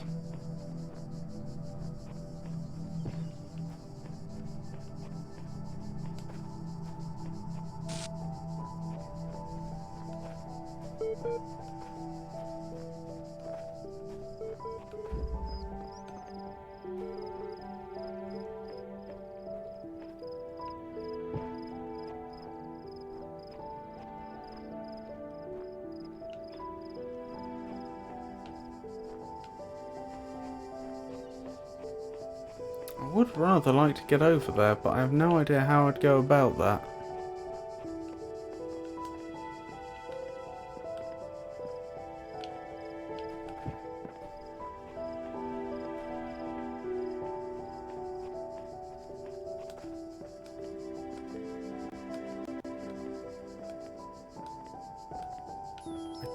Don't see any obvious way in. Right, that's obviously a nook for a statue to be in. To reside. So that's not an entrance. I don't see an entrance over that side, but I don't see one over the other side either.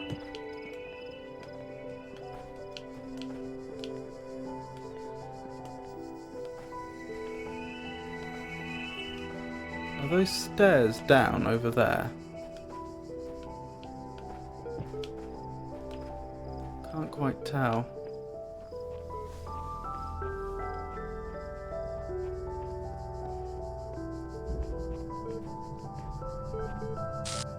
Thing is, even if there were a way over there, how could the items in this area possibly lead there? Hello. That might go somewhere. Perhaps the question is, how do I get onto this bit of wall?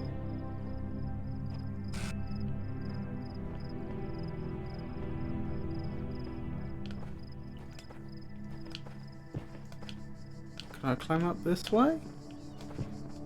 Doesn't seem like it. I have to admit, this hasn't been a very parkourish game so far.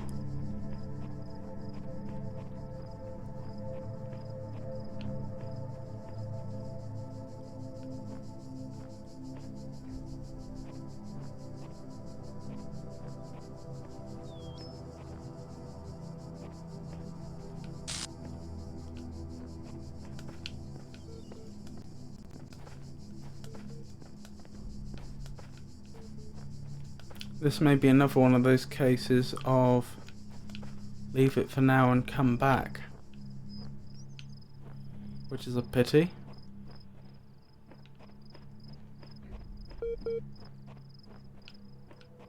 I can hear it beeping.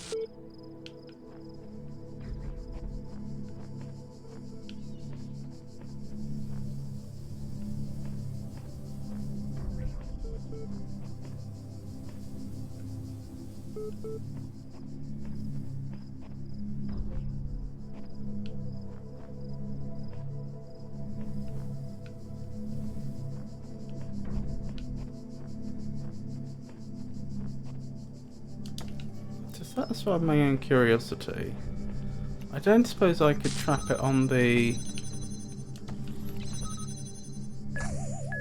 I don't suppose I could trap it round here, could I?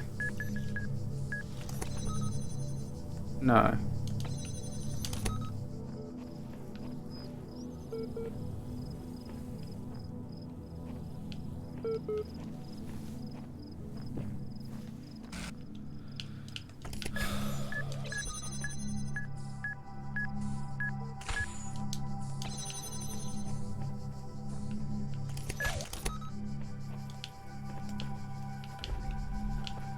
Can't use this as a useful stepping stone, can I?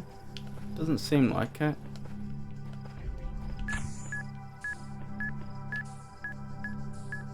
Is there something useful over there?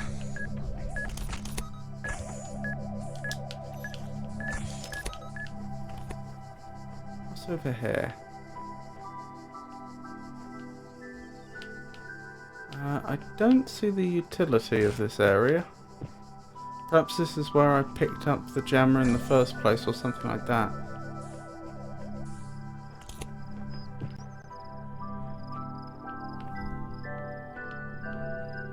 There's this little area back here, but again, no obvious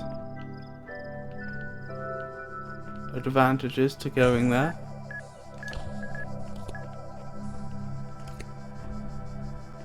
No, I think I'm probably going to have to throw in the towel on this one. This will be just yet another one I'll have to come back to in the future.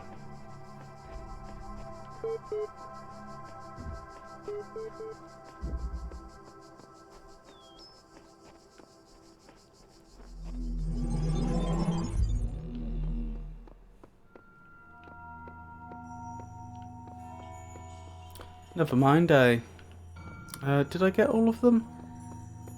I did, apart from the...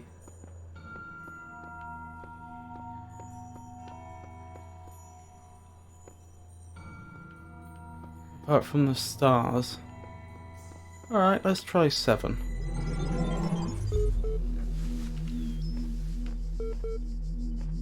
There's a log there. And a computer. Oh goodness me, I had the ASCII up for ages. She examined the symbol on the fragment she'd found in the buried city. Again the owl. What could its significance be? It seemed as if they had been scattered about in the labyrinth by some unseen hand for a purpose that yet eluded. And then a bit that's been lost. Most likely the owl was the sigil of the author of these words, which had so... and some more has been lost. A nebulous memory, as if from a previous life. The owl was the symbol of... then some more that's been lost, but that might be ASCII. I suspect the bit that's been lost is lost, but I mean the symbols that seem to have replaced it might be ASCII. If they were, what would we have? We'd have W,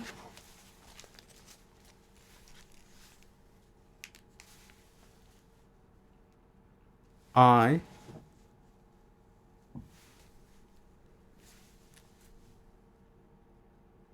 S.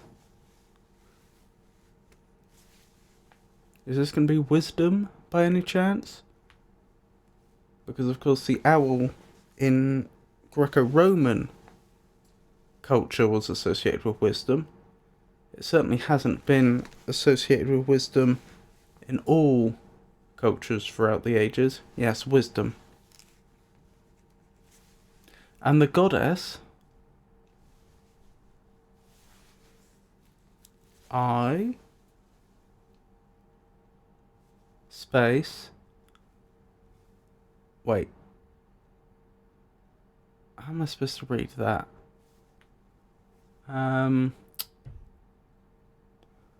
4,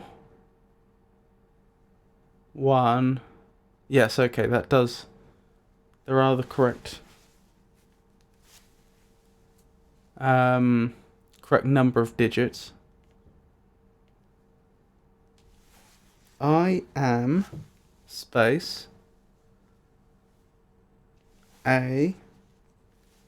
Is that going to be Athena by any chance? A-T.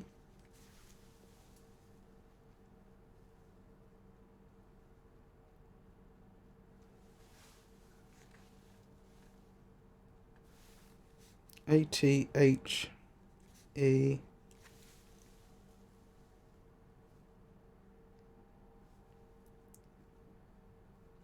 N.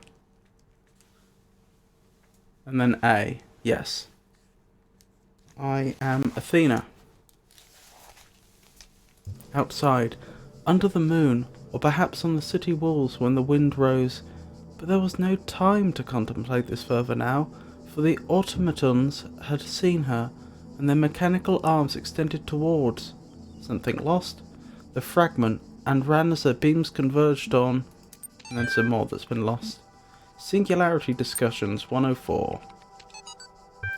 Articles to Singularity is Coming. Comment 104. You know, the more I think about it, the more I believe that no one is actually worried about AIs taking over the world or anything like that, no matter what they say. What they're really worried about is that someone might prove, once and for all, that consciousness can arise from matter. And I kind of understand why they find it so terrifying. If we can create sentient being, where does that leave the soul? Without mystery, how can we see ourselves anything other than machines? And if we are machines, what hope do we have that death is not the end? What really scares people is not the artificial intelligence in the computer, but the natural intelligence they see in the mirror. AMA. Nadia Sarabhai AMA. Nadia Sarabhai, I believe, was the... or what did they call her? I think she was the head of the entire department, but not the project lead. She had a more senior management role than that.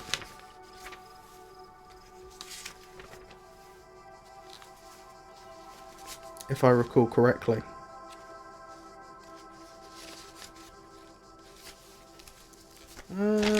Where are my relevant notes on that?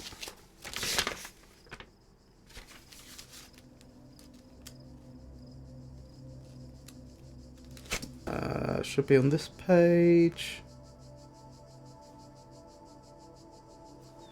Institute Coordinator, that was it. As one of the founders of the modern science of noematics, many credit you with inventing the term itself. How do you see the state of the science today? Sorry, I said science twice. Nadia Sarabhai, mixed. On the one hand, the existence of the Institute for Applied Noematics and a couple of similar organisations is highly encouraging. On the other hand, the degree to which science is seen as serving purely military or corporate causes is, in my opinion, stopping us from exploring many important avenues of research. In a sense, it's people like Alexandra Drennan who are the real pioneers today, of the enthusiasm and dedication that the system as a whole seems to be lacking. Do you think technology poses a danger to humanity? No, technology is just a tool. What we do with it is up to us. The Extended Lifespan Project. Crazy or visionary? Both. Arkady Chervesky. Crazy or visionary? Both. Arkady, is that you? Do you... To Alan Jameson, subject read scenario gen and some more that's lost. So far, all the puzzles are solvable and completely within the necessary parameters. Alexandra had some more tweaks she wanted to suggest, but I think we're heading in the right direction here. Hello Jenny, things are going reasonably well. I just had a thought. There's obviously the possibility's been raised that this might all be some simulation. What if we and all the other programs that, all the other androids we found messages left behind from and so on, are just test programs and the put together by the Institute, and the reason everything without bodies at the moment, or at least we're not using them, this is entirely simulated, and the reason they're introducing this information bit by bit, drip feeding it to us, is because they want to develop an artificial intelligence that can entirely cope with the fact that it is entirely artificial. And perhaps in the past they've put programs together that have shown great cognitive ability but have then broken down once they know the truth or something like that, hence this particular way of doing things. Could be wrong. Just a theory I've come up with. That appears to be some people in a home, I assume a family. When I was in 9th grade, my parents took me to Pompeii. At first, I was amazed by the feeling of walking through an ancient city. But then I suddenly got scared. I realized that I was walking through a real place, where real people had lived, people like myself, with mothers and fathers and lives and hopes and dreams. And now it was all gone forever. I ran to my father, crying, and told him about this. And he said, I remember so clearly, he said, yes, but we are here. So long as there are people in the streets, the past isn't really gone. Interesting. Let's keep going.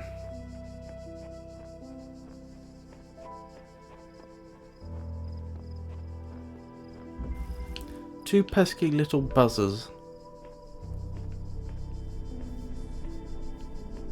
What do we have here? We have a connector. Not sure what's to be connected up with what yet though. There's the buzzers, they'll be getting in the way of connecting things, clearly. I think it's fair to say that's probably what they're called at this point.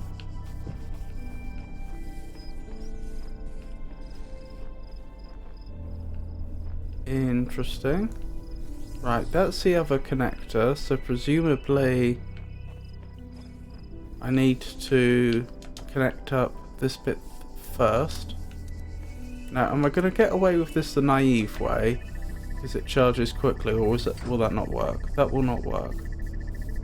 Can I do it by body blocking, I wonder? No. Okay. That's fine. If I can't do it the naive way, is there a more clever way to do it? Oh, they can destroy you. I assumed they were harmless. Okie dokie. We know now.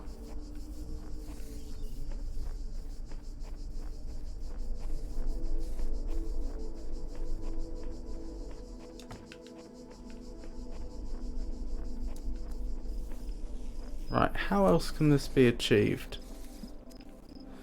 Well, it's got to go round one of these right angles, doesn't it? There's no two ways about it.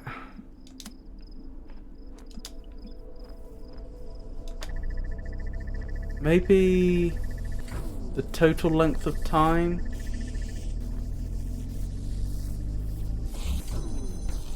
Yes. Looks like this will work. Even though that one gets in the way, the total length of time that we have the beam on the consumer is long enough to let us through. Interesting. And then we get a box. And another connector. Have a think about that.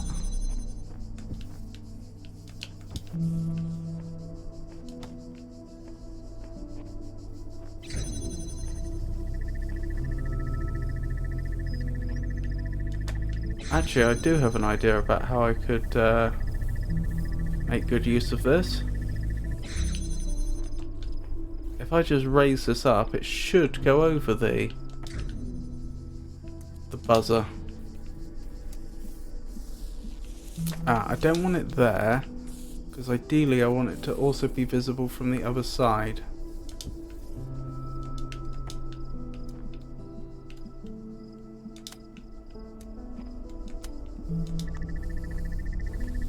Have I got away with it? I have. Wonderful. Now the next question is, can I connect these up?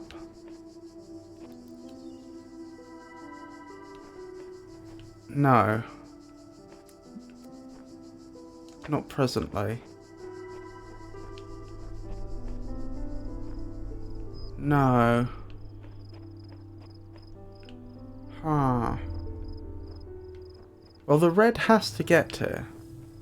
I think that's fair to say. And we only know of one red producer.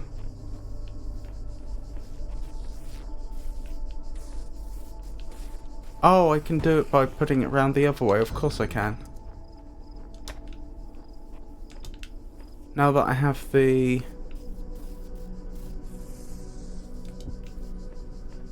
facility to elevate the connector, it doesn't have to go around the way I had it set up before. Wait, what happened there? Let's move this then. Move it a little closer. Hopefully that'll put a stop to it getting interrupted. Right, who's interrupting it? You are just barely. Okay, a little closer still then.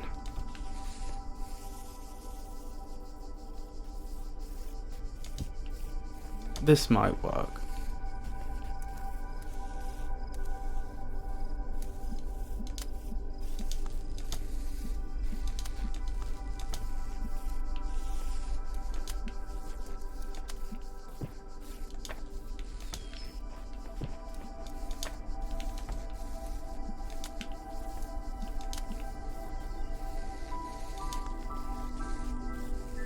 Nearly.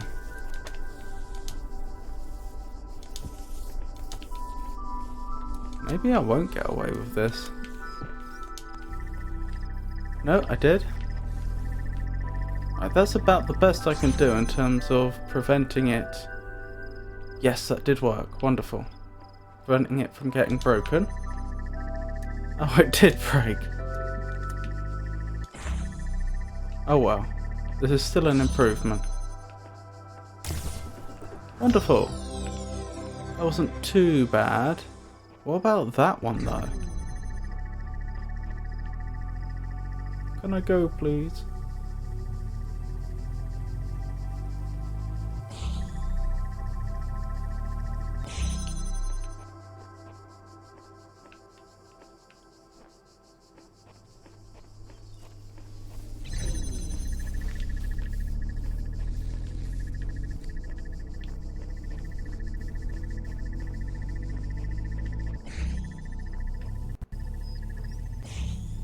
Yeah, I can see the star.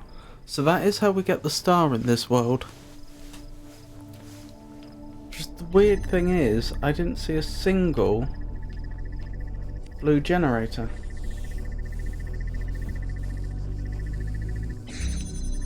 I am trying to find some of the puzzle pieces on the top left, Jenny, but there are also other puzzle pieces I'm equally happy to find.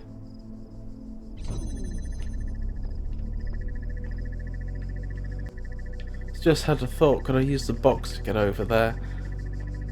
Could the blue consumer be a red herring? But I don't think so. I don't think one box would be enough.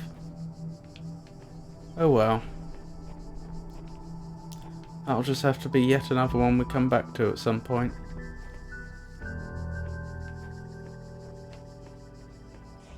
Oh goodness. Wasn't expecting to come round here.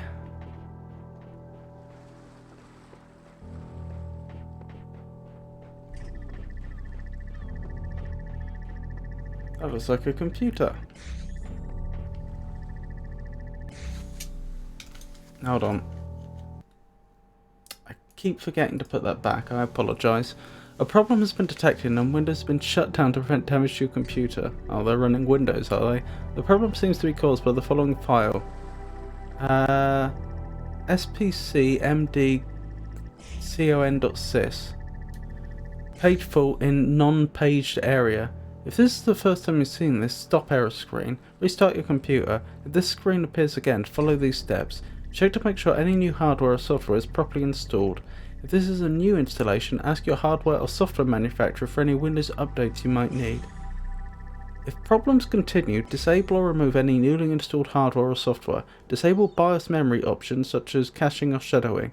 If you need to use safe mode to remove or disable components, restart your computer, press F8 to select advanced startup options and then select safe mode. Technical information, stop. Then a series of hexadecimal values. spcmdcon.sys address, and then a hexadecimal, a 32-bit hexadecimal address, base at, and then another one, date stamp, and then a date stamp, though again in hexadecimal, weirdly. The beginning were the words, and the words made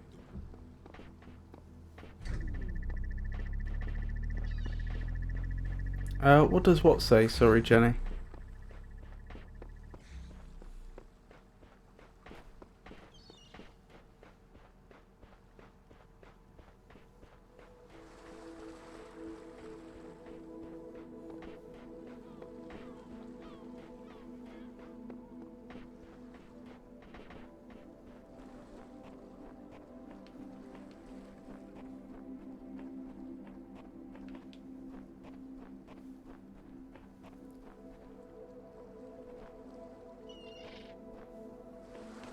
Oh, the words on the computer screen.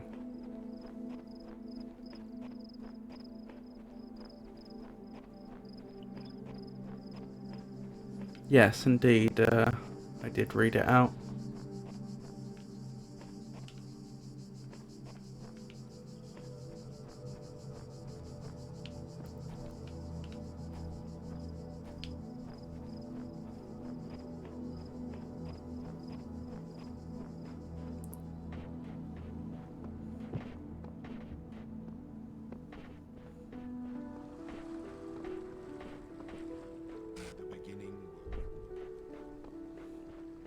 To be honest, the fact they're running all this advanced software on top of Windows is perhaps the most horrifying revelation in this game so far.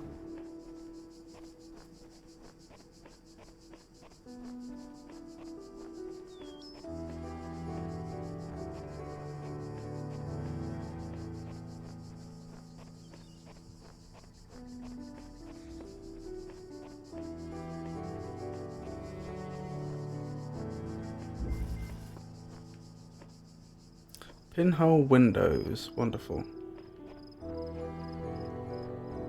Right, there's the blue generator.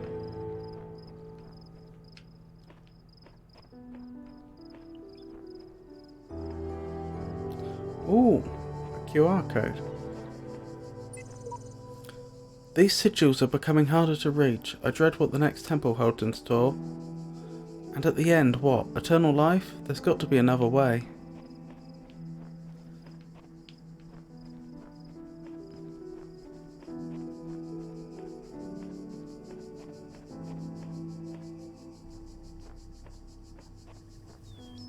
Well, there's no value in letting me through there if I can't get through the blue one.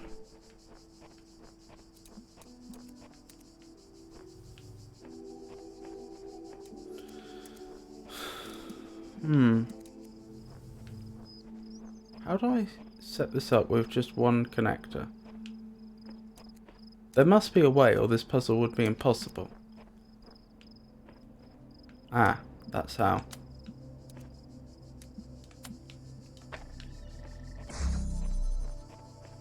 So it's not just the blue producer in here, but also, of course, the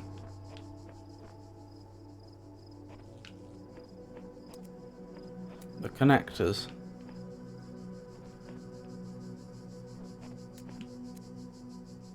Doesn't look like I can get the blue one across in one, which is a problem because I do need to maintain a beam on here continuously to keep the blue producer accessible, but I also need to get a signal to that red one there.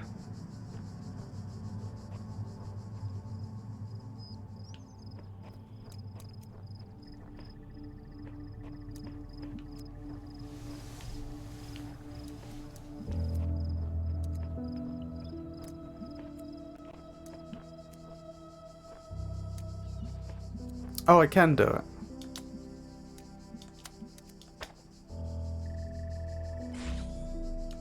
No, that's not going to work because the beams will cross. Ah, that was very close though.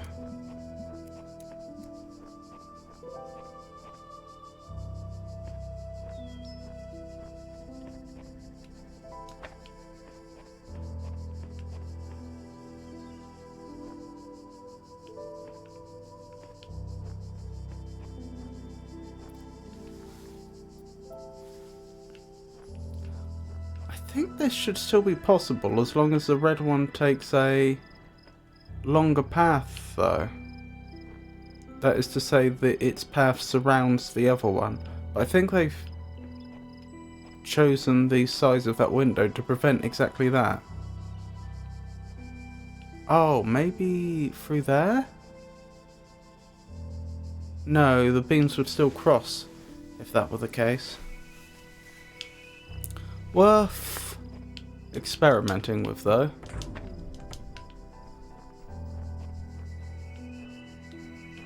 What's the longest path I could make it do?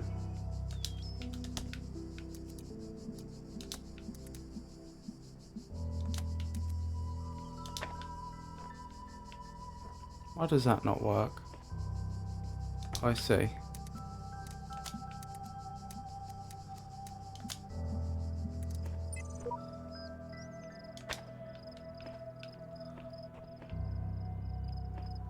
Oh, is that one actually blocking it? Yes. Right.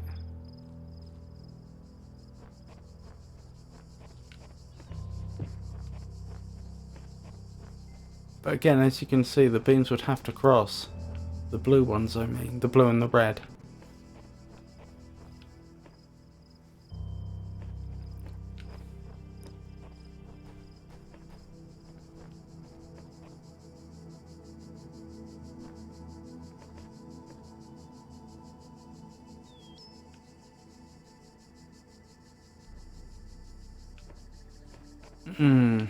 And there's no way I can exploit elevation here?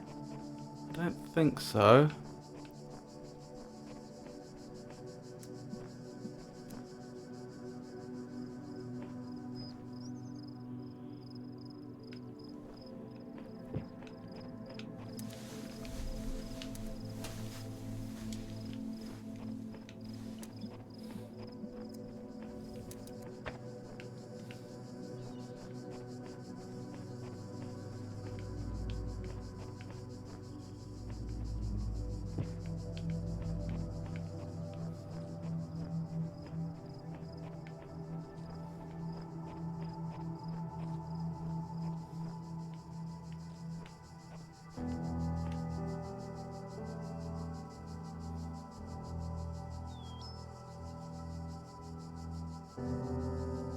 that might work.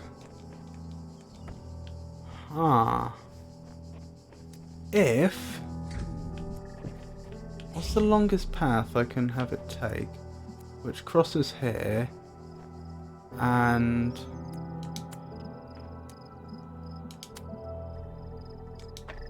also activates that one. Now...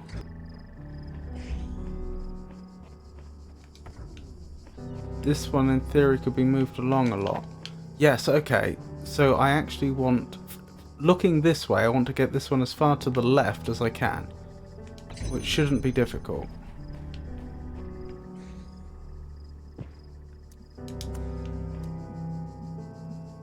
Yes, that's actually quite easy.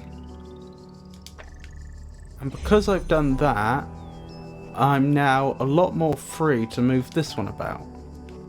Because it only has to connect up to... it only has to connect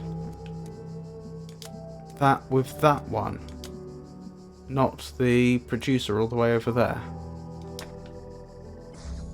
Right, that helps tremendously.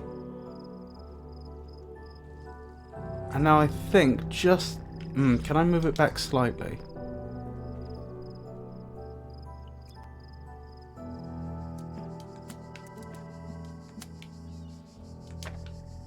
Yes. Right, now it should be easy to do. Because we can have the blue one take a path which is inside the red one's path. Hello, Yisha. I hope you're well.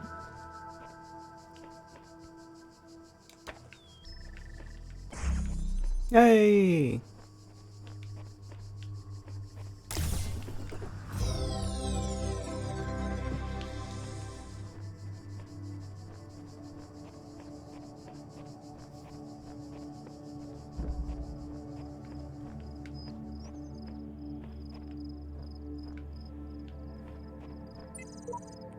I've read a message on a wall that speaks of a world of endless sand. I'd like to make it far enough to see that. That'll be World B, which is based on Egyptian mythology.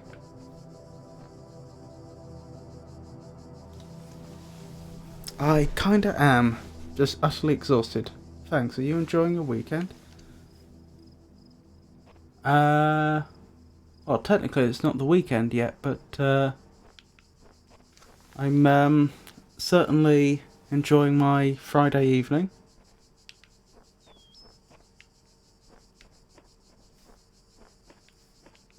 Thank you, Yisha. You too.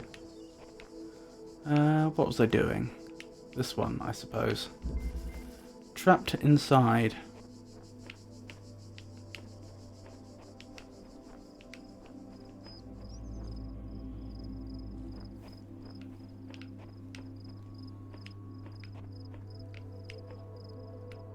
Interesting. So what am I actually trying to achieve here? Ah, okay, that's what I'm trying to achieve. So I think that should be trivial if I could get that out. So the question is, how do I get that out? Ah, that's not going to work because the fence will block it. So that's what they mean by trapped inside.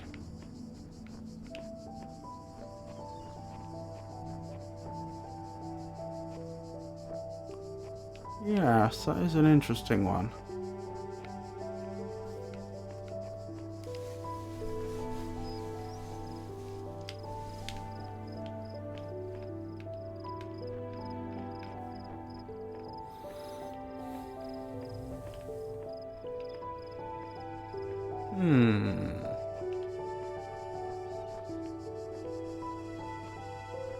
I mean, one would assume all I have to do is get the blue beam from the producer to the consumer, but along the outside, and then I could just walk out with this one.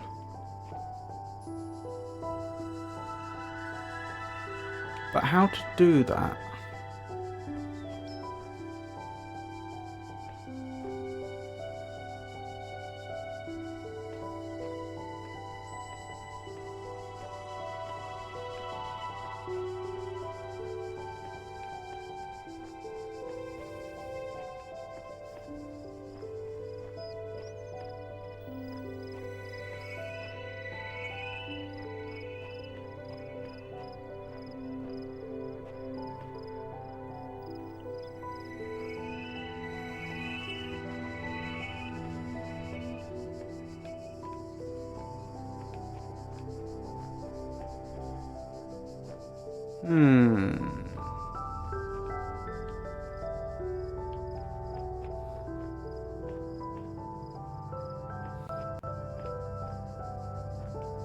I must admit, I'm starting to feel like a bit of a fool.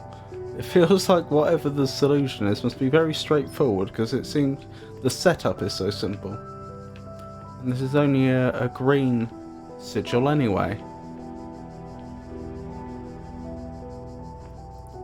Oh, I see. That's obvious in retrospect.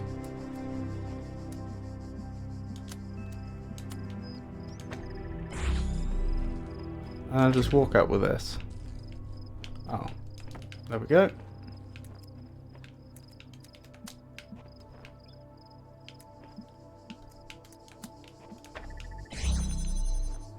That took a little longer than it should.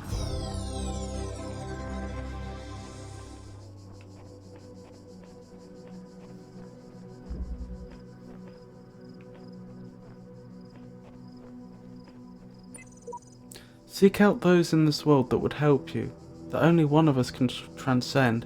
We'll all share in both the burden and in the rewards. You've changed.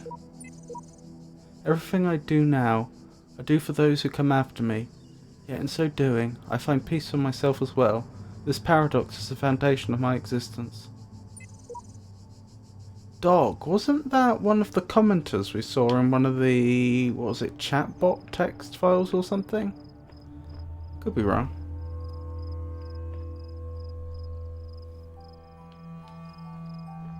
Oh, I'm glad you like the title.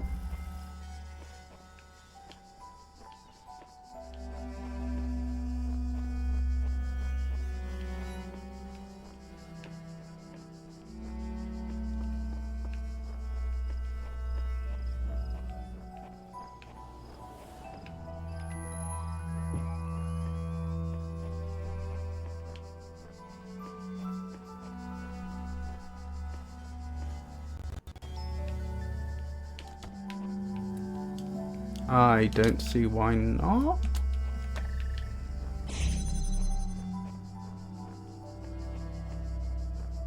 Okay.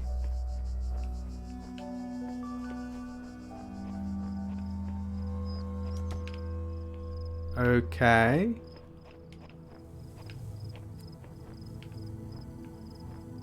Interesting.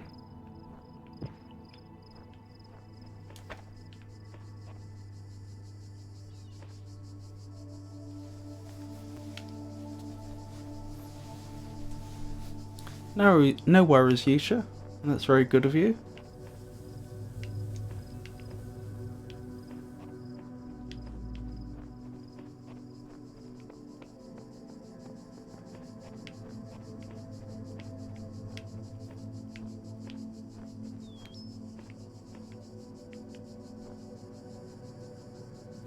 I hope you're enjoying it at least.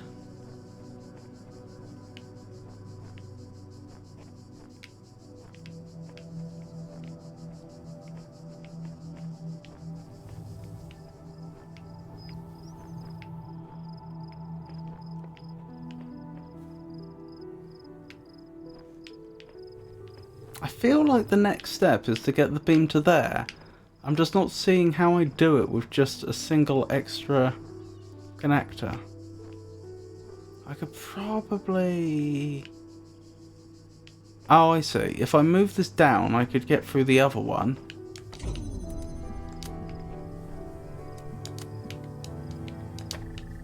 Yes. That goes there. And then that connects up here. There we go.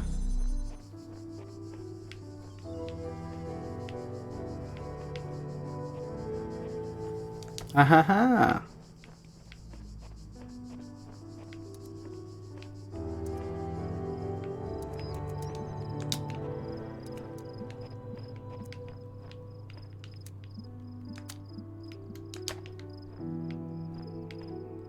Oh, am I not allowed to do that? Oh, fair enough.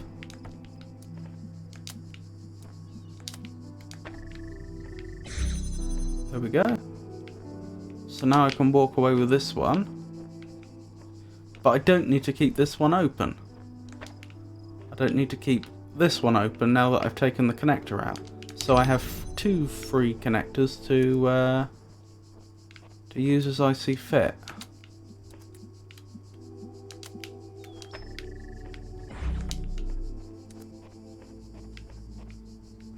Not missing anything over here, am I? Doesn't look like it.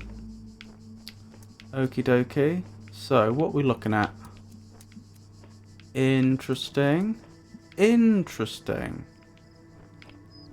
Huh. Okay, so I probably need the blue connector, the other one, to be around there so I can connect this up. And then I can start pulling some of the other connectors through, since I won't need them anymore.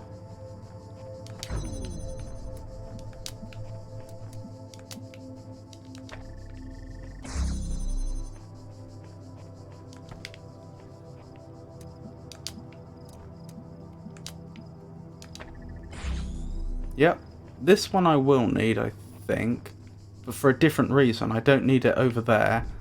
I just need to get the red beam through there. Just to verify, what's keeping this open? That is, yes. So, I'm not reliant on any red beams to keep the blue beams firing.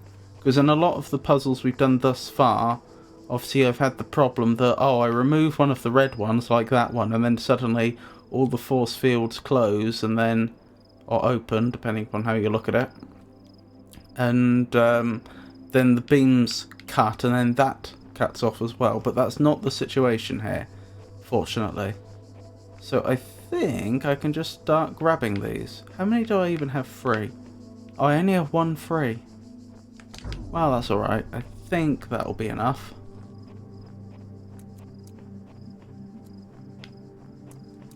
Yeah, that'll be fine. There we go.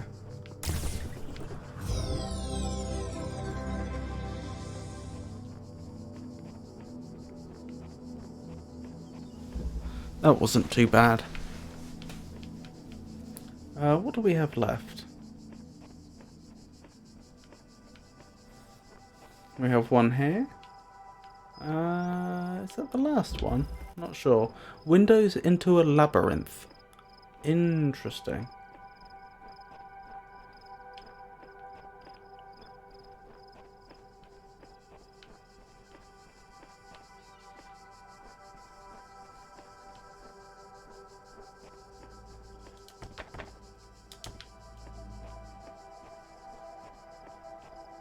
Right, where am I trying to connect up first of all? Presumably here and here.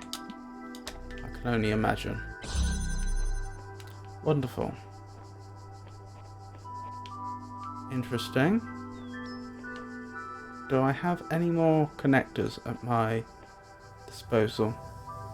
That's a jammer. That would be nice. Ooh. This feels like quite a large one if I have to go round all that way. Hold on, what was that? Ahaha! I do have another connector at my disposal. I really want that jammer. I'm not sure what I'm going to use it for yet, but so far jammers have been endlessly useful. Just out of curiosity, can I jam my own devices? No, doesn't look like it. I don't know why I'd want to, but I was just curious. Right.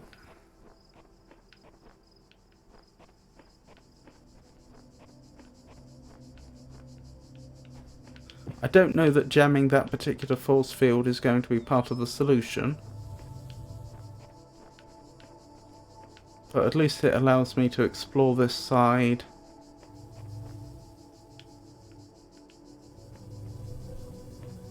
Is that another... That's another connector. It allows me to explore this side for now. Okay. Then I probably want to try and get a beam over here and then use the jammer to get the other jammer. I don't need to go through there anymore. Do I have... Hold on. Well, there it is.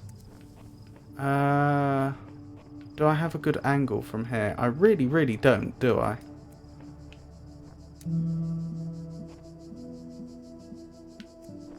How am I going to do this then? I suppose I could do it the other way round if I could get an angle on the other one, but I don't think I can. So where does it go now? Like, that bit was obvious. Is there another... Ah, okay, I get it. That goes there. So yes, I do it the other way round. It's this force field that I'm jamming.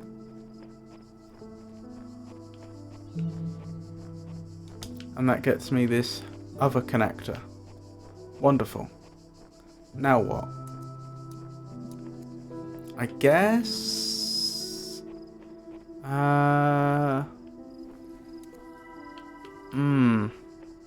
Okay, to start with, let's just hold this open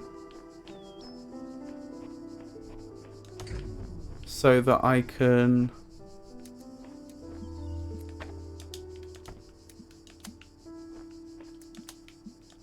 use the jammer on a different door. Door? Force field. So now I can get through here. That's not been especially useful, I must admit. So there's 2 more I need to get through here. Goodness gracious.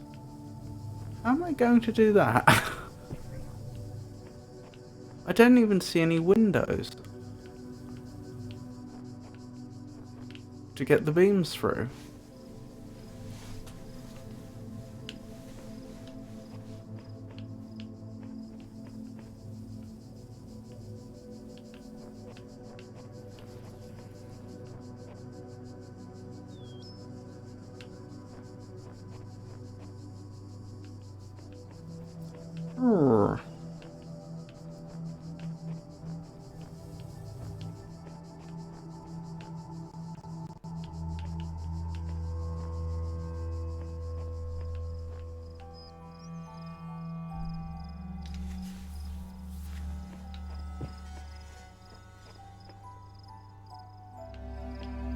Okay, let's...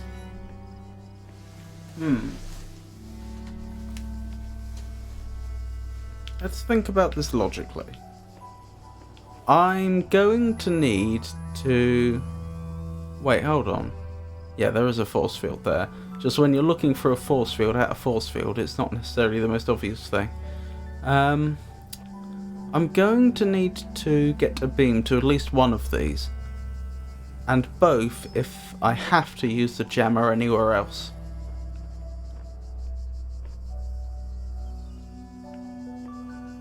How is that even possible? Well, if I had I could have a connector here.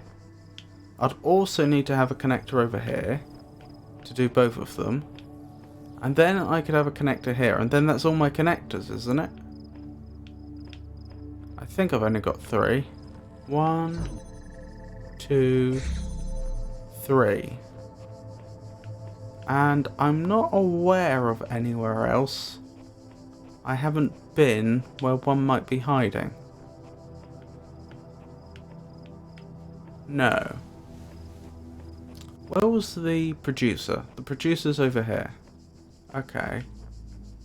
And unfortunately, there's not a single window that I could pass it through, I don't think. Oh, maybe here. Ah, I could pass it through here. Okay. Let's suppose I wanted to do that. So, where would it be? I could get it about here. Not very... I could get it here. Yes, and then I could get a good view down there, I think. It would have to be about this spot. Then I could get it all the way over here. And so I could get that one open. and then the third one could go down here, and then I could jammer the last one. Right, that's all well and good.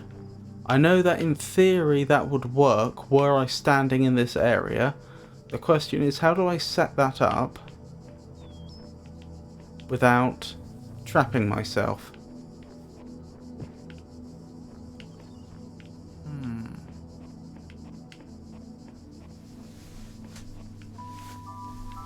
Because if I start taking away connectors now, I'm going to lose my ability to move about.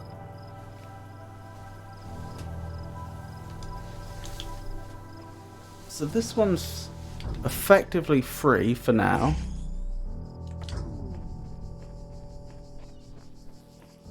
So let us suppose I do as I was suggesting. I put one here. Actually, I probably want that slightly to the side. About here. Maybe slightly more to the side if I can get away with it. What's the furthest to the side I can manage? About there. Right, that's the best I can do for now. Right, where's my visibility on it? My visibility is pretty good. Right. What else can I do? Ah, this one's not doing anything right now. This is the only one that's doing anything really useful for us right now.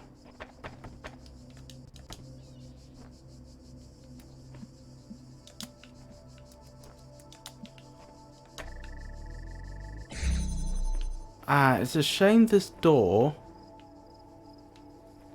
doesn't have another one of these consumers on the other side, so I couldn't set this one up splitting the beam. That would have been useful.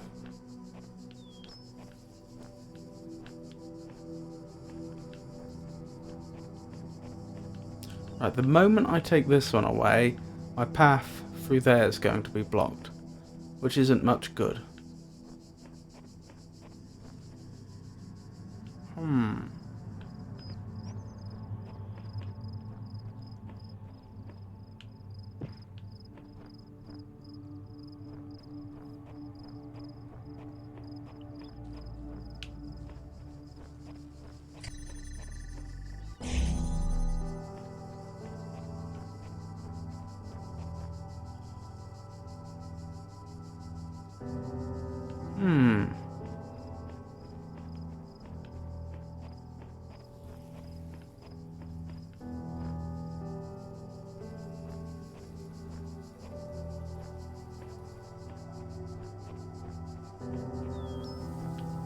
Well, I could get slightly closer now. I'm not expecting this to reveal anything, but I may as well come through here, make sure there wasn't like a connector hidden here or anything. No. No, this does rather confirm my worst fears. That this whole area is completely cut off, and that if I want to... Well, getting a beam in here isn't very viable. I just don't have enough connectors. Which means the jammer has to be used on the far force field.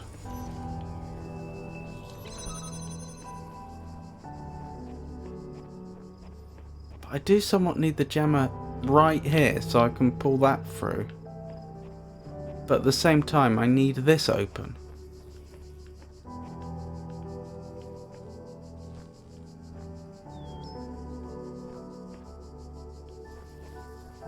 I can't see how to do that, because without the jammer the only way to keep this open is to have a beam here.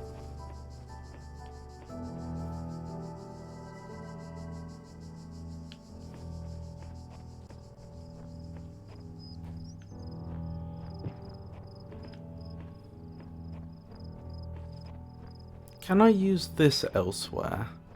Is there any way at all that I could use this to keep this force field down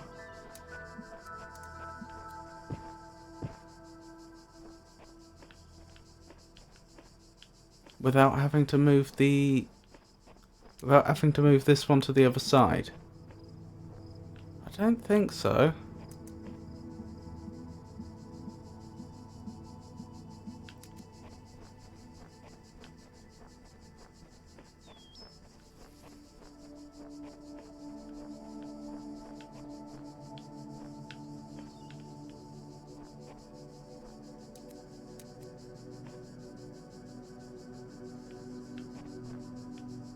I have an idea. This might not work. And it's slightly long-winded. I'm wondering if the real crux of the matter is that I need... No, that doesn't make sense. I was going to say, I wonder if I need the jammer on this side so that I can alternately open either force field, so that I have only one tool allowing me access through two force fields effectively. But the problem with that theory is that in the end the jammer has to be moved over this side so that I can open the far force field over there. And that the only way I can move the jammer to the other side is if there is actively a laser on a beam, a red beam on there.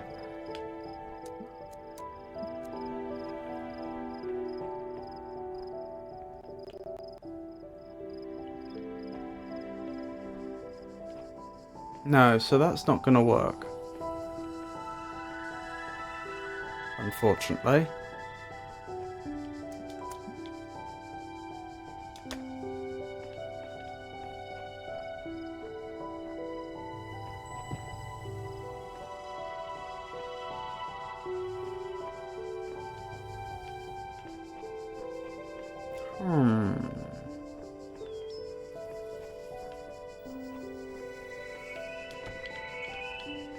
I wonder how I do it then.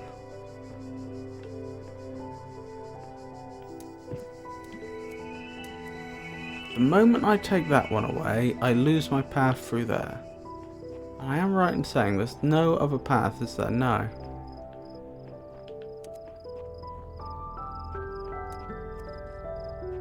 How curious. That does suggest I need to use the jammer to keep this open.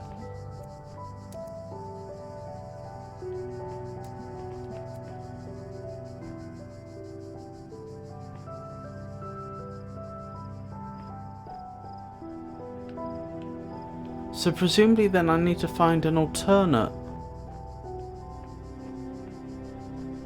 route for the beam to take, which keeps this door open, that doesn't rely on having that connector there. But I just don't see it.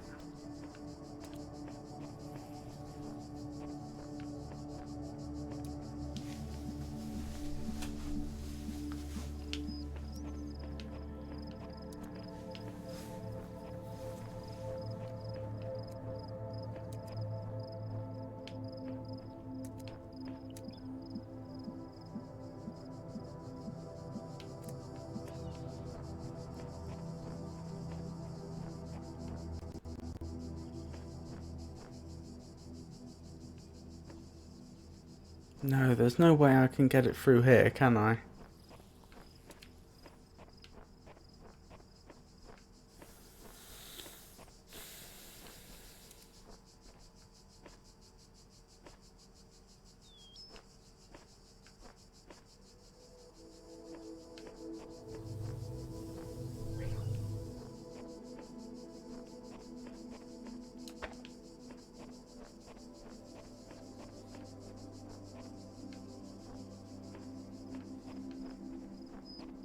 This is peculiar. I don't see how I could possibly navigate this part with fewer than 3 connectors, but 3 connectors is the exact number I have access to,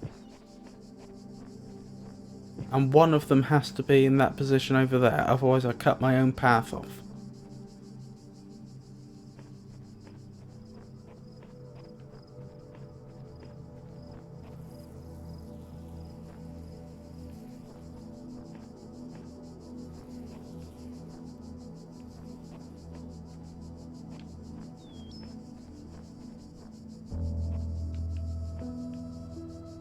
is a window over here. Hypothetically, how close could I get it to that window?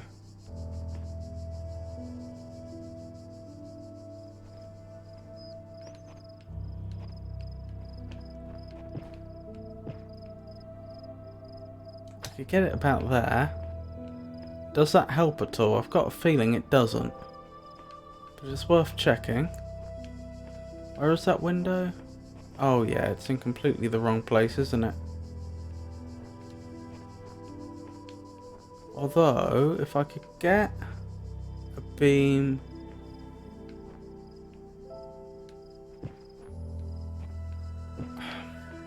If the beam's coming down here, then I just cannot get sight on the connector I just moved from over here, from that corner.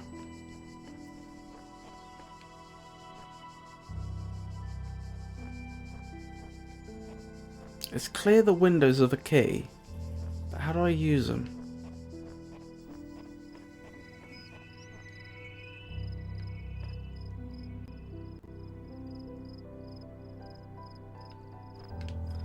Wait, would that work?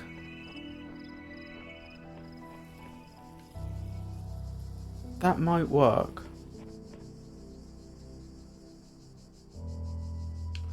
Alright, let's try something quickly.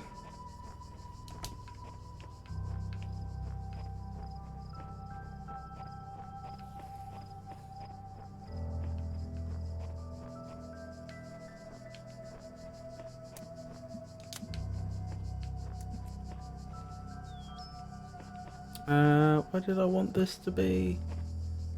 About here, didn't I? And where did I put the other one? Because I've completely forgotten now. I have completely forgotten.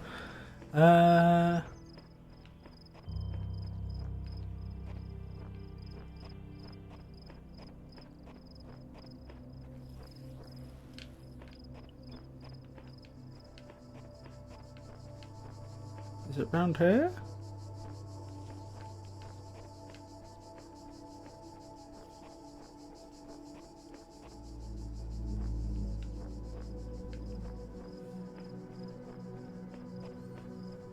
Not quite sure how I've managed this.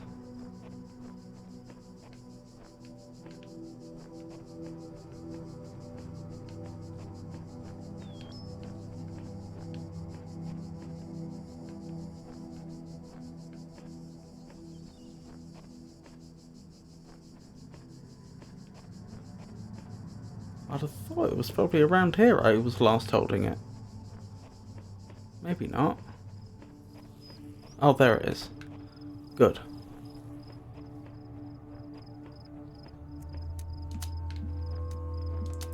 Right, hold that open for me.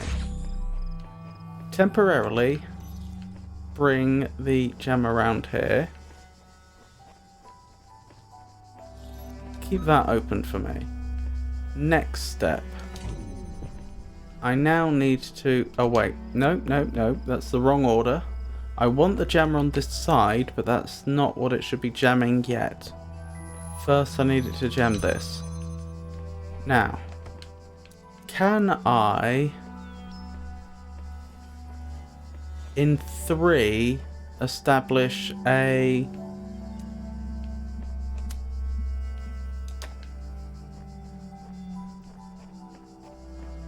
new network of connectors which will keep this door open without the jammer?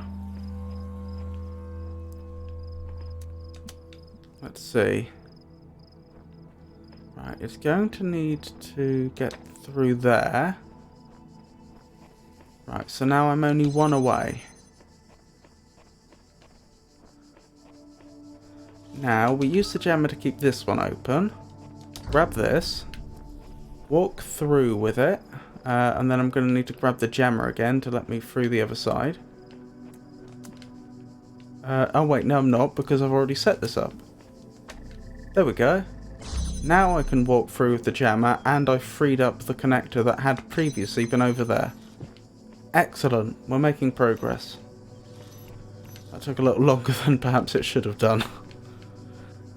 Right. How do I progress from here? I guess I need the jammer on this side, keeping this force field down. Wonderful. Now this goes here, and you can connect... No, actually, this one can go there. In theory, I should be able to connect these two up in one go. I can. Wonderful.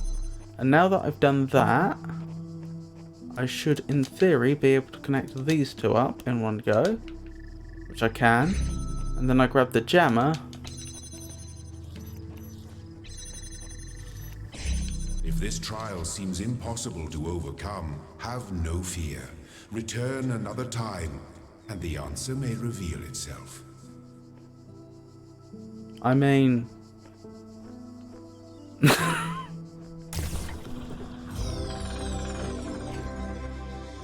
Odd time to give me that prompt, but still.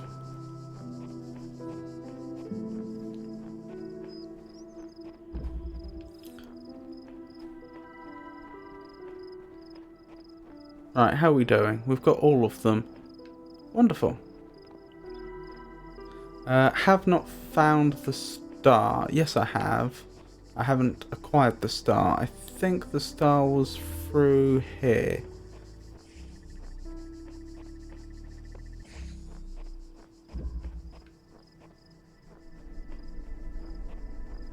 Yes, it was. I remember it was round there. And the weird thing was that I never found a blue generator. Blue producer. So... I haven't the foggiest how I'm supposed to do it.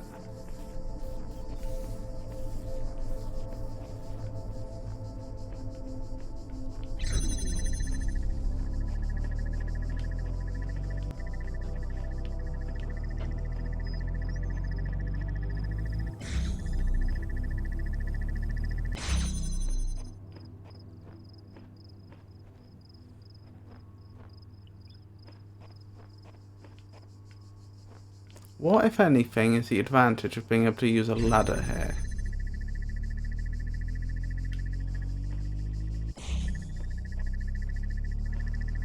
Aside from the possibility of getting stuck, what other advantage could it offer?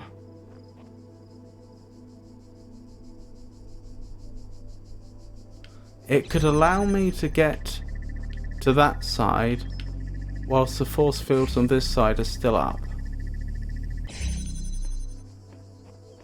So in theory...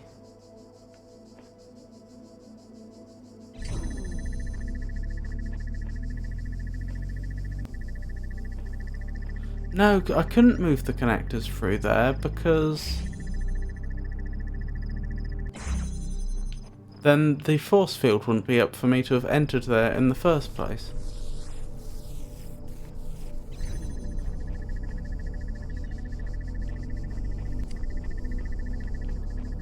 How strange.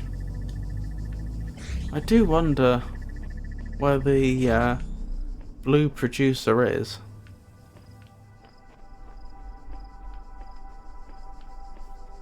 There's no sign of it.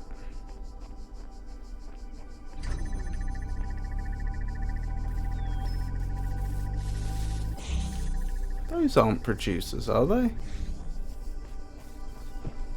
I take it I can't connect to one of these. No. That would be a bit silly.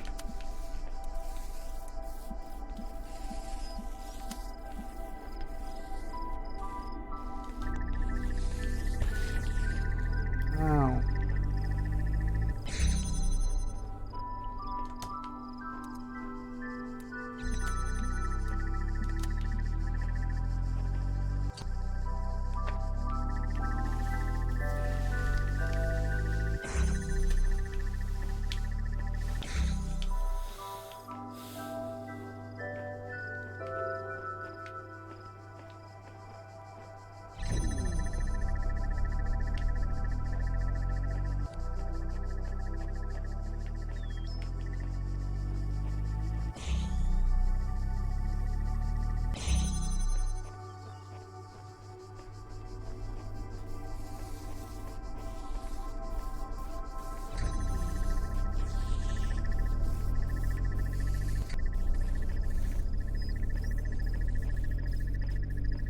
Hmm.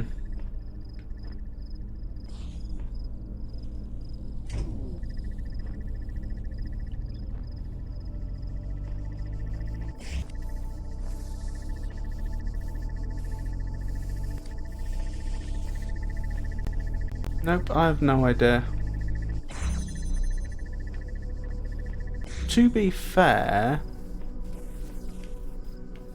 if a blue producer existed, we could say that it couldn't be far from here because there's only 2 connectors and a box.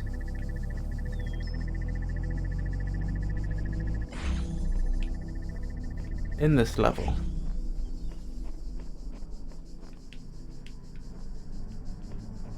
Well, we know it can't go through fences, so we can ignore that. So we'd have to turn this corner, so we'd have to have a connector here. And so the blue producer would have to be visible from here. That is to say, any position where we can see into there, the blue producer would then have to be visible from there, which doesn't leave many locations.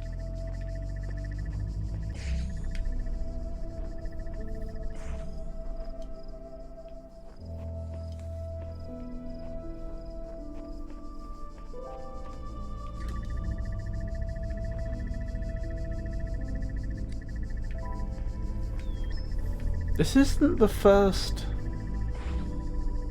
world where we've run into the problem where to get to the star we need a beam of a colour which is different to the one that we've been provided with. It's almost as if there's supposed to be a way we can change the colour of these.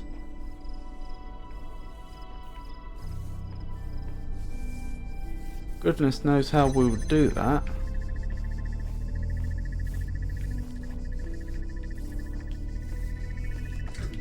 I take it the boxes can't change the colour of a beam or something like that, can they? That would seem a bit strange.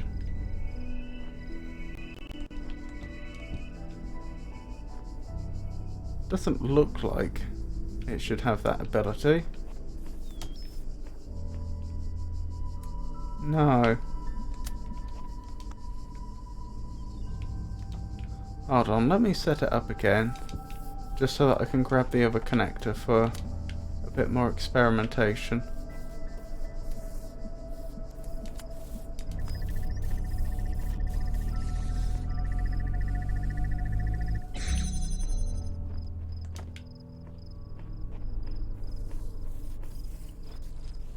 Does this one get interrupted? Yes. Never mind. So as I was saying, if there's a blue producer, we must have a connector here. So it must be visible, the blue... Sorry, that's the blue consumer. The blue consumer must be connected up to that connector. It needn't be on that exact spot, but it would have to be about here. Which means that it's reasonable to expect the blue producer will be visible from a spot where that connector is also visible. It really is as though we should be able to change the colour of this somehow. It's not like a switch on the top that you need a box to get to or anything.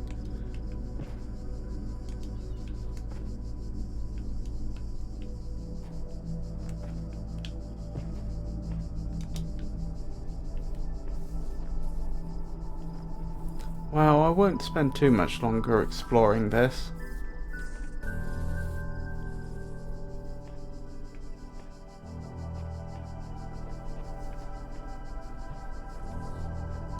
I do find it odd.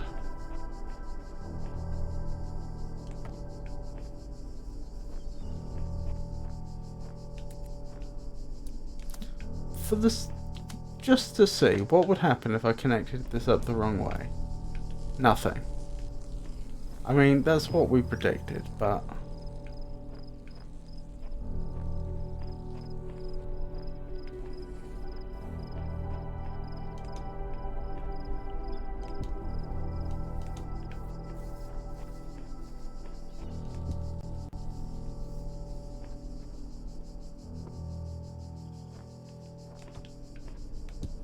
take it there's nowhere in the vicinity that I can climb to, which is useful.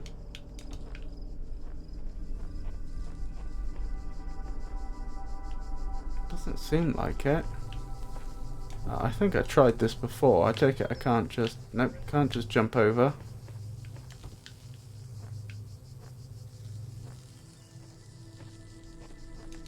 Like I say, it's not the first time we've seen this. I feel like I'm missing something obvious. I don't know. I have to leave this one for now. Maybe later on in the game we get the ability to change the colour of producers. Then again, that would render quite a few of the earlier puzzles trivial. Although on the other hand,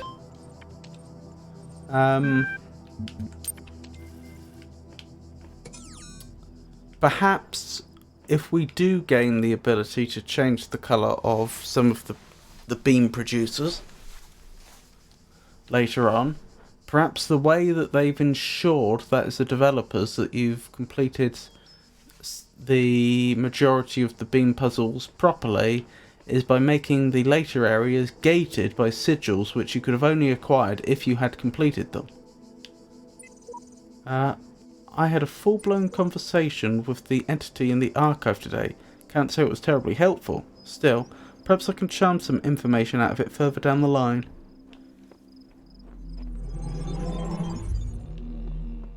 Because obviously... Rejoice, child, for you have fulfilled all your tasks in this land. You have conquered all its guardians and solved all its mysteries. Thus you are appointed its master, and you may do with it as you will. Okay. That was peculiar. Let's have a very quick look back at World 1. I have promised you eternal life. But know that eternity may only be attained by those who serve a purpose greater than themselves. All else is decay. So it was written in the hidden words before the beginning of time.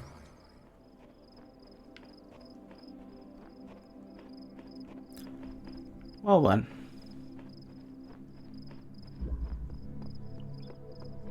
Again, I won't spend too long here.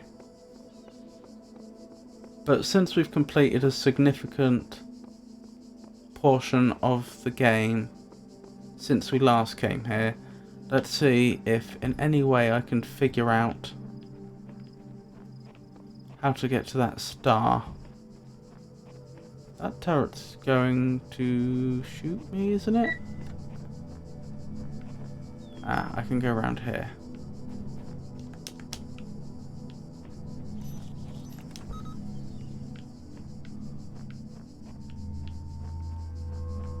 Did I ever figure out where the star was?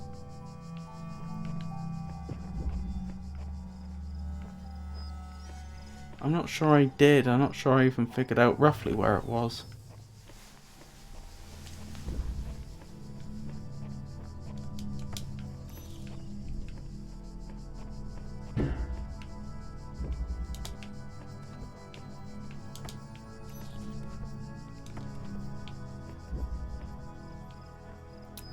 How do I do this bit again?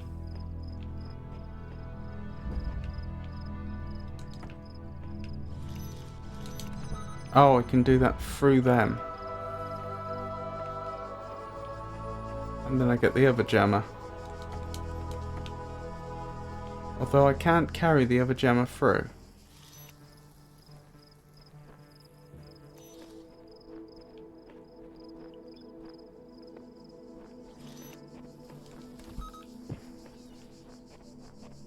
Can I jump over here?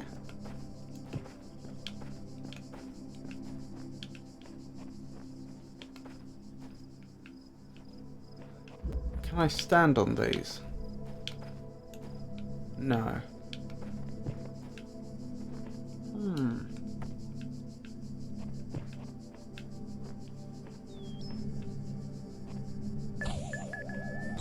Oops.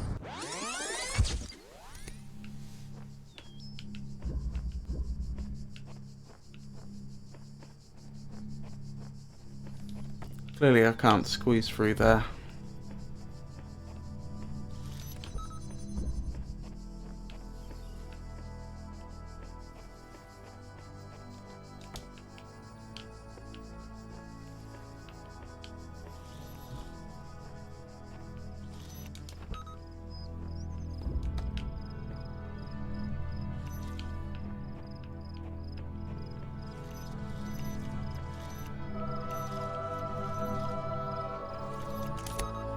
Hold on.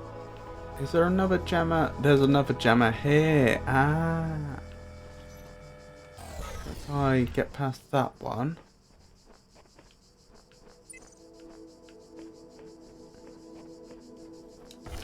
And if I jam that there and grab this, then turn this around, I could bring this through here. Not quite sure why yet.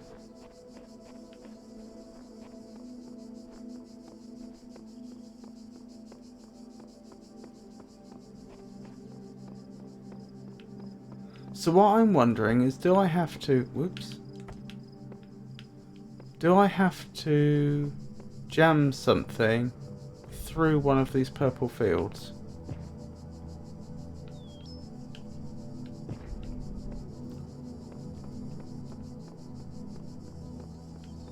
Especially with one of the puzzles, that could free up a jammer that would otherwise be used in the puzzle, and therefore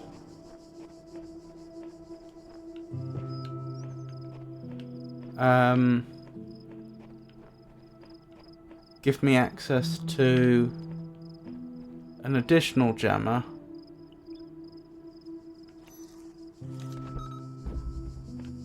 that I could potentially use to get to an otherwise inaccessible item.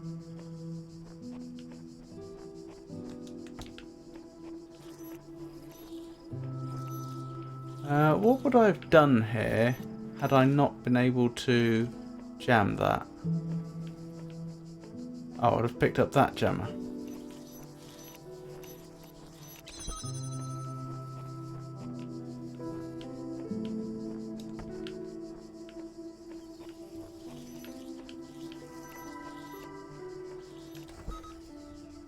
And again, what would I have done?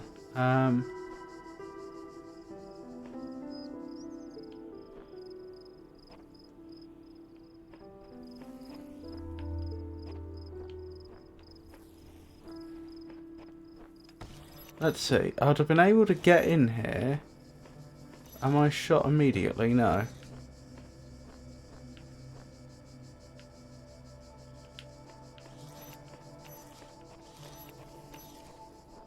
Let's imagine I didn't have that one.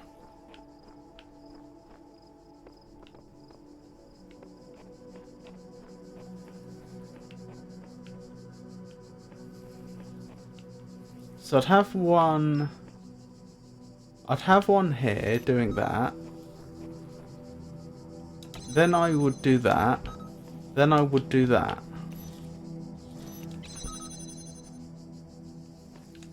And then I would do that.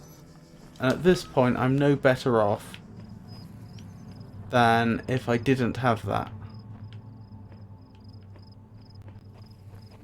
Because this being open isn't advantaging me. Isn't providing any advantage to me.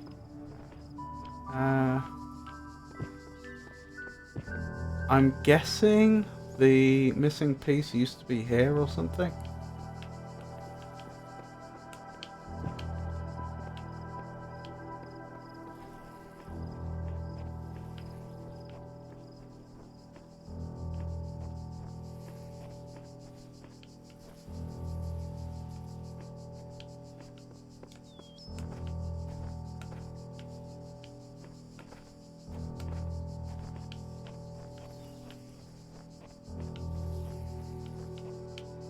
So this doesn't seem to be the solution.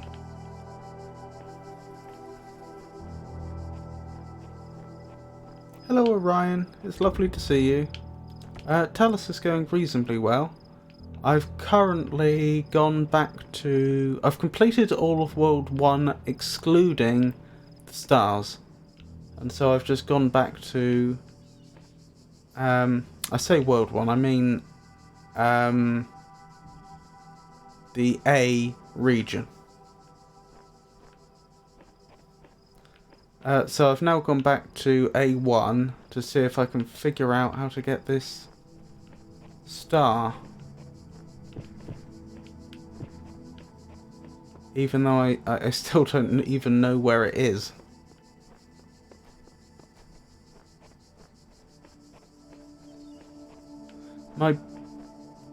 Hello, have I been there before? That doesn't look very familiar. So my reasoning is, since I can bring an extra jammer through here, I wonder if the solution involves me jamming something on the other side of a purple door, and then therefore gaining the benefit of having an additional jammer, as it were. Like so.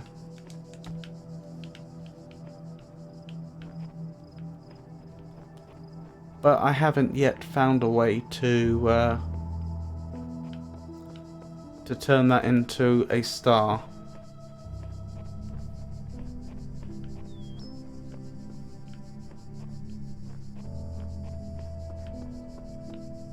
Understood. I may ask for a hint in a bit. Let's see how it goes. And thank you for the generous offer.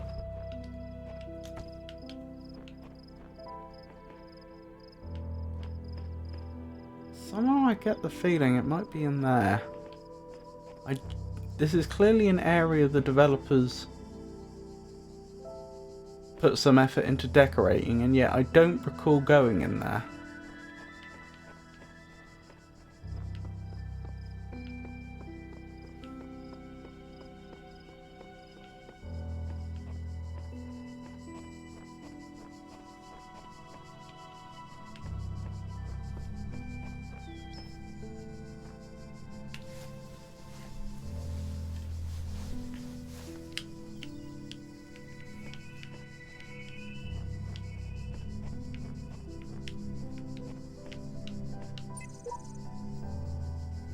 I don't know where I am, but there is something beautiful about this place. I'll explore and see what I can discover.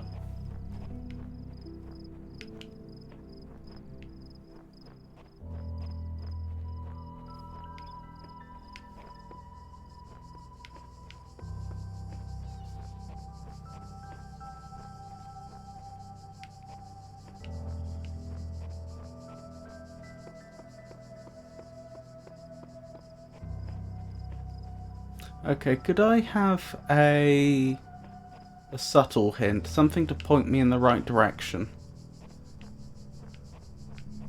If that's okay.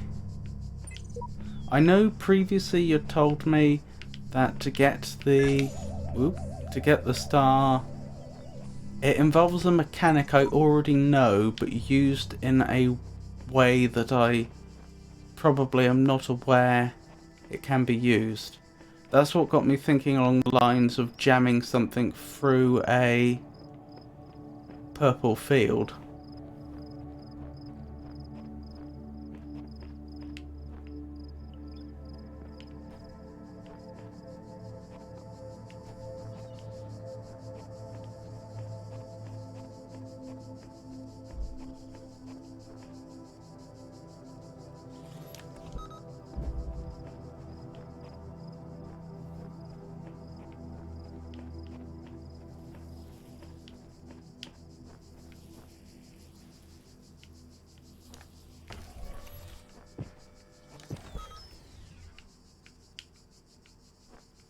Out of curiosity, can I creep forwards? Oop.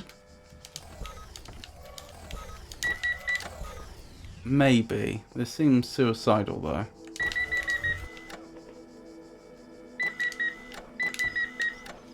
Yeah, it might be possible, but it's pretty dangerous.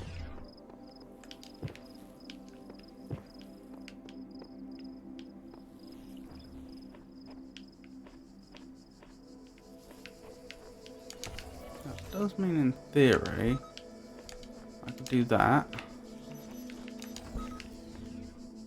But there's no real advantage to doing that.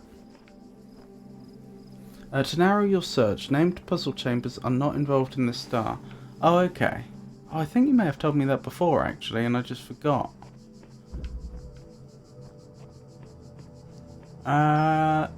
So thank you for reminding me. You said named puzzle chambers. Is that... I wonder if that's, more of a hint than it may at first appear. Are there any unnamed puzzle chambers, I wonder?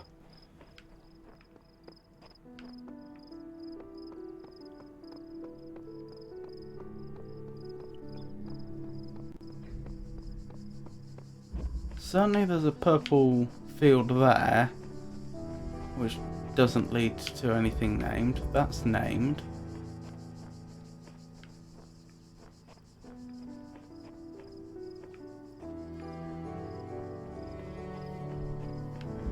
That's named.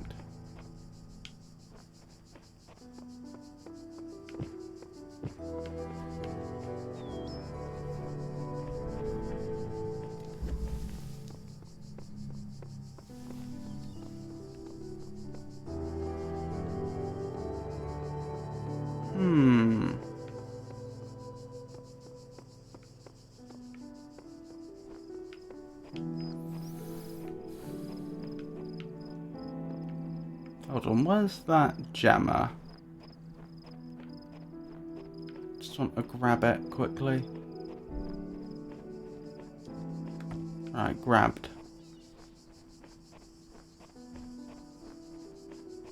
I strongly suspect it's involved in solving this puzzle. The puzzle of how to get to the star.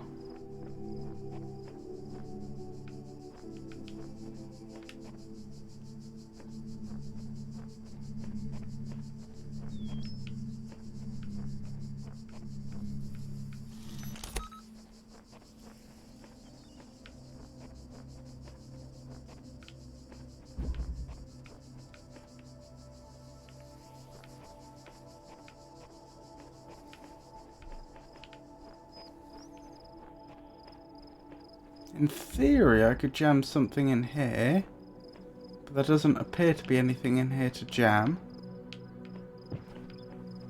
Maybe I should check that to be sure, make sure it doesn't lock on to anything that I wouldn't have suspected.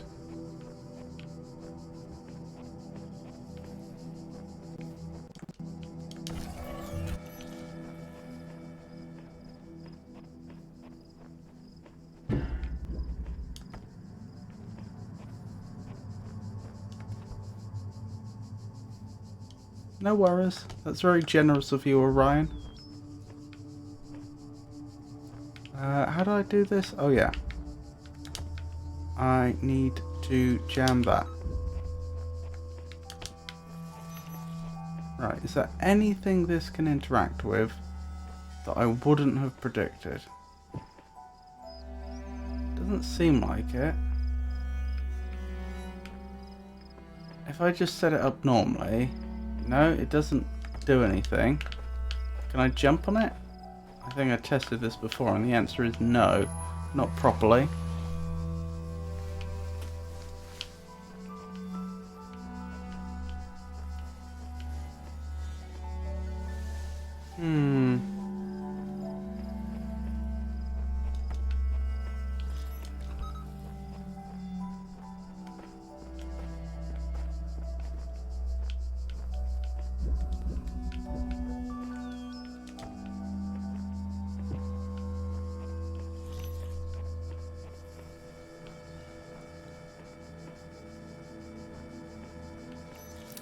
I think I will require one more hint, unfortunately.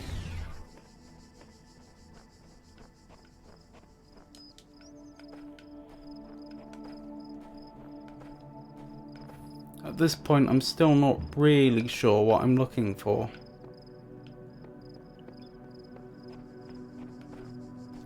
Let's see, what mechanics do I know about? Jumping, obviously. Can't, like, swim down, can I? No. There's the jammers. I can pick things up in theory, and I can flick switches.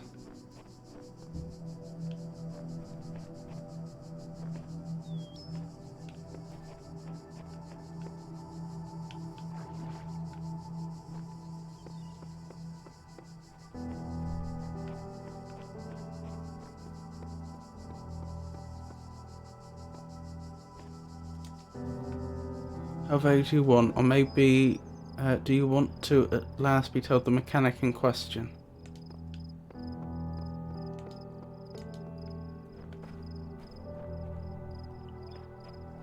Good question.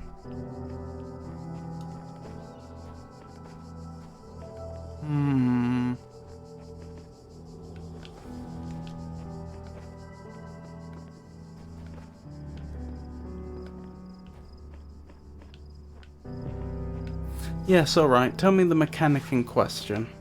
Assuming that that's not too much of a giveaway.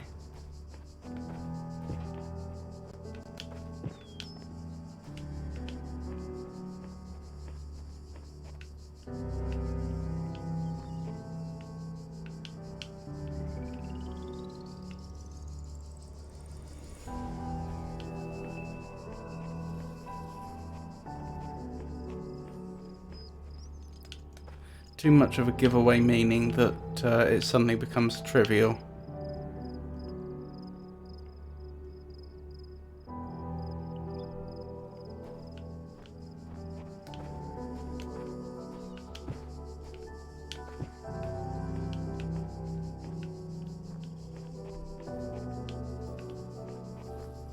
Since you still have to find out a switch. Okay, okay. Thank you.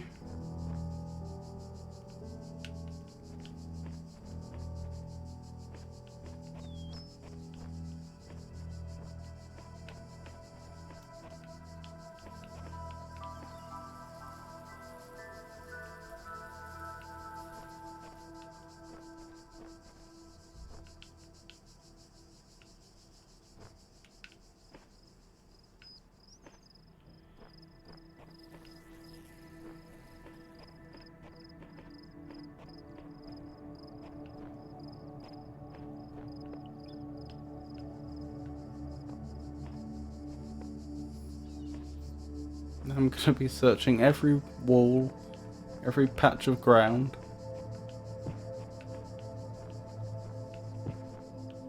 But to be fair, I know it's a switch and I know it's in none of the named puzzles.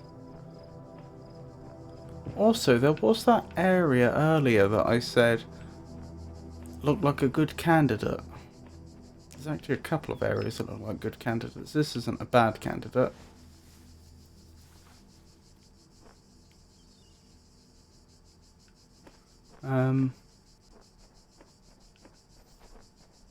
But where was that one earlier that I said particularly looked like the developers had put some work into for no apparent reason? It was over here, wasn't it?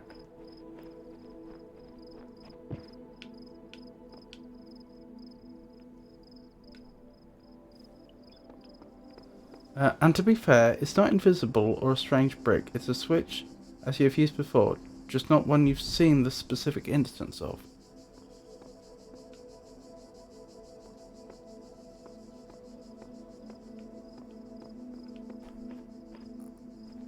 Interesting.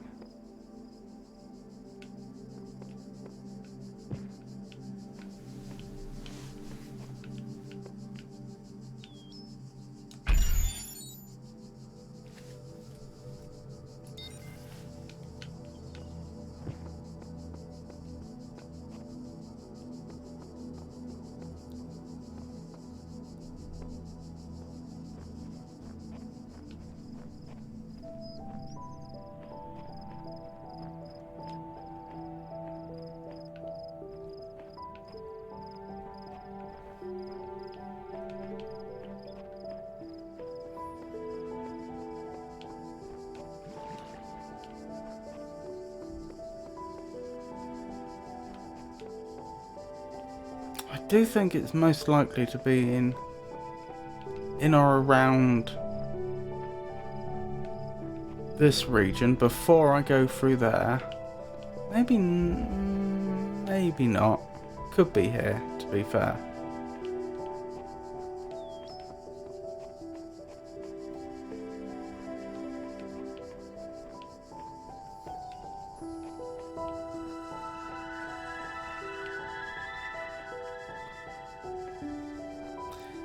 Ah, it's a switch like you've seen before, but not this specific instance.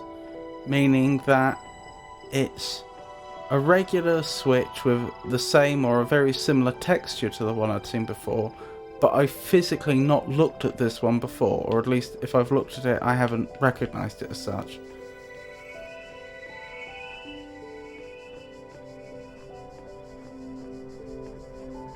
It's not some fancy switch like some sort of pressure plate or something that...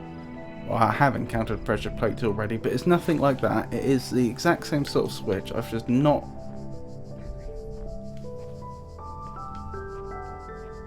looked at it. Right.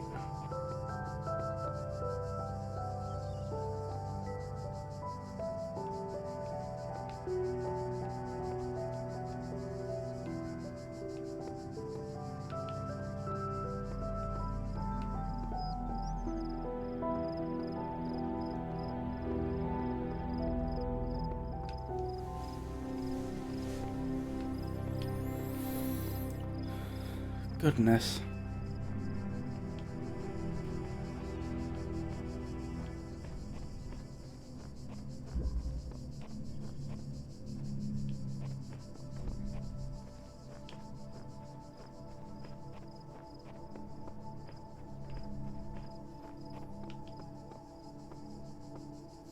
It's not on the back of the computer, is it? Doesn't look like it.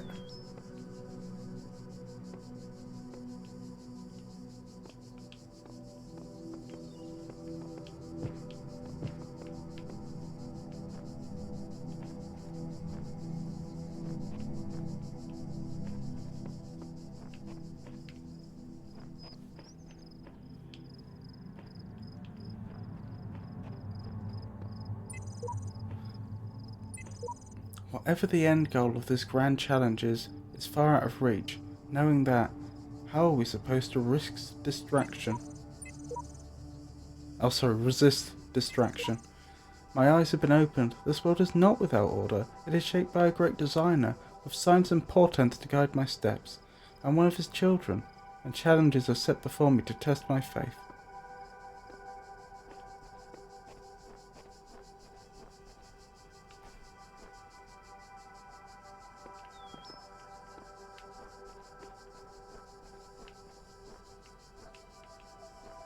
Where could this switch be hidden?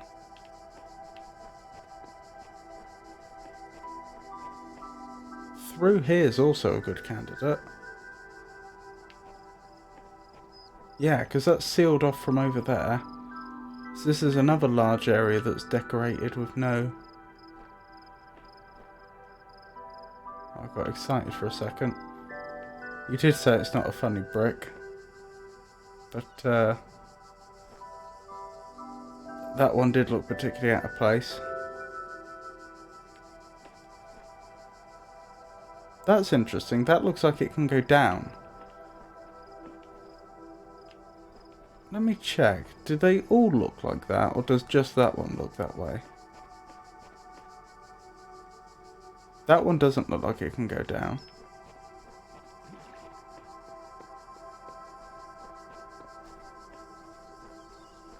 Yeah, this is different. This one looks like it should be able to lower.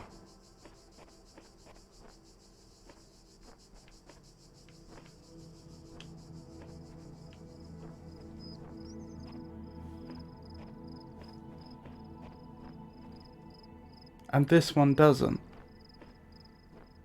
That really makes me think this is the place. And I know a named puzzle isn't involved, so it's not like there's a switch through there. So if I'm right that this is the place, then I can only imagine the switch is near here.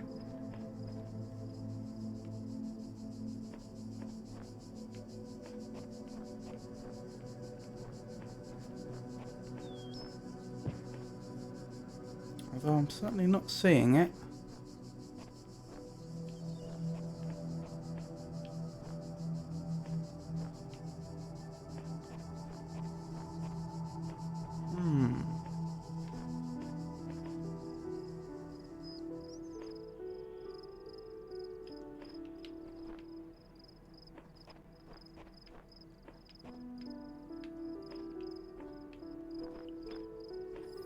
I wouldn't, if that is the place, I wouldn't anticipate the switch is anywhere other than in here or in here.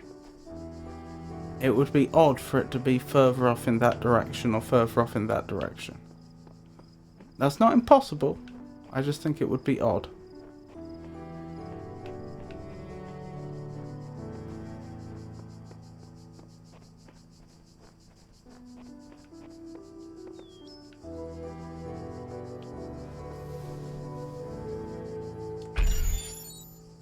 I take it this hasn't turned into a switch, no. It did say it's the same sort of switch as the others I've seen.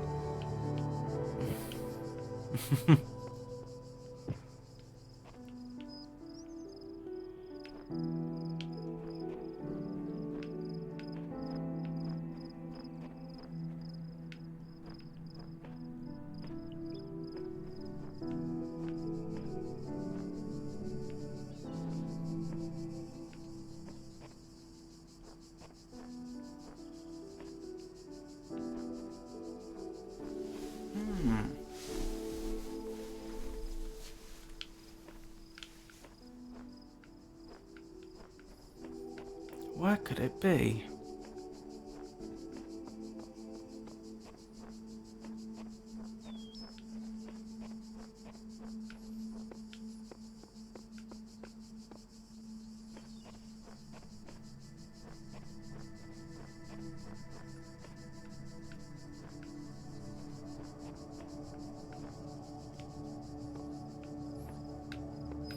The last switch I found was on the back of a pillar, wasn't it?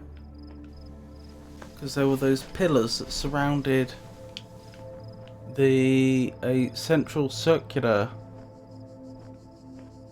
area with water surrounding it.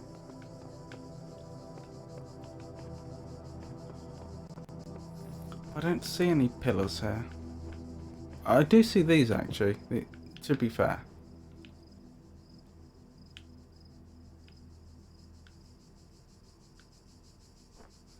Not freestanding ones.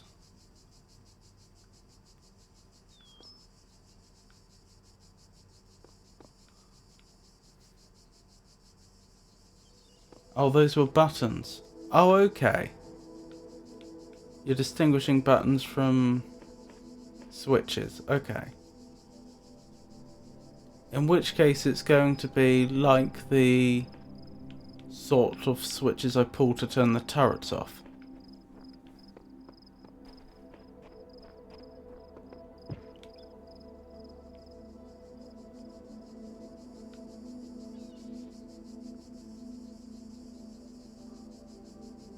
In which case I'd expect it to be up against a wall, most probably. I'd also expect it to be really quite visually obvious. Yes, like the turret switches.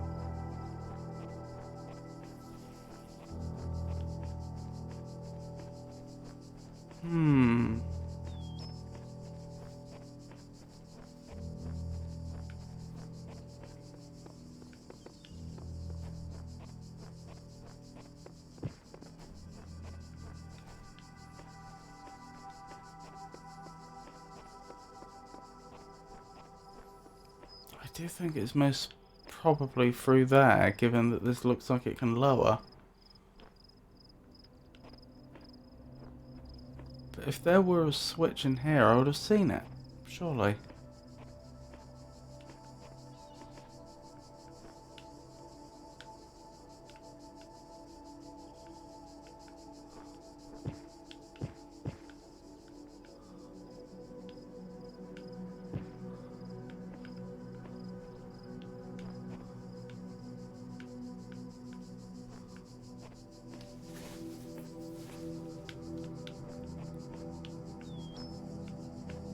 Ahaha!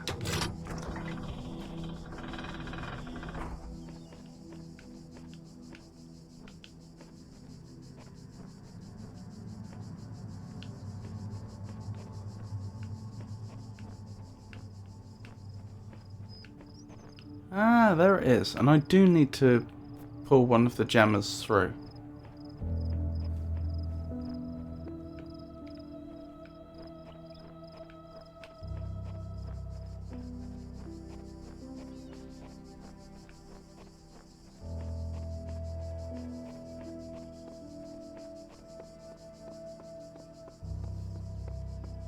Progress indeed. Goodness me, that had me stuck for a long time.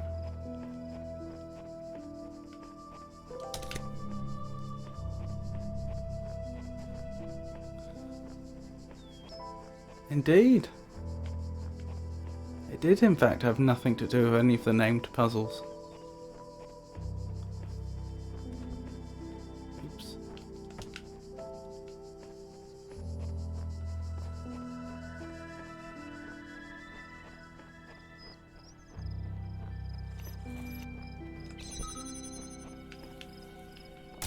Ta-da! Oh. That was hard.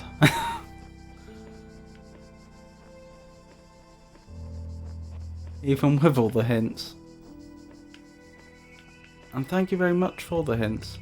That is so well hidden.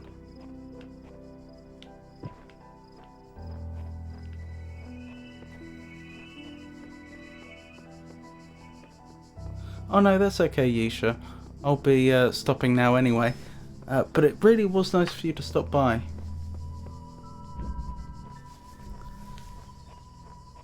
I'll just leave the area.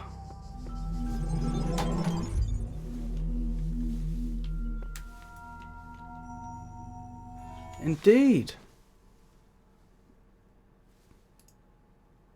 You did. You provided just the right amount of help. Thank you. So thank you for coming, everyone. I'll be streaming again tomorrow. I'll be playing more of the Talos Principle. That is going to be from 4 o'clock GMT. I will also be streaming more of the Talos Principle on Monday. Please bear in mind that daylight savings in Britain starts on well, it's over Sunday night to Monday morning, I believe. So that means that... Is that right? Or is it Saturday to Sunday? One or the other. I will check. It won't affect tomorrow's times, but it means that Monday will be effectively an hour earlier because our clocks are going forwards by an hour. So if you don't have daylight savings at the same time, there will be a change to the times.